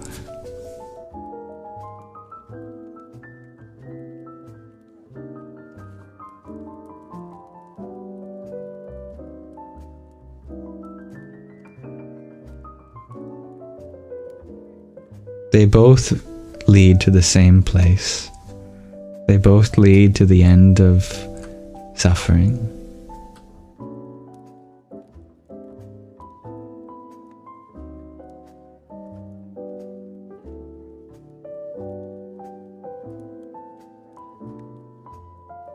Okay, I can't find the Brahmananda Swarupa mantra, but it's okay.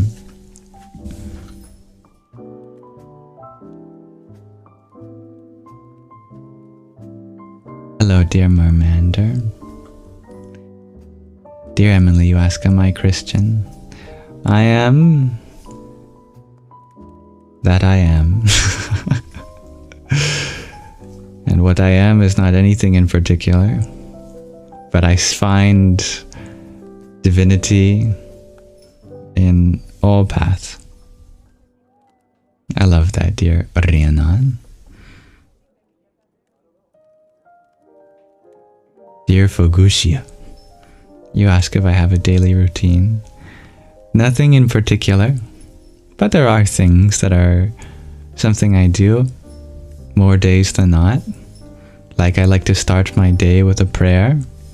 I like to get my vitamins and drink a little bit of melted ghee for my digestive system. I like to do these live streams. Thank you, dear Mermander, for your heart me and your very relaxed goose. Soham.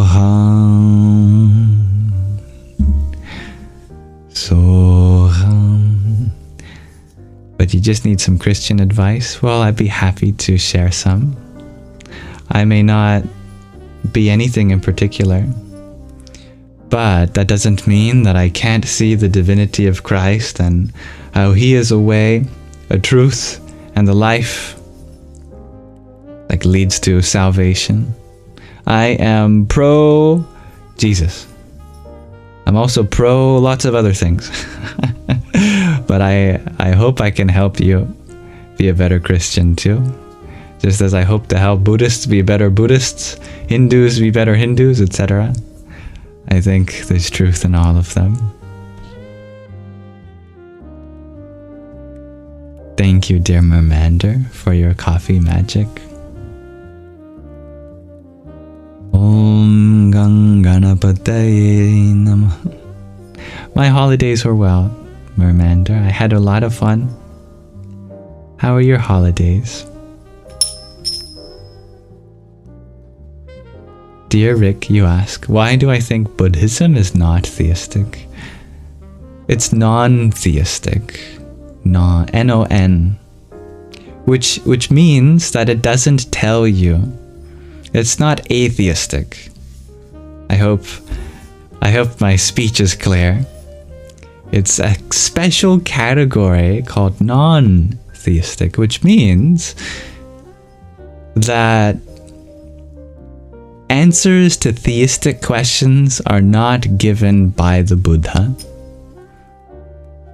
The Buddha says that God or no God shouldn't change whether you're a Buddhist or not. That all of the fundamentals of Buddhism have nothing to do with whether there is a God or not. It applies in either case. You could say it's ambitheistic maybe. But the Buddha did not give teachings on if there is a God or not. The Buddha simply said to cultivate compassion, meditate, seek the end of suffering, things like that. Whether you choose to believe in God or not along the way is not given in Buddhist scripture.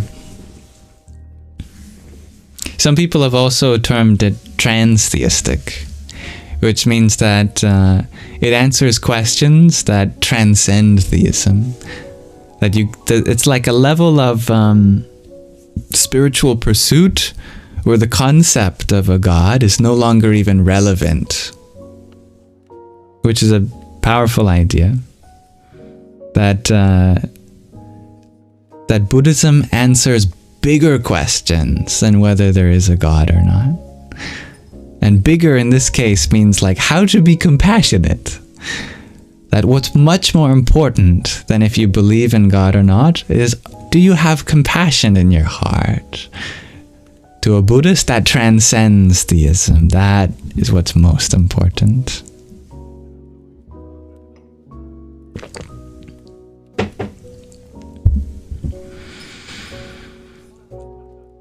All right, dear Emily. You shared, you used to be a conspiracy geek, till you learned most things come from the Bible. You started attending church by yourself because nobody would attend with you. And you're frustrated with your family and significant other. You just want them to see the world in Christ as you do. How do you help them?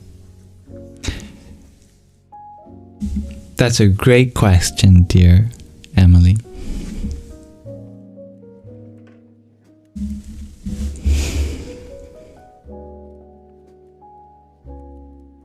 let's suppose you were depressed, and maybe there was a time where you were, and let's suppose most of the world around you was depressed also. But one day you saw this one person walking down the street, and you know they just had a spring in their step. They were full of joy, a smile that could not be wiped off their face. Wouldn't you want to know,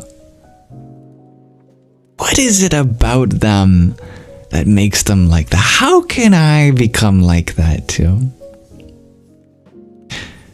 The best way to sell a belief system is to embody it and prove without words that it makes you happy and complete. If you are a shining light in the dark, people will come to you. You don't have to worry about seeking anyone else out.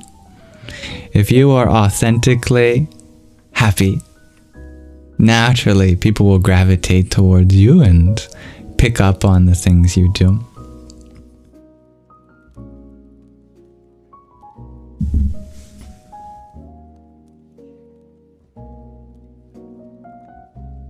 Thank you, dear Mermander, for your coffee magic. Dear Lily, thank you for your rose.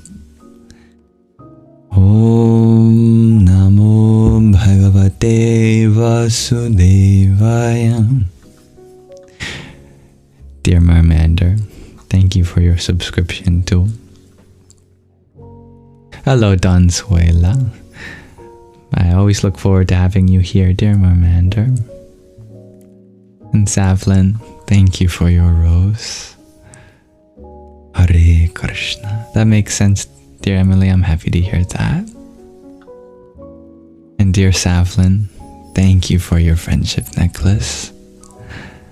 Hare Krishna. Merry Christmas, dear Savlin. You've been having a horrible holiday, but my presence is your present this holiday. Well, you are a gift to me too. Thank you. This too shall pass. Dear Mati, you ask, so if you're depressed, just to be happy. You know, some things are simple, but not easy. Other things are complex, but not difficult. Depression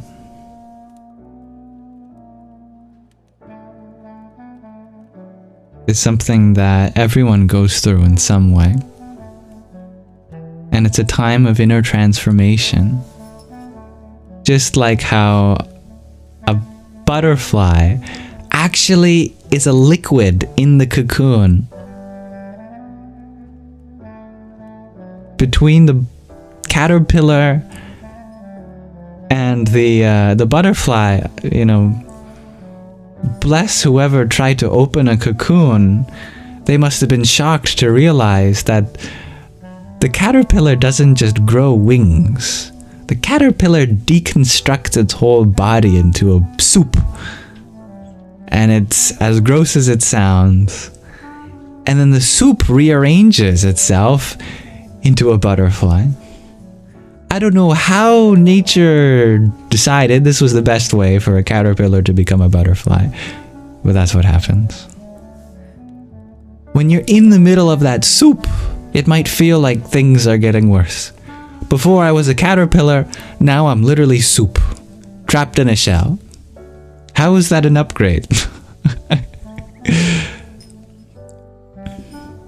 But if you're patient, if you wait, all of those things that are deconstructing in your life, all of those things that feel like they're falling apart, are actually just in the process of rearranging into something that can serve you better.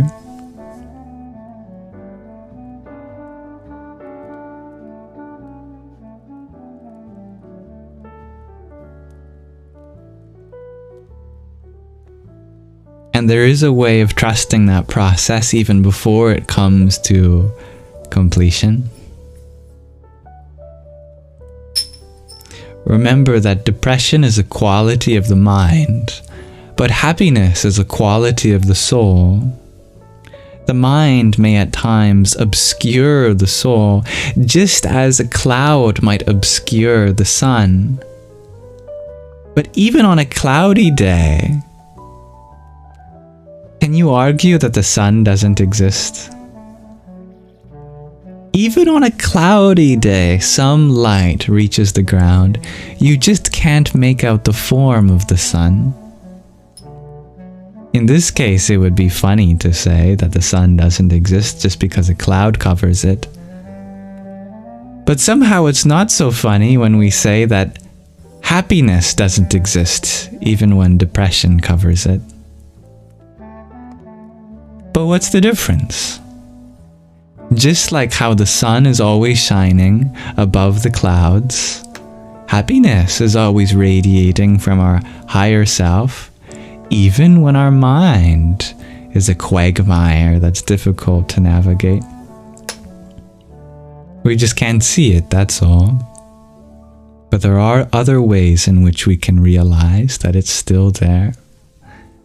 The fact that you got up this morning, the fact that you're still here, that your heart is beating, that you're willing to work through this and see what's on the other side, all of that is a sign that a part of you believes that it's still there deep down. In fact, even the ways in which we're so difficult on ourselves comes from an intention of loving too, because we want better for ourselves.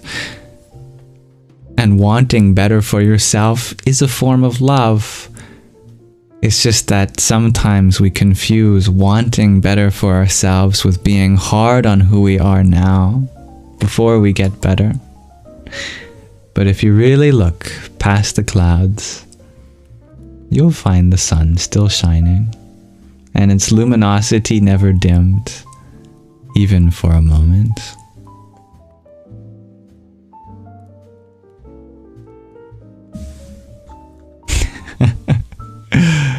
I like that, Bubbles.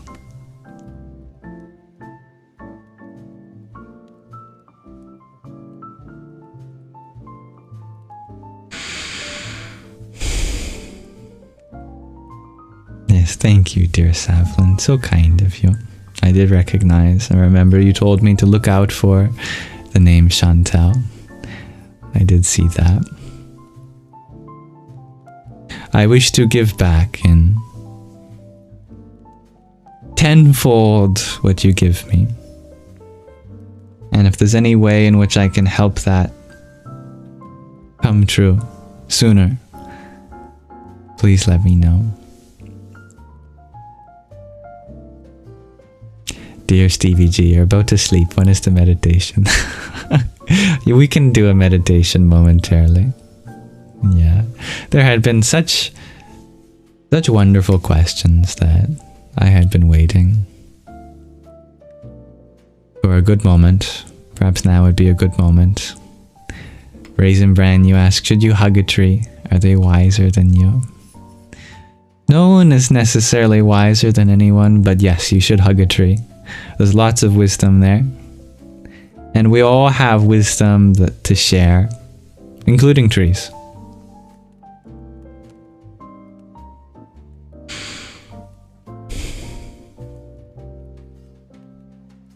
Dear Millie Play, you say, I am safe a lot. It helped you. I like that. Yeah, but I like what you said earlier as well. Sometimes the ways we try to protect ourselves can be a bit of a prison in other ways, trapped within our comfort zone, trapped within what's familiar. Dear Marmander, you ask, would I have time to answer yours? Of course! Did you ask a question that I didn't see? Yes, you did. You asked, how can you become more peaceful and less afraid? And have faith in Source. Well, two of those things you mentioned you already are. You are peace itself. You are a source. A piece of it, at least. A part of it. Source is you. Peace is you. But that's definitely a journey that we all continue to go through. Staying curious is perhaps one of the most important things with fear. We hide from fear, hoping that it'll leave. It won't. At least not any fear I've experienced. It might pass for a while, and it goes, okay, I'll come back later. But it wants something from us. What it wants is for us to surrender. And not surrender in the sense of give in to the fear, but give up trying to resist any part of our experience as separate from us. That we are a part of it all. No part is something that we have to hide from, because then we're just hiding from another part of ourself. So in the face of fear, stay curious. Ask yourself questions. Why am I afraid? What can be done about this fear? Rather than, what can I do to get some temporary relief? Think pragmatically in terms of permanent solutions. Is there something I could do that would dissolve this fear? Maybe that might mean meditating on it. If I just meditated on it, if I stand up and look it in the eyes, metaphorically, you might be sitting down while you're meditating. Then what? You know, either I die or the fear dies. Who's it gonna be?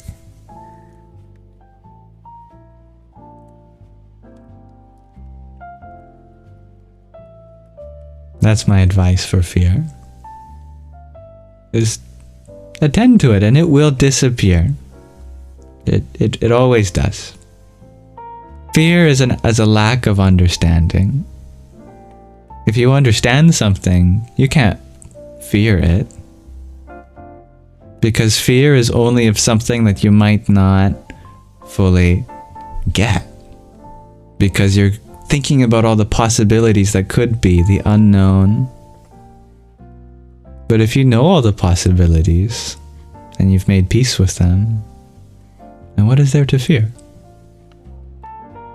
Fear the dark because you don't know what's there. But you turn on the light and you see that it's just your clothes on the end of your chair, and it looks like a monster.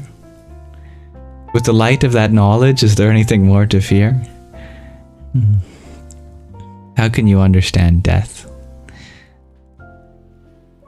as a natural process of life? Not a mistake, but something with a purpose. We are in a part of a cycle in which we get resources from Mother Earth. We use them to the best of our abilities and we return them to Mother Earth. And our duty isn't to live forever.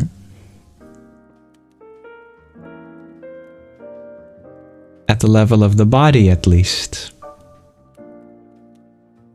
Our duty is to make use of the body as best as we can. And part of that includes taking good care of it, too. But perhaps instead of asking about the nature of death, we can ask about the nature of life. As a wise man once said, I do not fear my life coming to an end as much as I do it never coming to begin for real. So much of life is spent in fear of death that we never truly live. So if our fear of death is really just an expression of our willingness to be alive, then ironically, we've already died by losing our willingness to be alive in the sense beyond the fear of death. So if you really fear death, then that means you shouldn't. In a paradoxical way. If your fear is really just an expression of the life that you want to live, then live.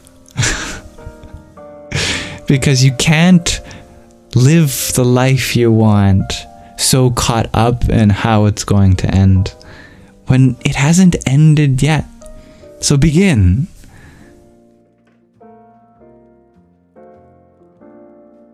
It's like when people say that if the world was ending tomorrow, what would you do? But I never liked when people said that because I always thought I'd be depressed. I thought if the world was going to end tomorrow, I'd climb into my bed and I'd cry probably.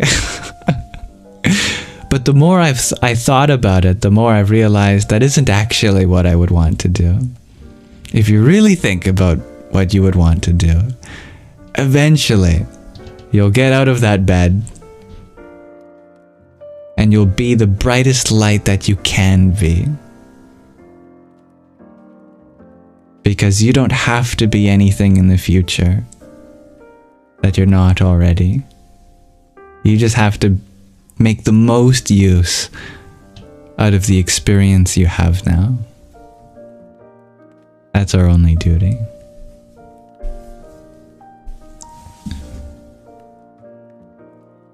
So if you want to be peaceful,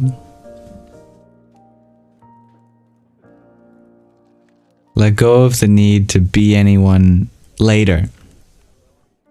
Let go of the need to have success at a future time. Be successful in the exuberance you bring out now, as if it was your only duty. Right now, the whole universe depended on you for being a goofball. You would be the best goofball possible. To be the most loving, you would be the most loving. To be patient, you would be patient. All of those things only add to our experience, so why not pursue them now? Dear Emily, you share, I missed your response earlier. Thank you for reminding me. Let me scroll up to see.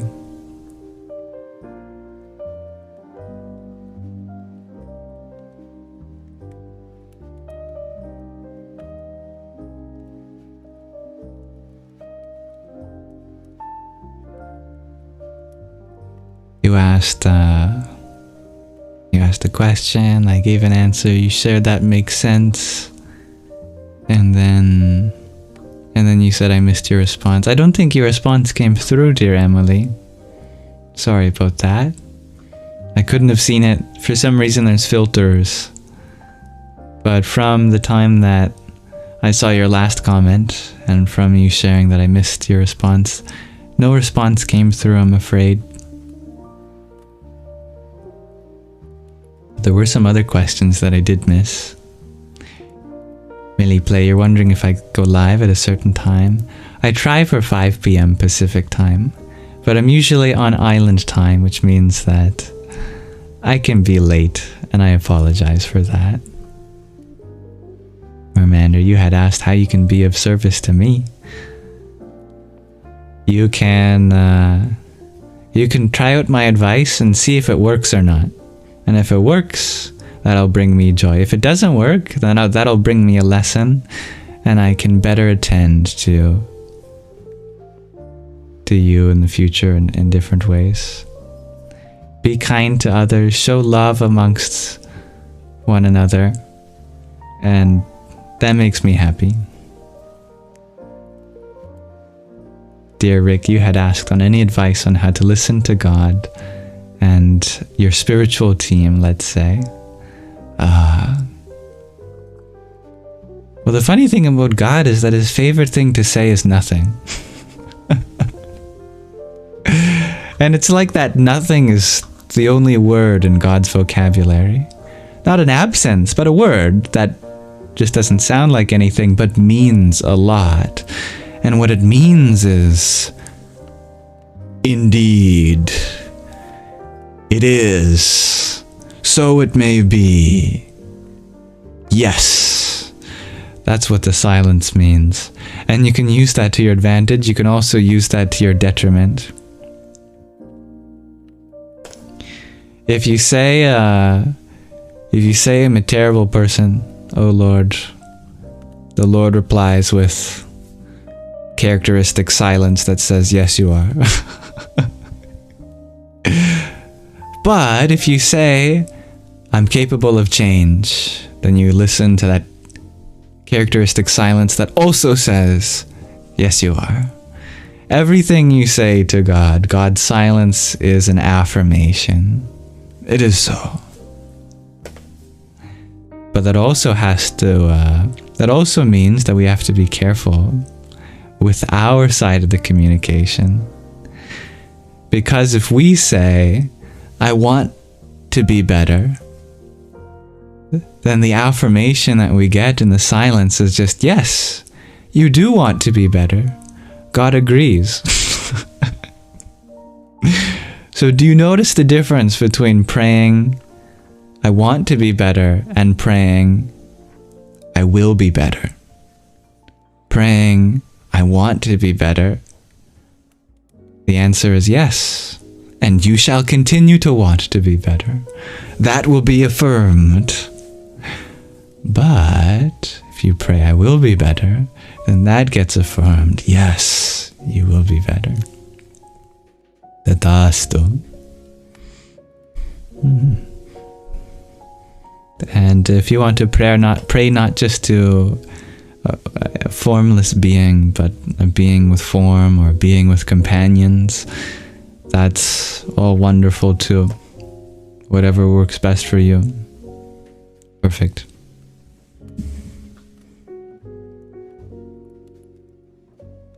Alright, dear Emily. Yes, now your message came through. You watched the movie 2012 at a young age, which scared you for life. Sounds very apocalyptic. Yes, I know the Book of Revelations talks about the end of the world, and if I'm not mistaken, 2012 is a movie that explores that idea. I believe that when Jesus was revealing prophecy of the end of the world, I don't know if I should reveal this. Let me just say that something makes sense when you're on your deathbed. Because of course, if you're a Christian, the last thing you're going to think about is what? What are you going to bring to mind when you know you are dying?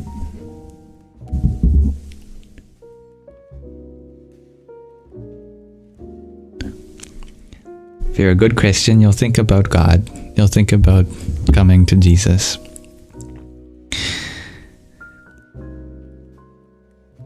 Well, isn't that interesting? Jesus said he'd come at the end of the world, and at the end of your life, you are coming to him, and the end of your world.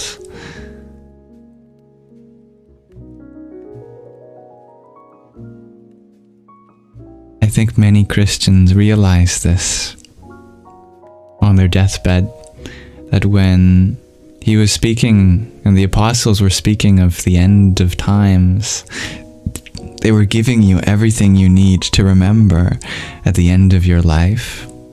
Almost like secret seeds that blossom right at the time of departure. You go, oh,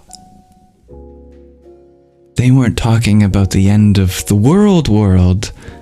They were talking about the end of my world, and how judgment comes at the end of my life, and that we enter a new world at the end of our lives. And Jesus returns at the end of our lives. So, revelation is a secret that you discover on your deathbed. But if you can discover the secret before then you will have already died and live the rest of your life saved, already in heaven. You can enter heaven earlier, by going through that revelation now.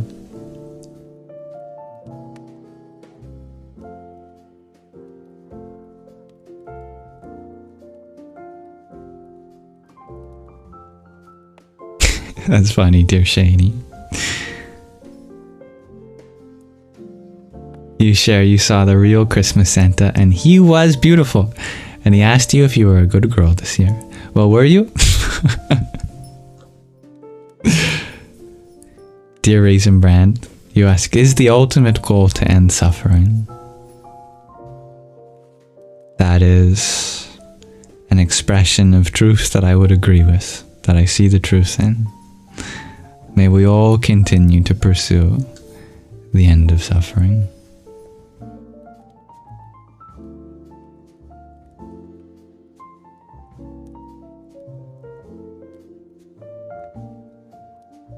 I don't know what you're thanking me for, dear Millie Play, but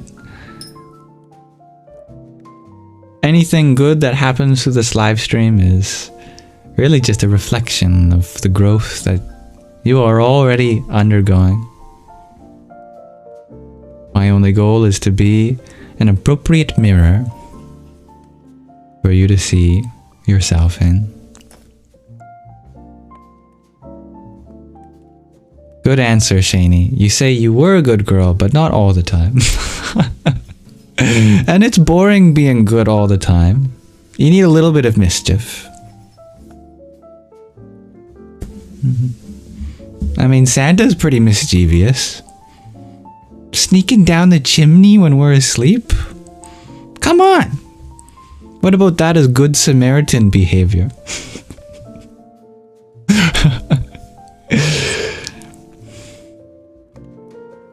Eating our cookies and our milk. A little mischievous Santa, but he definitely makes up for it.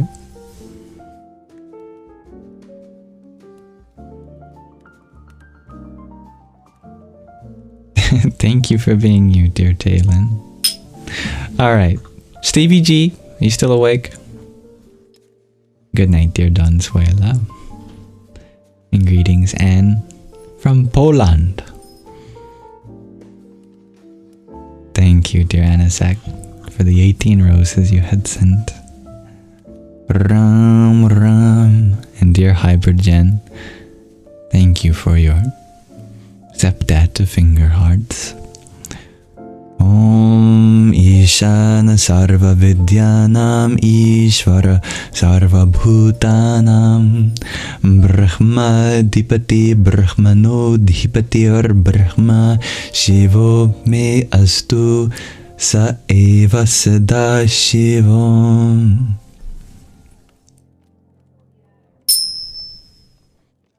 Stevie G has fallen asleep probably. That's okay. Anyway, it's about time that we do our meditation. Let me transition to our Nididhyasana scene.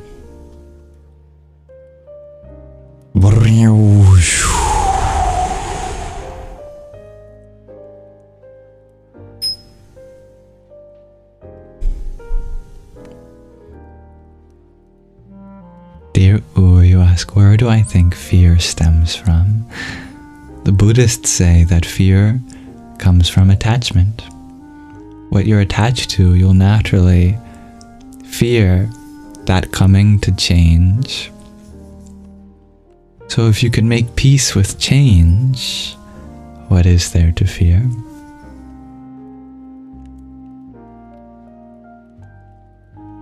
Knowledge of the nature of impermanence, the Buddhists say, is enough to dislodge our attachments and therefore fear. and many other things in the chain of dependent origination. Alright, I would like to end our live stream with a nice little meditation. Dear Mermander, you ask, how do you practice non-attachment? By giving. You have something that you're holding on to, but maybe someone else would benefit from having.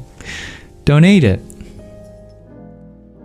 Make a piece of art and then throw it in fire. Seriously.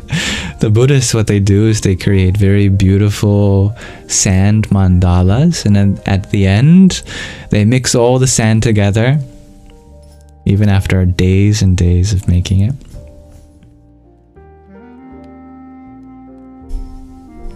Practice giving something away. Practice creating something and then dismantling that thing too. Or practice having moments of joy that are secret, that you don't record. Nowadays we record almost everything. When there's something wonderful, we pull out our phone. What would it be like if you didn't take a picture of that beautiful sunset? How would you savor it differently, knowing that you choose to not see it again? These are some of the things that you can do. Little by little, and whatever feels right.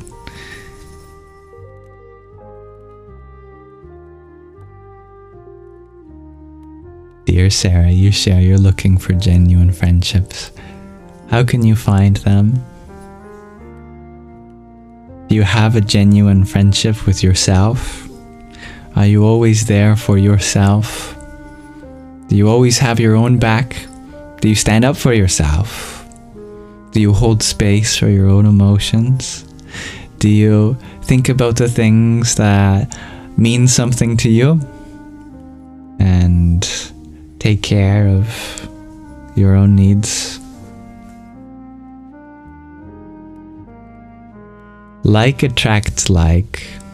Become best friends with yourself. Everyone will want to be best friends with you too, because they see in you, they are attracted to.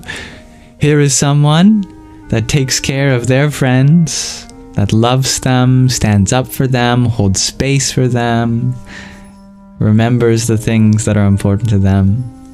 In this case, it happens to be themselves, but the energy is the same.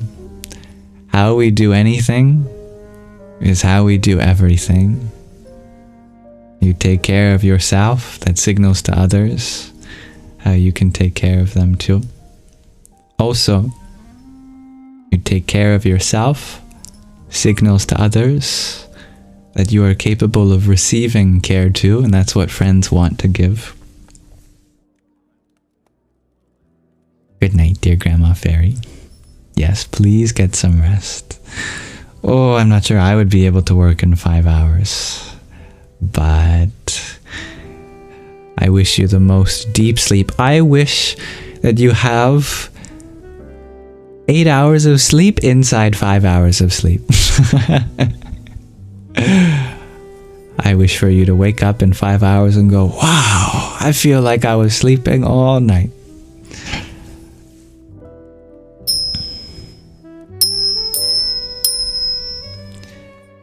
May you have sweet dreams, and may you wake up in peace as you fall asleep in peace.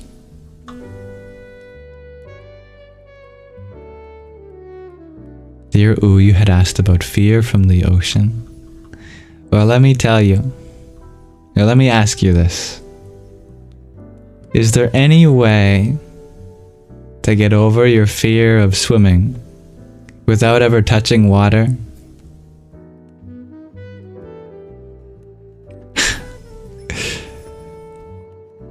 You can prepare yourself as much as you want, but until your tippy toes touch the water and you dive right in, you're always going to be afraid. But then once you're in it, and you realize that you're okay, there's nothing to be afraid of, that's when the fear will go. It's probably because you can't swim. Well, there you go. I learned how to swim relatively late in my life, at least compared to other kids. And my swim instructor taught me how to swim by throwing me into the deep end and trusting that I'd be able to figure it out. Otherwise, I'd drown. I'm not saying this technique works for everyone, and my swim instructor did get reprimanded, but it worked for me. And I'm actually very grateful because I learned how to swim in like 5 seconds. After I realized that I had to tread water, otherwise I would sink, the brain begins to think about all the ways in which it can keep itself afloat. And yeah, I was able to tread water after that, move around, no problem. Exposure therapy.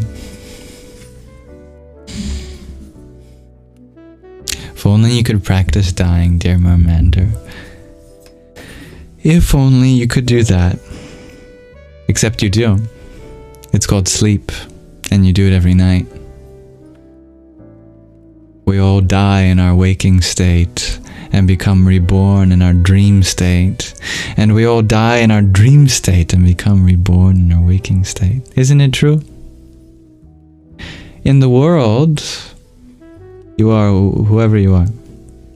The best caretaker of Fish the cat.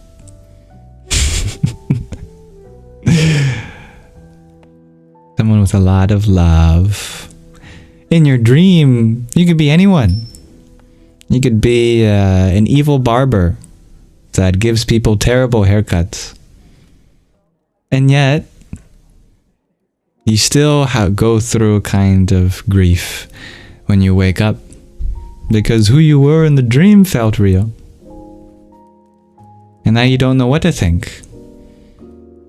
As I think Lao Tzu said, while awake, or while I'm asleep, I'm a man dreaming I'm a butterfly. But when I'm awake, I'm a butterfly dreaming that I'm a man. Loss of self happens when you go from dream to waking, waking to dream. But the true self was neither man nor butterfly, but the awareness which experienced all. Maybe that's why you panic before and during sleep, attachment to this reality. Good food for thought. You're very welcome. I was very afraid of falling asleep several times in my life too. Yeah. The fear that this world will slip us by.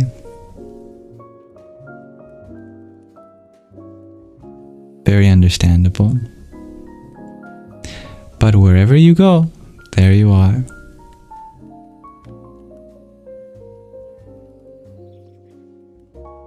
You can never lose yourself.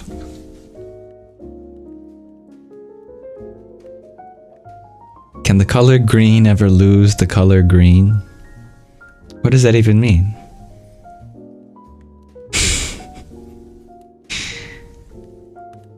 Can a rock lose its rockness? Can a fire ever lose its heat? These are intrinsic qualities. As long as there is fire, there is heat. As long as there is a rock, there is rockness. As long as there is the color green, there is greenness. As long as you are you, you will have yourself. And therefore you will never experience a loss of your true self.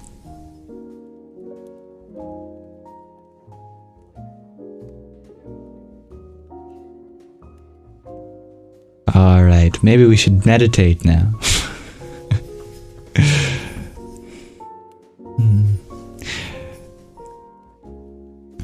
Sleep is like death in the same way that meditation is like enlightenment. They're all the same. Just one is temporary, the other is permanent. One is unconscious, the other is conscious. It's all the same process.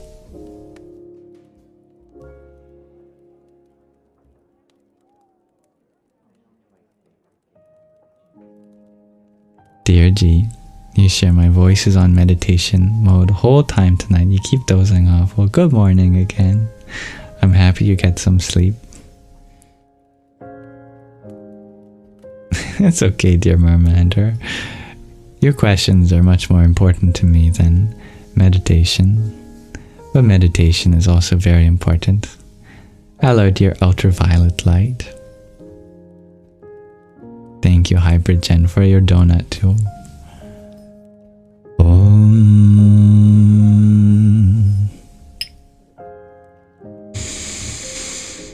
Mahadevaya Dhimahi. Oh, I forgot a line. Om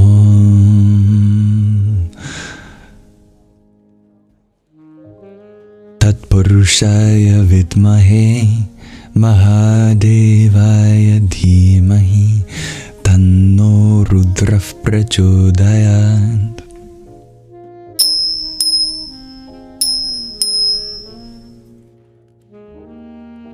Okay, let's see what we have in store. Tonight for our meditation, I thought we'd simply do a meditation on gratitude. I wanted to challenge myself by doing a meditation on things that everyone can be grateful for. If you want to add in your own mind while we meditate the unique things to you, perfect. I'll leave some space, some silence for you to think about that. But while I'm speaking, I'll try to speak on behalf of things that everyone can be grateful for. If you're interested in this, find a position that's comfortable for you. Stretch if you need to. You can keep something in your hands to fidget with. Oh, the best yogis, they like to fidget with a mala. You can fidget with a mala while you meditate.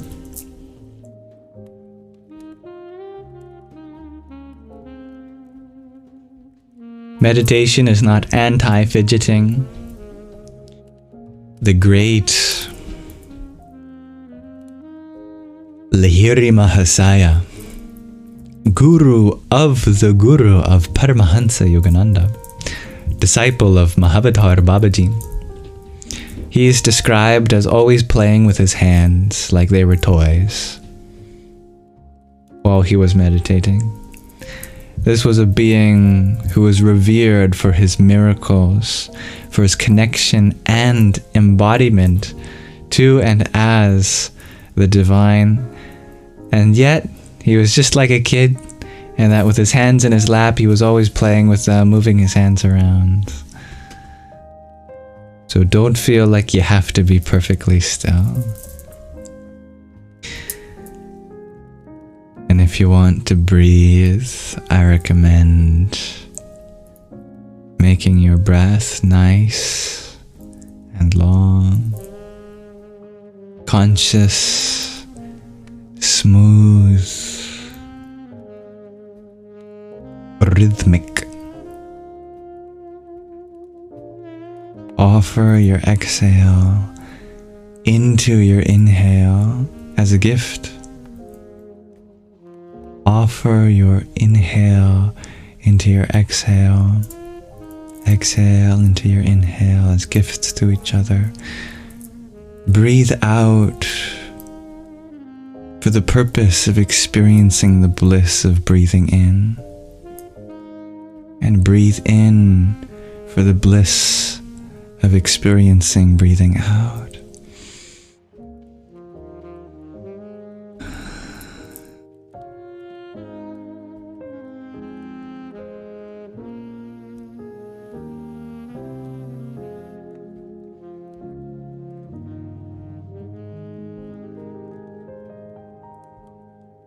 Let's start with gratitude for the breath.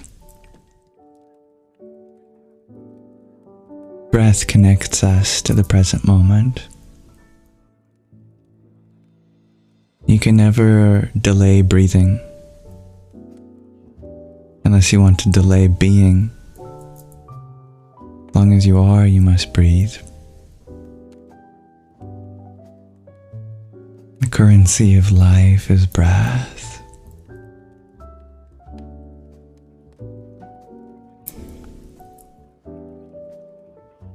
The longest living animals are always the ones that breathe the slowest.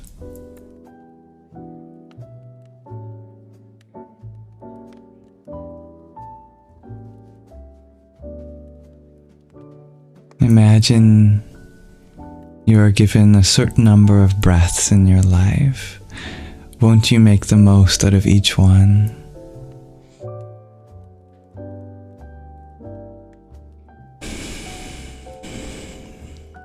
Breathing deeply, fully, grateful for the in-breath, for ushering in new experiences. Grateful for the out-breath, for releasing the things that are stale.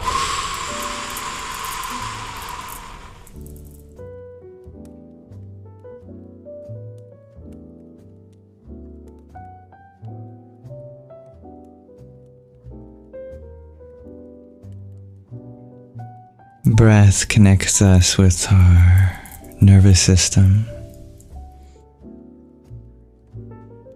We can be grateful that our nervous system has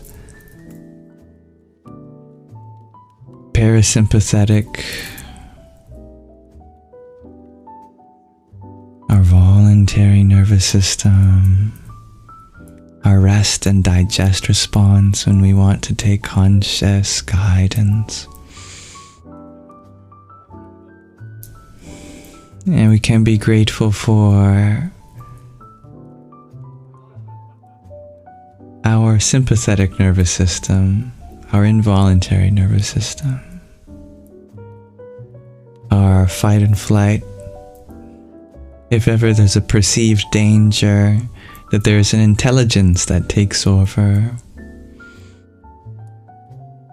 we can be grateful that that's there.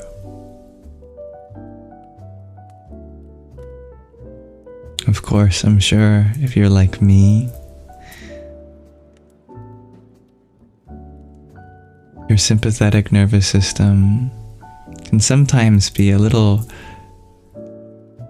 too anticipatory in wanting to help us out, in that it takes all perceived dangers to be a life or death situation. Tiger jumping out at you from the bushes, life or death. Running out of food, life or death. Not being able to buy the thing on sale, life or death.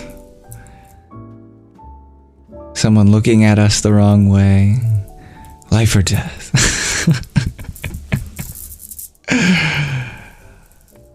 We can be grateful for the fact that we have an ability to have a more healthy relationship with that side of our nervous system. There are ways of engaging in that only when it's necessary. We can be grateful that no one is permanently destined to be the same person forever.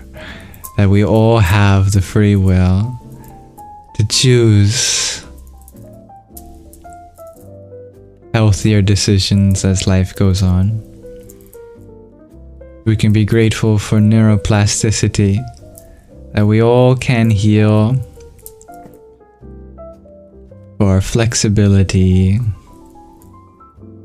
We have the ability of getting better day by day. We can be grateful for the fact that there is room for growth, that the universe has enough space and time for us to see ourselves evolve.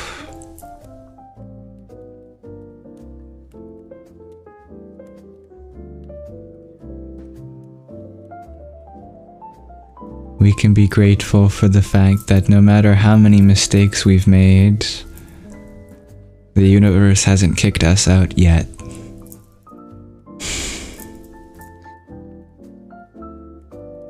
Everyone's got at least one thing that they look back on and they go, geez, I'm never going to tell anyone ever that I did that. But guess what?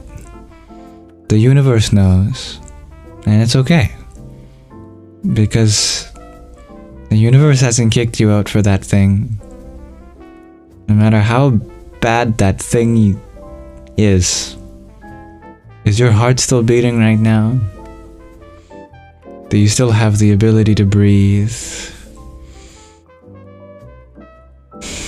You have a body, you have a mind. Clearly the universe still believes in you, right? Hey? The universe hasn't given up on you. That's why you still have a body, still have a mind. You still get to experience this universe. We can be grateful for that. Patience and mercy from the universe.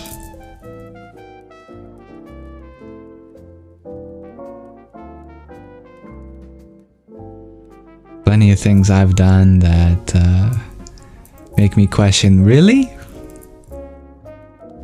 Sun still rises? I get another day? I have another chance? Really? Well, I'm grateful that I do.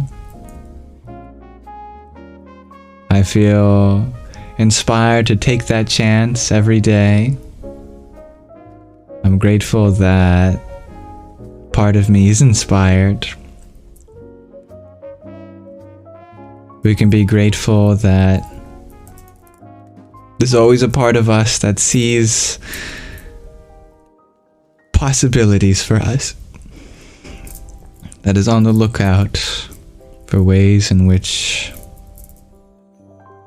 we can be the best version of ourselves we want to be. I'm grateful to be here. Grateful to have a body, have a mind. The body and mind definitely give me a run for my money. Challenge me with, hey, today you're gonna wake up and you're gonna feel tired. And next day you're gonna get enough sleep, but then you're gonna wake up and your neck's gonna be sore. And then the next day you're gonna get enough sleep and your neck's not gonna be sore. But for some reason you're gonna be depressed in your mind. Well, I'm grateful that the body and mind are always providing lessons to grow from, to learn from. I'm grateful that the body reminds me when I need to take care of it. Reminds me of the nature of impermanence. Likewise, I'm grateful that the mind challenges me, reminds me that it's a terrible master, but for its service, we can be very grateful. The mind is brilliant. When that brilliance is used for good, gratitude galore. We can be grateful for the fact that every challenge leads us to understand a deeper part of who we are and the role we have to play in the world. We can be grateful for our skin for holding us together when we feel like we can't.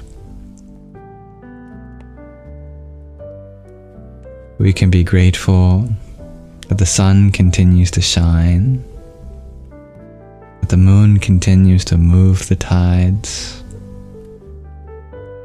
We can be grateful for the fact that the universe is so beautiful in many ways.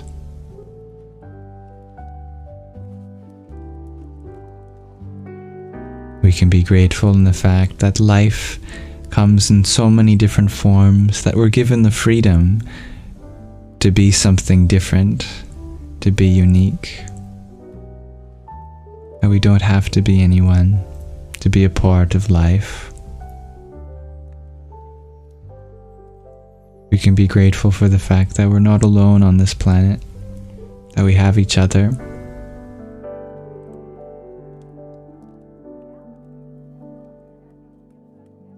We can be grateful for warmth.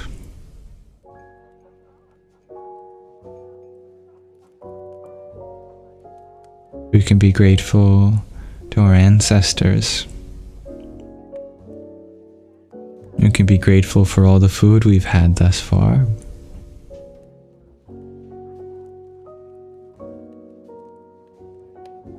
We can be grateful for the fact that this universe didn't have to exist, but yet, somehow or another, it does. We can be grateful for the fact that the universe is incomplete without us, and therefore we complete it. We can be grateful for the fact that we add to the story of the universe, perhaps in small ways, but those small ways have big implications for why we all choose to be here. You can be grateful for our heart for continuing to beat, for our lungs for continuing to breathe. We can be grateful for the fact that the sun hasn't exploded, at least as far as 8 minutes ago.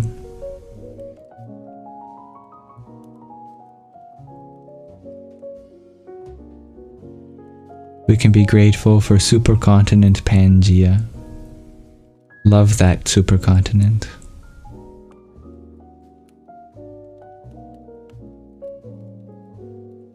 For reminding us of how our world might seem separated now, but long ago all the land was one. Thank you, supercontinent Pangaea. Shout out to you.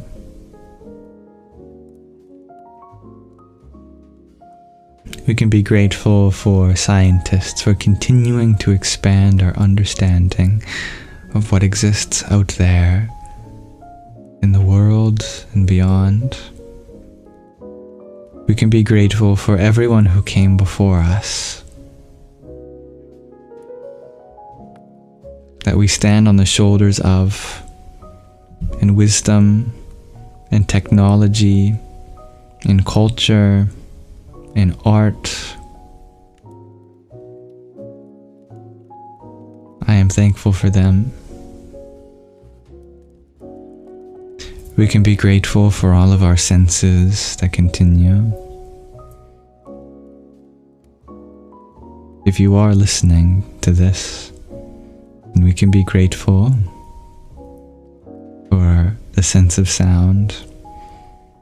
If you are watching this, and we can be grateful for our sense of sight.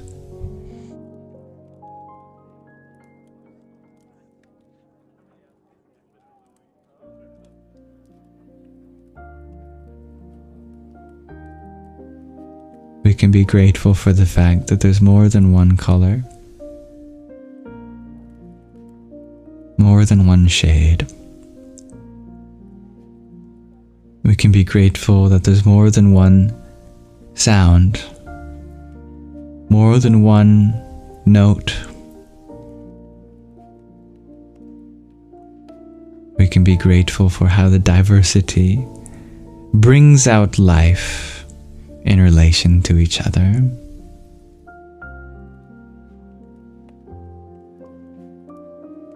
We can be grateful for the fact that no matter what we've gone through, we're still here, and therefore we haven't quite given up yet.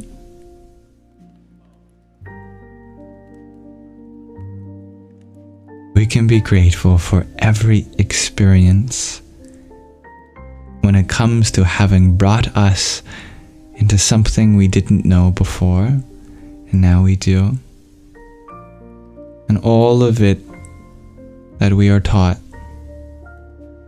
all the people that come and go, all the feelings, all the lessons, all the blessings, it all adds to our story and the richness of our life. And we can be grateful for the fact that no matter how many problems exist in our life, our lives, that still there are people that continue to wonder about what we can do to make things better. That the possibilities, even if seemingly rare or improbable, are not lost on us.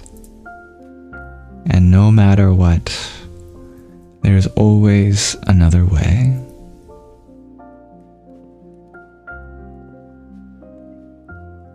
I'm grateful for the fact that I never run out of things to be grateful for. I'm grateful for the fact that there's anything at all to be grateful for. I'm grateful to have lived a life in which I realized the importance of gratitude.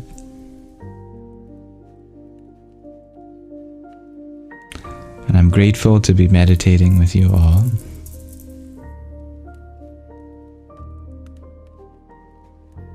And for anyone listening, I'm grateful for you.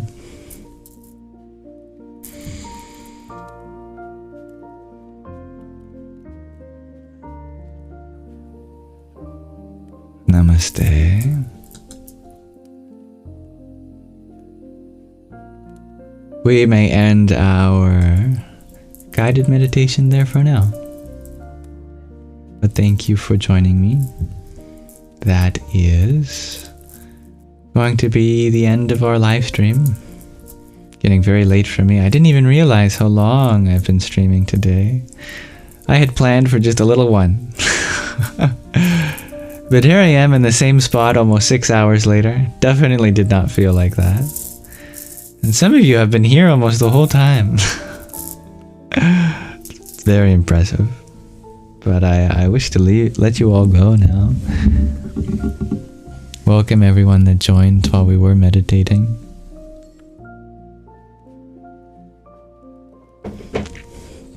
Thank you, dear Starlight. Wow. For your tiny happy holidays. That's the tiny Diny in me coming out.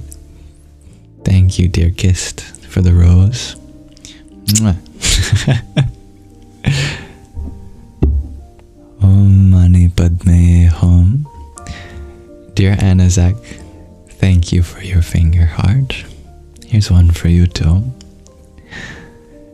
Jaya Satchit Ananda. Hello, dear Nick Nick. Thank you, dear Hybrid Jen, for your octet of ice cream cones. I would definitely never be able to eat that many ice cream cones. At least not in a way that my body would forgive me for after.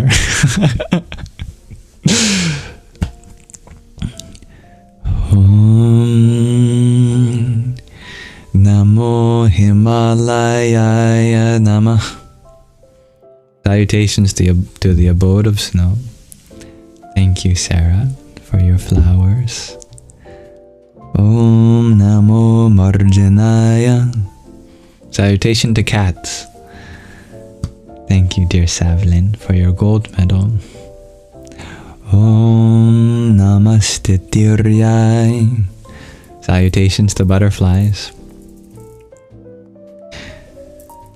Makes me very happy to see that, dear Annika. Anytime you've joined my lives, you feel better after. Thank you. Oh, me too. So we're both benefiting. So it must be something beyond any of us in particular, and for that, I'm grateful. Thank you for being a part of that.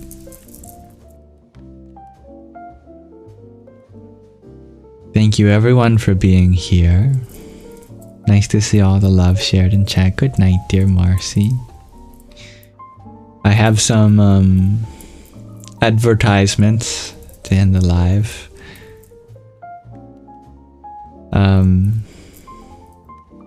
None of them cost money. Thank you to my lovely moderators for helping keep the peace. If you ever want to check out the Yamsox Lives YouTube channel, that's where we upload all of the recordings of these lives. And that includes cutting out the meditations and the readings and the show and tells in their own playlists. And if you want to come hang out in the Discord server, that's open for you too. Don't sell out, don't worry, I have nothing to sell. All of those things are free. Those are all things I offer for you.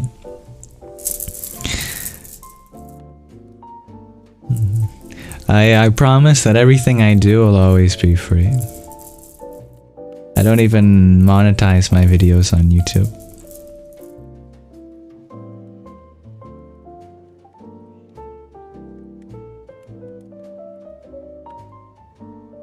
Happy birthday, dear Anna. Good night, dear Annika. And dear Anna Zek. I love you too very much, dear Gina. 143344.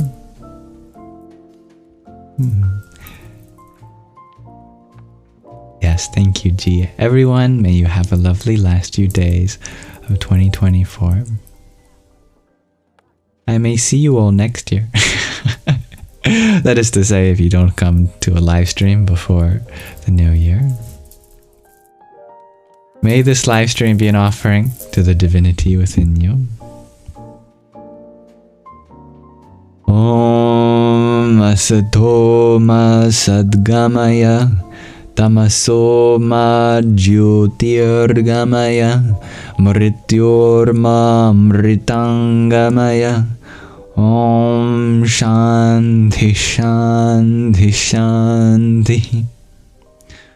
Om. Lead us from the unreal to the real, from darkness to the light, from death to deathlessness. Om. May there be peace in us. May there be peace in our environment, and may there be peace in the forces that act on us. And here's my Yamsox tip of the day. If you want to hydrate yourself but not run to the bathroom, add a little bit of salt to your water. Not only does it add electrolytes and sodium as part of your nervous system's functioning, that it helps your body absorb more of it without it passing through you. Just a little bit, not enough to taste. Thank you, Mr. Thomas. Thank you, Jen, for your love painting. I hope to paint you with my love. May you have a wonderful rest of your present moment. Thank you, Ella, for your trio of roses still.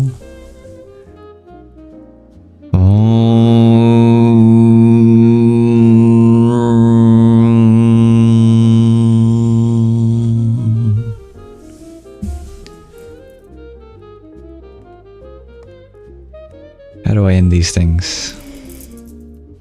Tally-ho! Good tidings to thee. Be well. Chip chip cheerio.